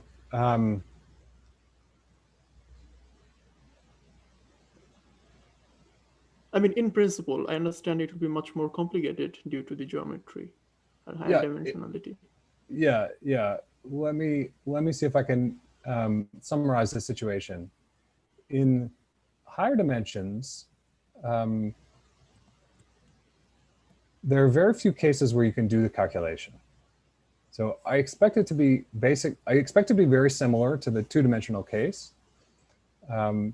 I think there are some general arguments, for example, in the paper of Pennington, that you'll still get islands and quantum extremal surfaces and the unitary page curve. However, you can't actually do the whole calculation because it's difficult to calculate the matter entropy that shows up in the island rule. There's one exception to that, which is a holographic setup, where it's a picture similar to the one that I have here, ADS coupled to flat space, but you can do that for higher dimensional ADS coupled to flat space. And then say you do ADS4 coupled to flat space. There's a way of doing that calculation by viewing it holographically in ADS5. This was done I guess this is done numerically by constructing Rutakanagi surfaces in ADS5. So that's one case where you can really do this calculation in higher dimensions. But usually for applying Rutakanagi, you need supersymmetry. So is this calculation without using any supersymmetry? So it's just pure radius without any supersymmetry, right? Yeah, there's no supersymmetry here, but Rutakanagi doesn't require supersymmetry. But if you don't assume any supersymmetry, then ADS4 is an unstable. So don't you think there is maybe a problem? I think it's, with no supersymmetry, it's perfectly consistent as a low energy theory. Now you could worry about whether it can be UV completed. No, I'm not talking but about that's UV a separate completion. question. So without supersymmetry, it's a low energy theory, of course, it's a solution of Einstein equation. But if you just in a low energy regime, and then it has been proven that this is an unstable solution. So just any perturbation will just destroy ADS4. I think those singularities that you're talking about are very mild, and I don't think that instability should be viewed as a sickness of non-supersymmetric ADS4.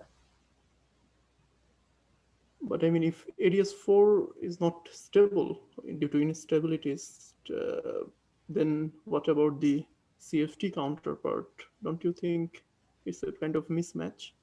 Like CFT is as if, but ADS are very sensitive to instabilities. I don't think ADS CFT cares very much about that type of instability. Although I think that this needs to be, I think that there are differing views on this. That's sort of my understanding of the situation. Yeah, that's my understanding of the situation, is that instability is not something that negates ADS CFT, and the CFT can still be well behaved. Okay, thank you. Okay, so maybe we'll end with just one last question that's in the chat, and then we will take a break. So the question is, in the eternal black hole case, there is no region B. How do you understand this from the entanglement wedge reconstruction? Good. So I guess I didn't quite get to the island for the eternal case. What happens in the eternal case is that the island will appear, let me draw a new one. So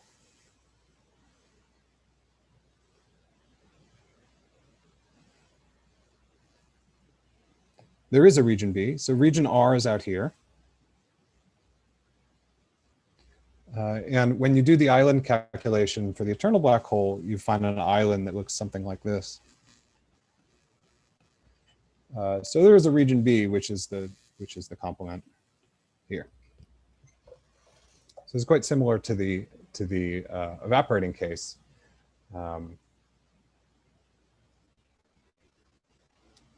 With the region B playing the role of the black hole degrees of freedom again.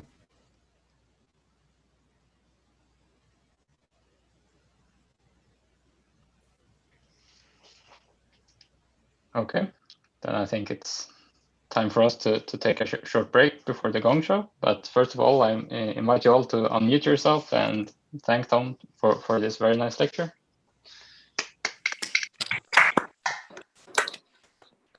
Yes, thank you. So let's take a short break, so about 7 minutes or so, and we will continue with the Gong Show. Thank you. So we'll be back at 5:40, or sorry, 4:40 in local time.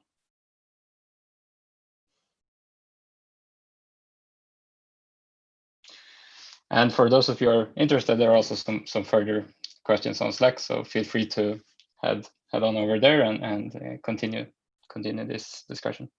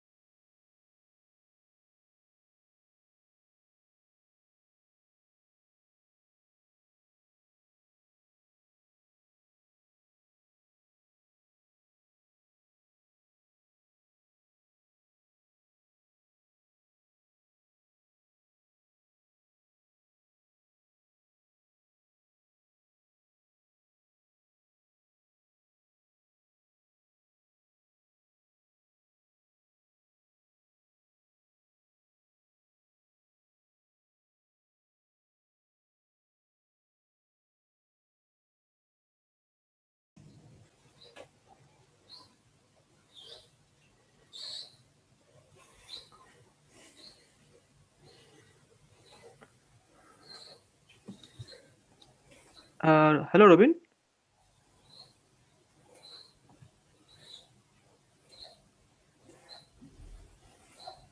Okay, hi.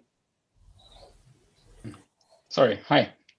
I am one of the speakers in this session. So now what should I do? Should I mean, share my screen, my Adobe Reader, or will you do it for me?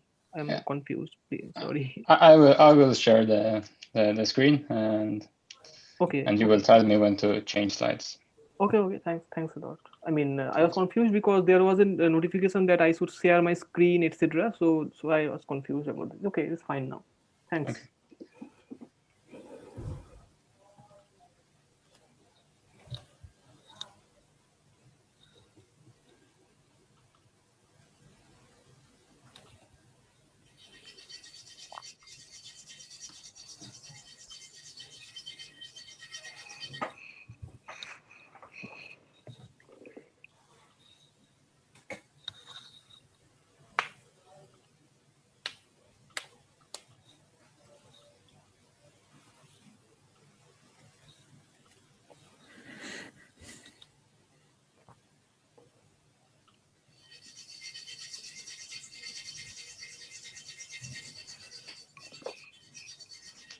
Sorry, can you see the slides now?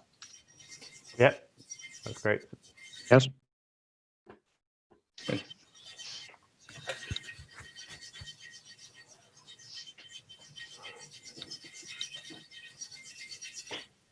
Quick gong test.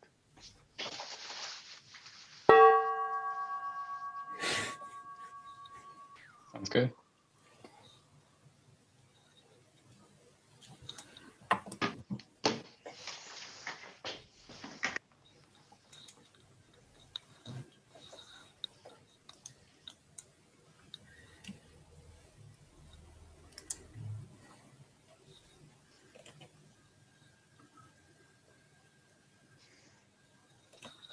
Okay, shall we get started then?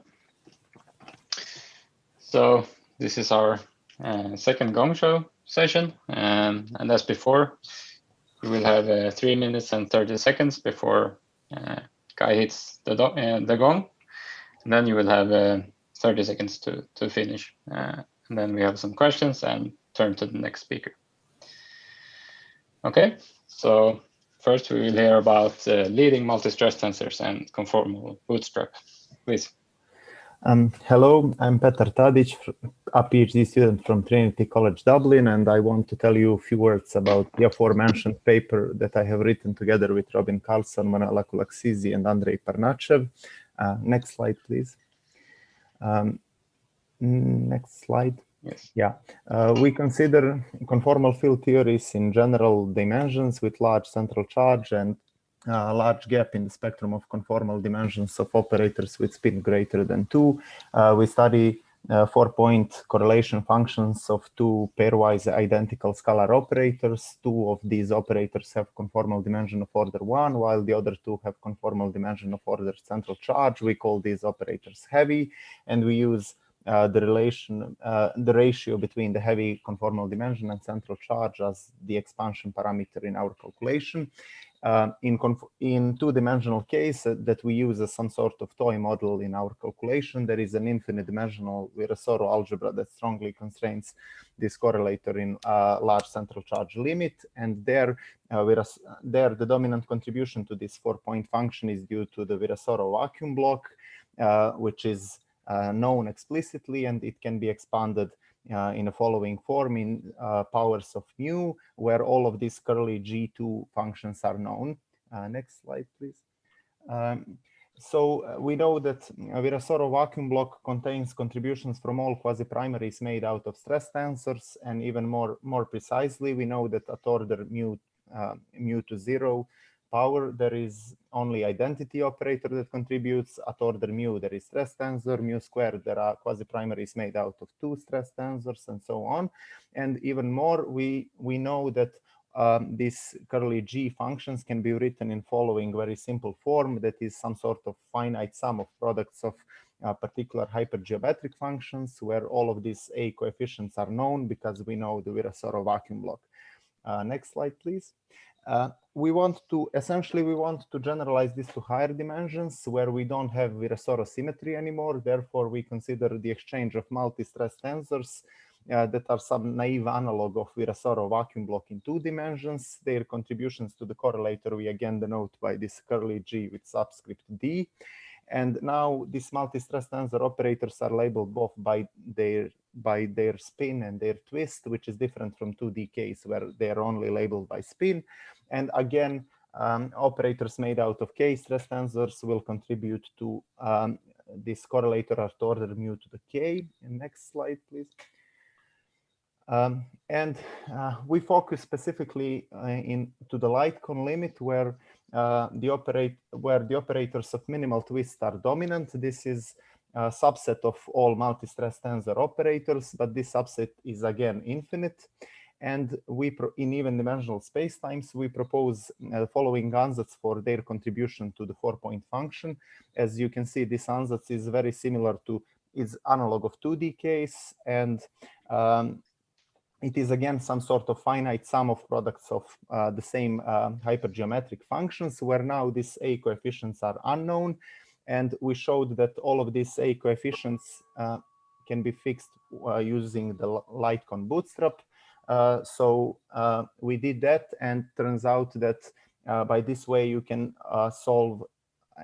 entirely solve this leading twist stress tensor sector of conformal field theories. Thank you. Thank you. Are there any quick questions?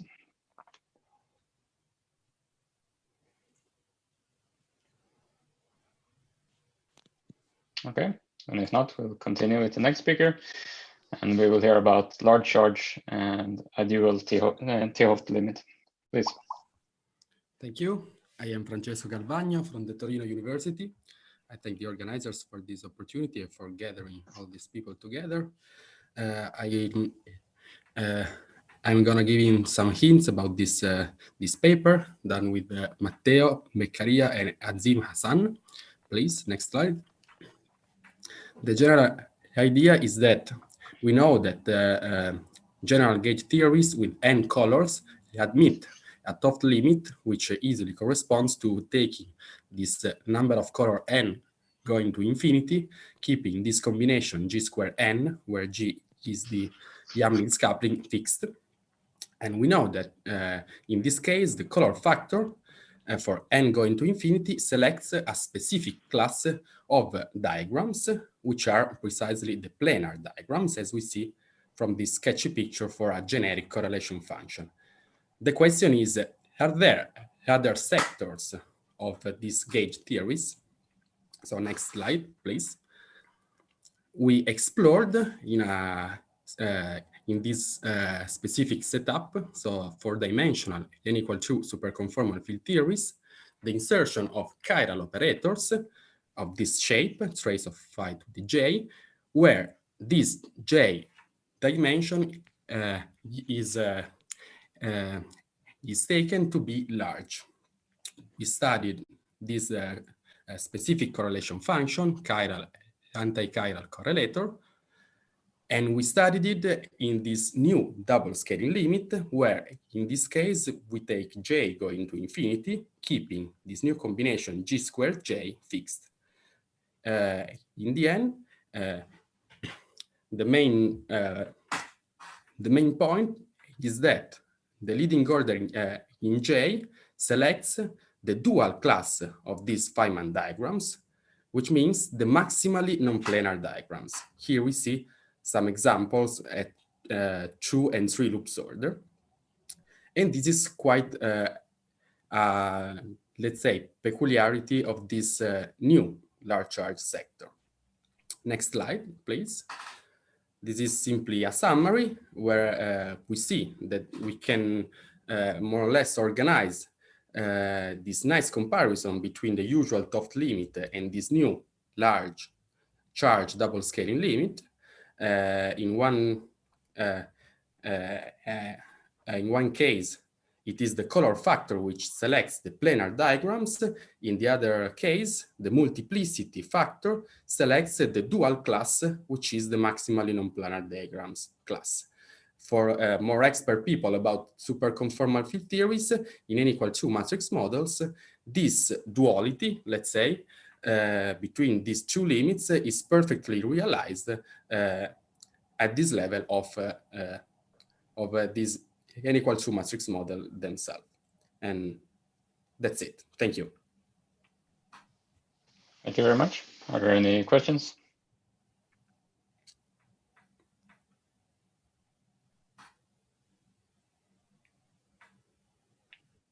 If not, then let's continue to our next speaker. And we'll hear about perturbative conformal blocks and Steiner trees via ADS-CFT. Please. Hello, everyone. Can you hear me? Yes. I think yes. So I'm Michael Pavlov from LabDiv Institute from Moscow. And first of all, I'd like to thank the organizer for the opportunity to give a talk. And also thank my co-author and scientific advisor, Konstantin Alkalaev. So, and you can find more information and corresponding reference in my poster during poster session. So, okay. Well, the talk will be about ADS-3 CFT2 correspondence. Namely, we consider correspondence between conformal block in some limit, so-called perturbative classical, and Steiner trees on the Poincare disk.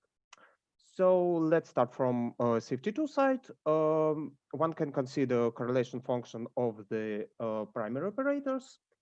And any correlator in CFT2 can be represented as sum of a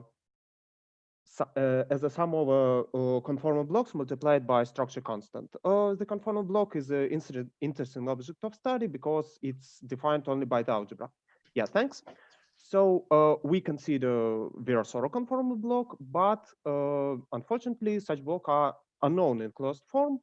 So we consider some approximation. The first one is a typical classical limit. So the Virasoro central charge tends to infinity.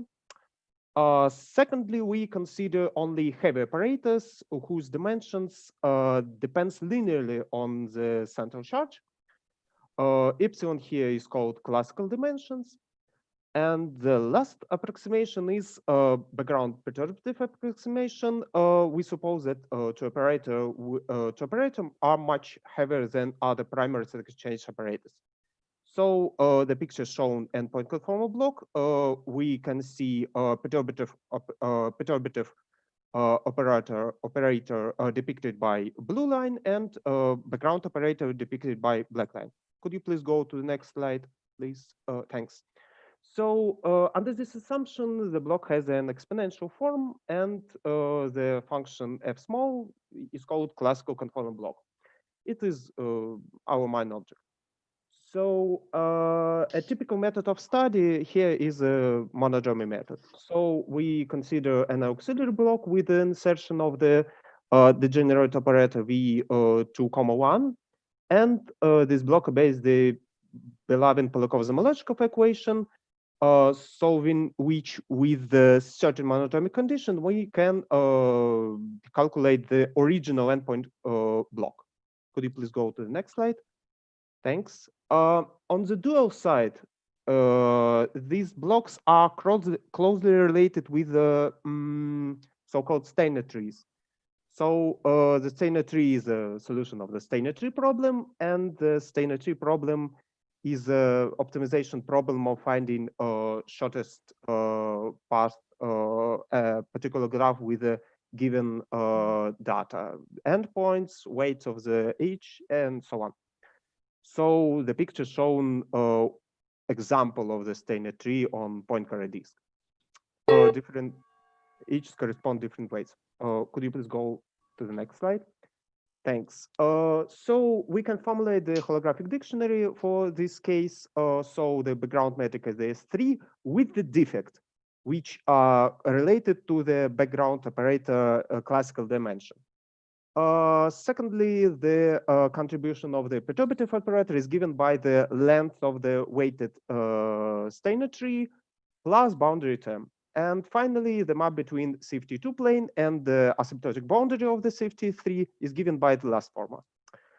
As a result, we show that a result obtained by calculating the Steiner tree's length coincide with the 16 results.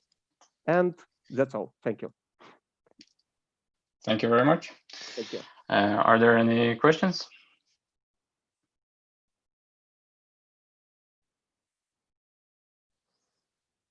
Okay, let's continue.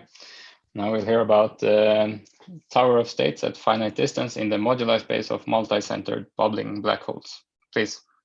Hello, everyone. So my name is Yishuan Li, and I'm working at the Institute of Theoretical Physics in Paris. So I'll be talking about Tower of States at finite distance in the moduli space at multi-centered bubbling black holes. And I would like to thank the organizers to invite me to talk. Can you go to the next slide, please? So the microstate geometry's program endeavors to describe the black hole microstates using supergravity. And their microstates differ from the classical black hole at the horizon scale, and therefore they are part of the Fastball paradigm. So instead of having an event horizon and a singularity at the bottom of the throat that is of infinite distance, the microstate geometry would replace them with a smooth cap that is at the bottom of the throat, but with finite distance. And in what we call the scaling limits, the microstate geometry looks more and more like the black hole as the throat of the microstate geometry gets longer and longer. Can you go to the next slide, please? And could we find a link with the Swampin's distance conjecture of Oguri and Vafa? Well, firstly, the scaling limit lies at the corner of the moduli space of solutions. Secondly, as we approach the scaling limit, the global symmetries of the black hole are restored because the black hole has to obey the no-hair theorem. And if you take the particular case where the throat of the microstate geometry is in the form of ADS2 cross S3, then you would see that the closer Klein towers of the S3 at the bottom of the throat would have their masses redshifted as the throat gets longer in the scaling limits. In particular, you would see that the masses scale like exponential of minus the length of the throat divided by the radius of the S3. And this looks like very much like an extension of the Swampin distance conjecture to the space of metrics.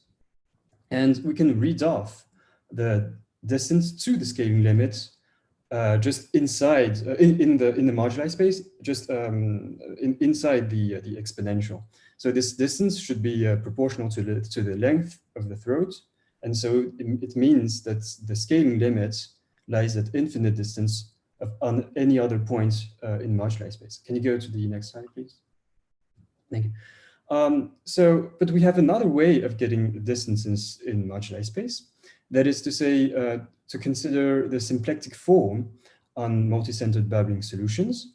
And the symplectic form gives you the phase space, characterizes the phase space. And in particular, for three-centered bubbling solutions, this moduli space is also Kähler.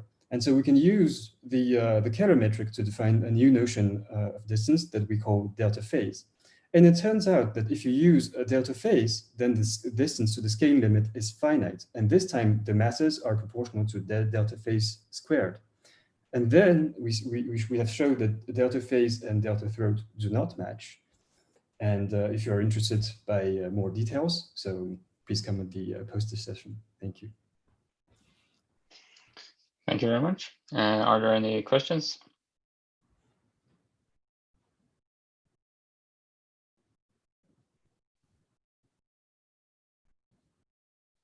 No, if not, let's continue with our next speaker. So now we'll hear about relative entanglement entropy of thermal states in static spacetimes. Please. Thank you very much to the organizers for giving me the opportunity to present my work. I am Anirban Islam from the University of Leeds, and I'm going to talk about relative entanglement entropy of thermal states in any static spacetime. So let's go to the next slide to have the question concretely. So the question is, we are given a global thermal state, and then I am considering two subsystems. So it's a bipartite system, one in green and another in red. And they have some distance, so you can tune the distance. And the global state, the thermal state rho is in the whole Cauchy slice. So it's in the blue part. And now if you restrict the rho in A or B, it will give rho A or rho B. So you have two bipartite system. And it's a tangled state if we have just tensor polar decomposition, and otherwise it's a tangled.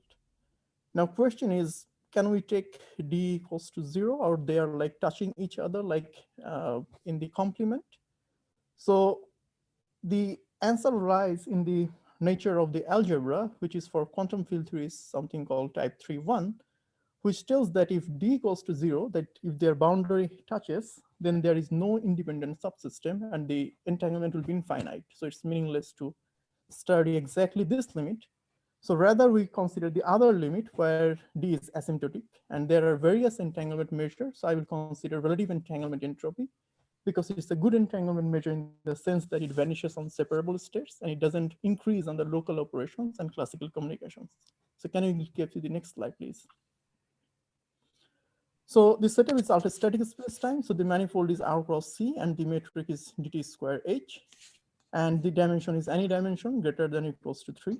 And rho is our global thermal state. And the answer is that our global thermal state is bounded by some negative constant log tan hyperbolic pi by 2, and D is the distance between subsystem by inverse temperature beta.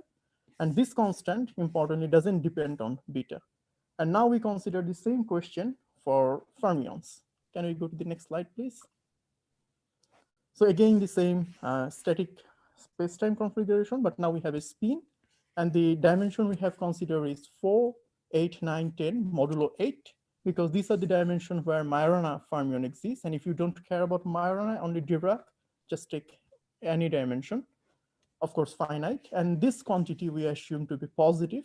And then the same setup, we ask the same question, and the answer is the relative entanglement entropy has similar behavior as in the scalar case, like Klein-Gordon, but instead of the mass of the field, now we have something called effective mass, if you like, because the curvature of space-time comes into play. So that's why we need such bound.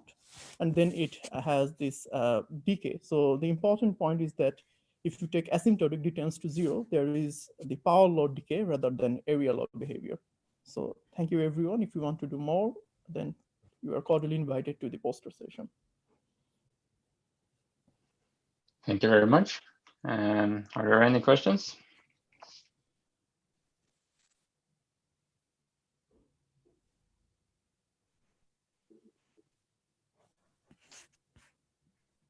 Okay, let's continue with our next speaker then. So now we will hear about information flow in black hole evaporation. Please. Hi, everyone. It's my pleasure to have a chance to speak here. Today, I will introduce our recent 2 papers in collaboration with Vicent, Zach, and Juan, and also my supervisor, Romiles, in Perimeter. Let's move to next slide. Yeah. So last year, there's some progress on the information paradox. Measuring people finder, even in semi-classical gravity theory, we can get the picture curve. Implies the evolution for black hole actually is always unitary. So the model, the first model is built in this paper. The idea is like we start from the simplest gravity theory. So this is the 2-dimensional GT gravity. But in GT gravity, it's very easy to find external black hole solution. In order to make an evaporating black hole, we just couple the gravity system with a thermal bath on the flat space. And the thermal bath just have a temperature 0. So in order to approach the equilibrium, you know the black hole will start evaporate and lose some Hawking radiation. So in some sense, you can see the model just put the black hole, eternal black hole in the fridge and making an evaporating black hole model. So next slide, please. So even we have our evaporating black hole model, but if we just follow Hawking the calculation, you can find it, you cannot really get the picture curve. So the new ingredient we should consider is the generalized entropy. In this entropy, you can find the leading order is the 1 over the general. It represents the area terms and plus some quantum correction at the order 1. The quantum correction contributes the entropy for the bulk entropy in this term size. And then you can see why the order 1 bulk entropy is very important, because this is general entropy is involved on the quantum extremal surface. in order to get the conic Riemann surface, you need to minimizing the general entropy. So in this minimizing equation, even the bulk entropy just order 1, you can find it's also dominant in some sense at the late time after the page curve, after the page transition. So in this model, you can see at the beginning, the conic Riemann surface is just the bifurcation surface classically. And then after the join, the conic Riemann surface start moving.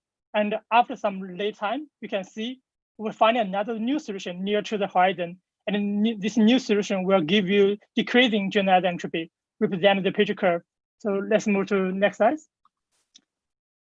So more interesting, you can see if we just further assume the best we consider on the flat space is also safety matter. And then you can not just have a one-dimensional description for this model, and also consider another holography to put the 2D gravity in a 3D ADS safety model.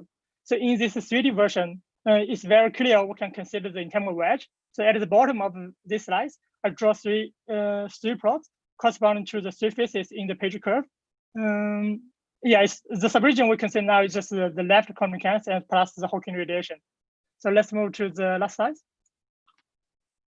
So in this W holographic model, we can do more calculation and ask more questions. So for example, we can ask what if the information is escaping from the black hole? So naively, everyone knows the answer because the only thing you can get from the black hole is just the Hawking radiation. But the answer is kind of right and also not right because now we have a two-side black hole. There's some secret sharing between these three subsystems. So if we just connect a Hawking radiation, it's not enough to recover the information inside of the black hole. Yeah.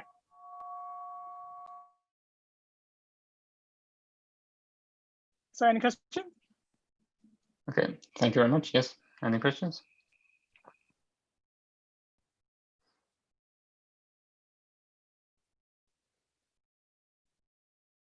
Okay, if not, then we'll continue to the next talk. And that will be about aspects of phase transitions in Jakob-Teitelbaum gravity. First of all, I would like to thank the organizers for giving me this opportunity to present one of my recent works. So this work will be based on the paper written in green on some important results from the aspects of phase transitions in Jakob-Teitelbaum gravity. So in 2D, gravity theories are non-trivial, but if you add some dilaton field, then it becomes, I mean, it's trivial, but it becomes non-trivial if we add some dilaton field, and this leads to 2D dilaton gravity models. Please go to the next slide. So the Alomary-Polchinski model, which was proposed in 2014, is one of the members of this 2D dilaton gravity theories with a non-trivial potential U, which is linear in phi square, that is a dilaton. Very recently, in 2017, Sajdev and his collaborators has proposed a model where there is a non-trivial dilaton coupling with the U1 gauge field. This may be considered as a charge generalization of the Alomary-Polchinski model, and which was proposed in the context of SYK model. Please go to the next slide. So what we have done is basically a thermodynamic stability analysis of two 2D charged black hole models. We have chosen in the general setup the first model as where the dilaton coupling is linear, and there is an exponential dilaton coupling in the second model. And in both the cases, we have considered U1 gauge field mu.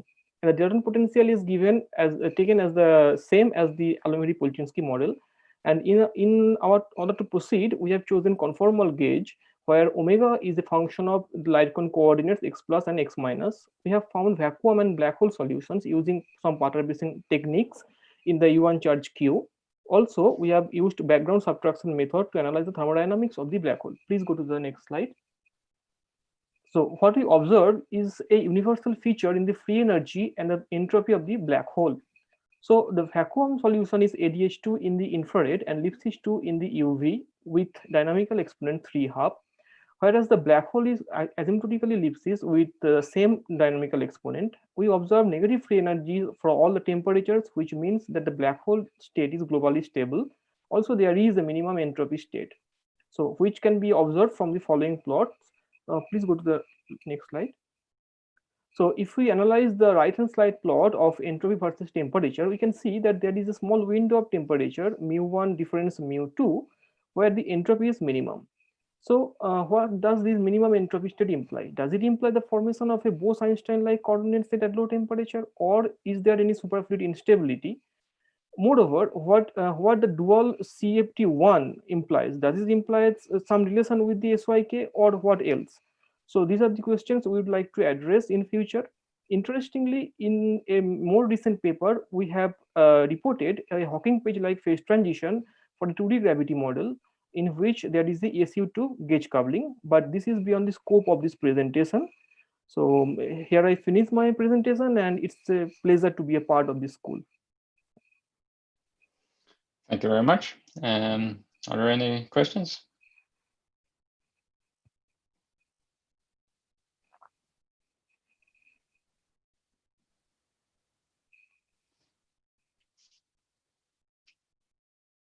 No? Okay, then we'll continue and we'll hear about making near-extremal wormholes traversable. Please go ahead. Hello, I'm Seamus Fallows from Durham University.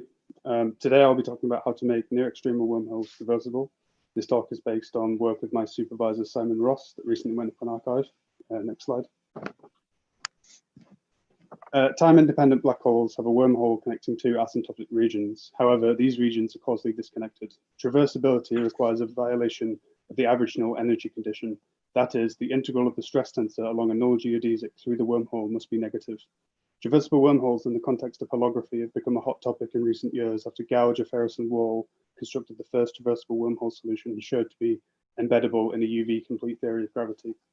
One amazing thing about these wormholes is that they provide new insight into the relation between entanglement and spacetime in holographic theories.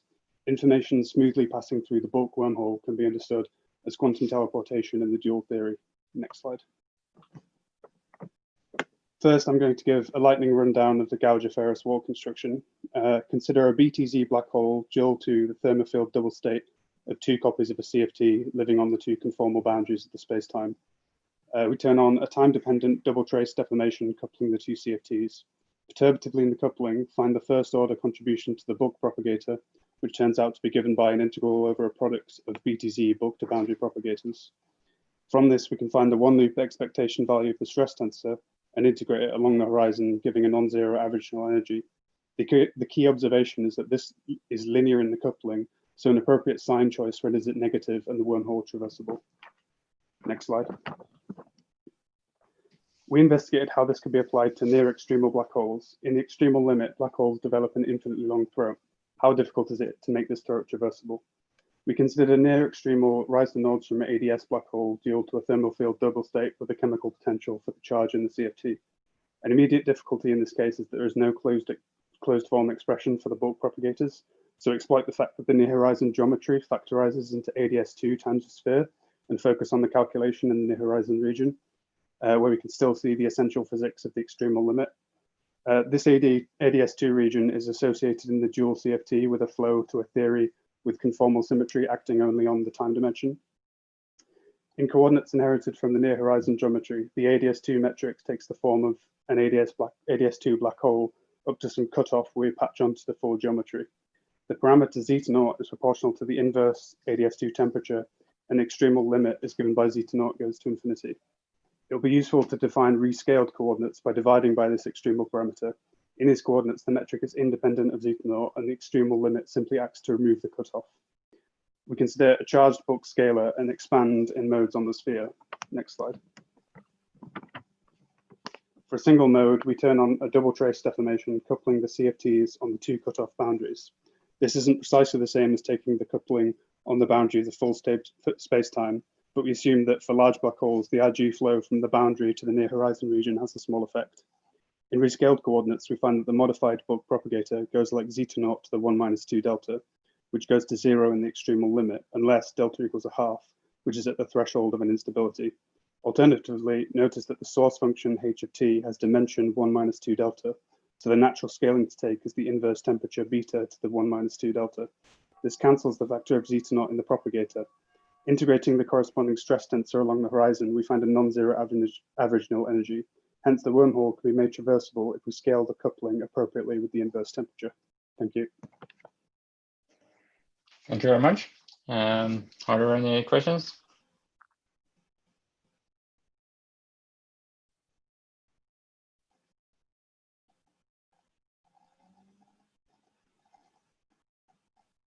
If not, then let's continue. Now we'll hear about spectrum of KdV charges in the 1/C expansion and thermalization to generalized Gibbs ensemble. Please go ahead. Okay. So, hi, my name is Ashish Kakkar. I'm from the University of Kentucky, and I will be talking about the title in this slide. And this is based on work done with my advisor, Anatoly Damarsky, and Sotaro Sugishita, who was a postdoc here at the University of Kentucky. Can we go to the next slide? Okay, so the basic question that we want to understand is when does an isolated quantum system thermalize to a generalized Gibbs ensemble? Okay, so what I mean by this is that if you have a generic state of the quantum system, let's call it psi, and you calculate expectation values of an observable O, when do we know that this expectation value at late times is going to be equally well described by the generalized Gibbs ensemble, which is you just put in the operator O and trace over this this ensemble. So basically, when do we know that this generalized Gibbs ensemble is a valid ensemble to describe this state psi, a generic state psi? So the answer is given by something which is known by the generalized ETH criterion. And this is a very simple generalization of what in the case of having a canonical ensemble goes by the name of ETH.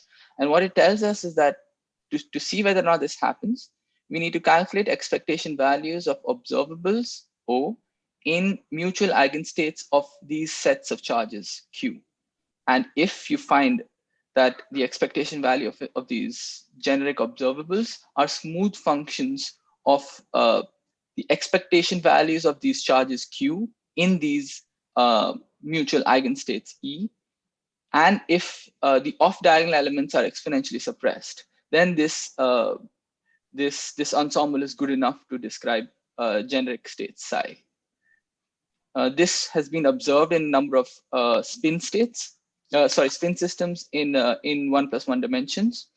And what we want to understand is try to see if this holds analytically in the context of 2D CFTs.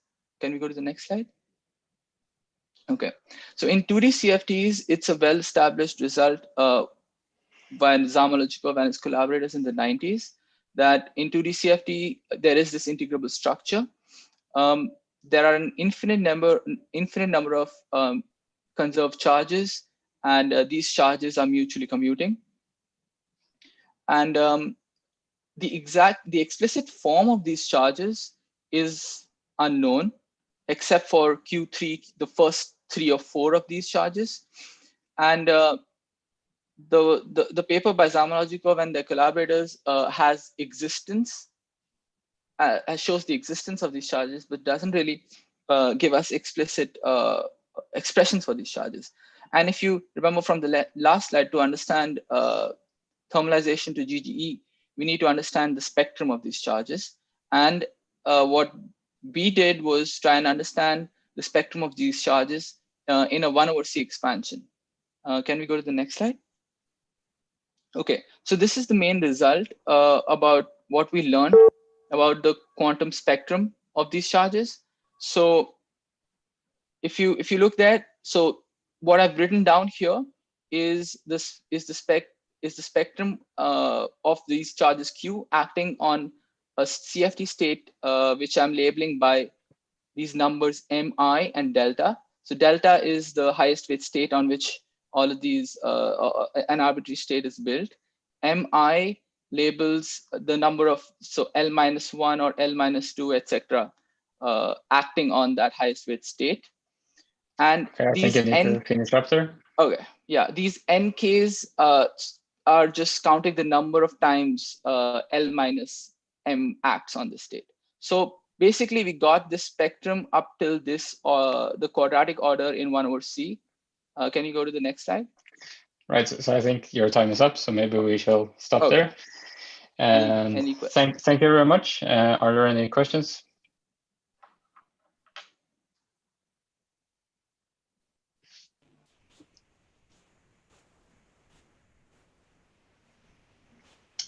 If not, then let's continue to our next speaker.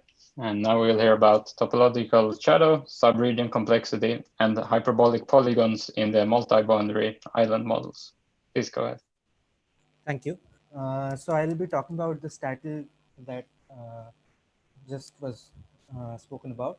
And this is an upcoming work with Anindo Chanda, who is a PhD student at Florida, Toboshachi and Shibaji, who are from SINP India, and Christian, who is a postdoc in Wolfsburg, Germany. So can you go to the next slide, please? Yeah. So the multi-boundary wormhole models are models where we realize, for example, we can realize a BTZ, two-sided BTZ by removing two concentric semicircles from a t is equal to 0 time slice of a Poincare upper half plane. Then if we go to a three-sided or three-boundary model or three-boundary wormhole, then we have to remove two more semicircles, which are marked by these blue semicircles, which are not concentric, and it defines two more boundaries, or actually one more boundary, and it becomes three boundaries. So in the three boundary model of island, one considers that so this is the middle left hand side figure, in which the right hand side is the black hole, and it evaporates the R1 and R2 radiations. So for the radiation quantas, the primary HRT surfaces are the throat horizons corresponding to the regions marked as 1, whereas at a later time, when the black hole evaporates more and more, the second or Mark 2 HRT surface becomes the chosen minimal surface, and so a new volume gets added as well. Similarly, in the n-boundary model of multi-boundary wormhole model of island, instead of increasing the size of the R1 and R2, we increase the number of exits, the number of smaller exits which model the Hawking quantas, and the bigger exits which model the black hole keeps shrinking with time. So can we go to the next slide, please? So by motivated by this new inclusion of the volume or the new choice of HRT, we compute the volume below the HRT surfaces. And from a work by Edmenger and collaborators in 2018, they suggested that for ADS3, this volume is completely topological, at least for subregions of ADS3.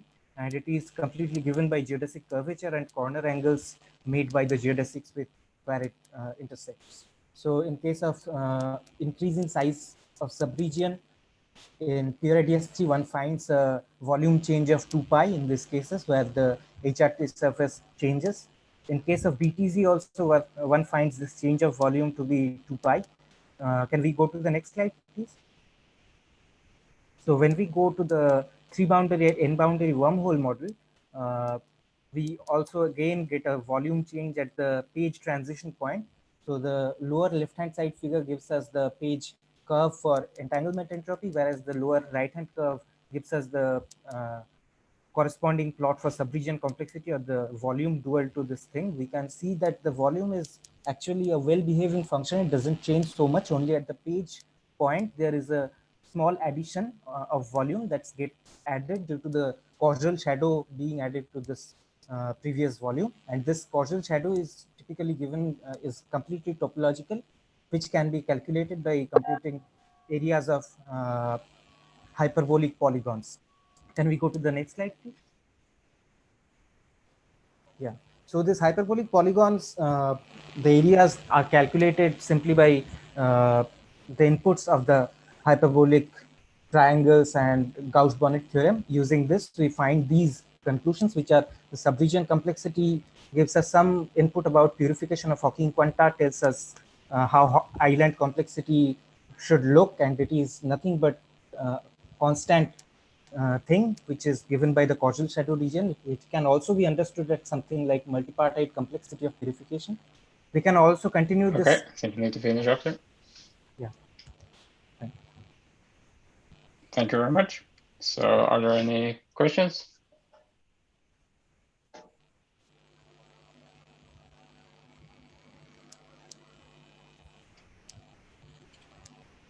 Okay, let's continue with our next speaker, and we will hear about quantum chaos in a quenched state. Please Thank go you.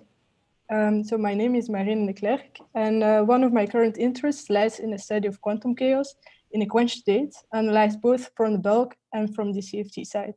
So let's start with the first slide. In classically chaotic systems, close-by trajectories in phase space diverge exponentially with an exponent called the Lyapunov exponent.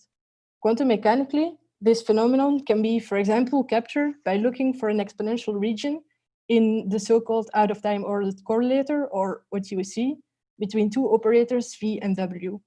This 4-point function can be viewed as the overlap of a bra and a cat, and this interpretation is particularly useful in the holographic computation of the OTOC in the thermal state, which is due to an eternal black hole in ADS. So indeed, as depicted on the following slide, by propagating some of the binary insertions into the bulk, one can understand the cat as an in state and the bra as an out state. And as a result, the OTOC as a scattering amplitude in the bulk. This showed that black holes are chaotic with an exponent set by their temperature. Can you go to the next slide, please? So last summer, we generalized this result to the case of a quenched state, a thermal state which undergoes a global energy injection at some point in time and subsequently thermalizes. The dual picture is an initial black hole that absorbs a null shell falling in from infinity and grows to become a larger black hole.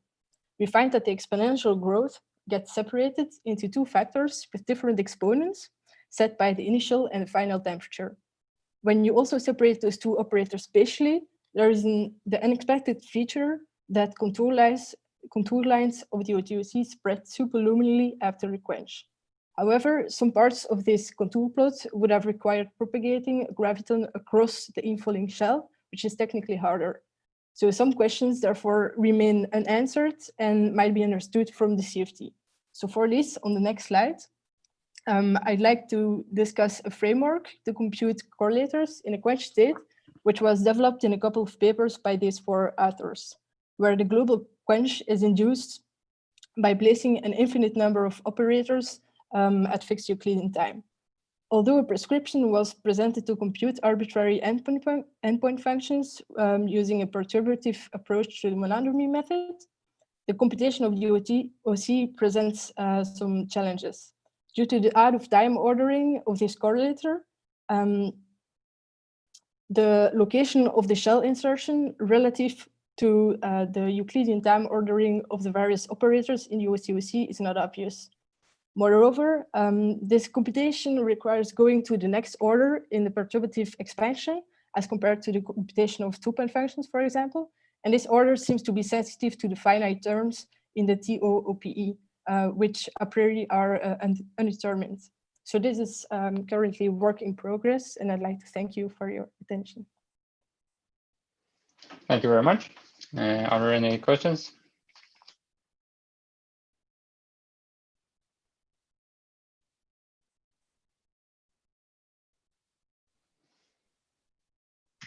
If not, let's continue with the last talk of the day, and we will hear about heavy ions and spin hydrodynamics. Please go ahead. Hello, my name is Rajiv, and I think my topic is a little out of scope of my school, but nevertheless, thank you very much for giving me the platform. I'm working with these two professors, Professor Blivsky and Professor Florkowski, and these are the primary references. If you want to go to the technical details, please go to the next slide. The point is that many of you know that the QGP has been found the least viscous and hottest and most vertical fluid ever produced in the laboratory. Therefore, this is a plot of a experimental result of the lambda hyperons, where you can see that there has been measurement of a spin polarization of lambda hyperons, which gives by studying will give us the properties of QGP producing the plasma. So due to the non-central collisions, there has and the rotational motion of the plasma fluid, thermal vorticity is produced, and because of that thermal vorticity, the spin polarization of lambda of the particles can be formed. But spin polarization meaning the spin of the particles relative to the angular momentum. So the thing is that there are many people working on this because there is no theoretical understanding behind this effect. So one group is working based on the assumption that the thermal vorticity is equal to the spin polarization tensor. But in our framework, which we are developing, please go on this slide. Our framework is based on the fact that the spin polarization of particles is not connected to a thermal vorticity, which comes from the rotational substructure of the plasma fluid. So this is actually the most important equation of our framework, omega mu nu, in terms of this, and this can be decomposed in this form because omega mu nu is actually a rank second antisymmetric tensor. So this from the special relativity, any rank to any means this omega mu nu can be decomposed in the form of fluid flow velocity, where u mu is the fluid flow velocity. Therefore, I cannot tell you more about technical details, just that we are developing the theoretical and mathematical framework to explain the important properties of QGP and plasma fluid. Please come and have a look on my poster. Thank you. Okay, thank you very much. Are there any questions?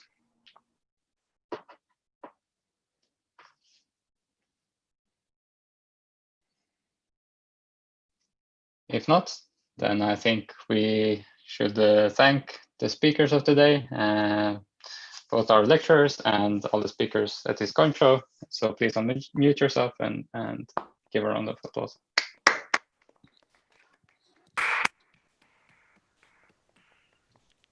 Thank you very much.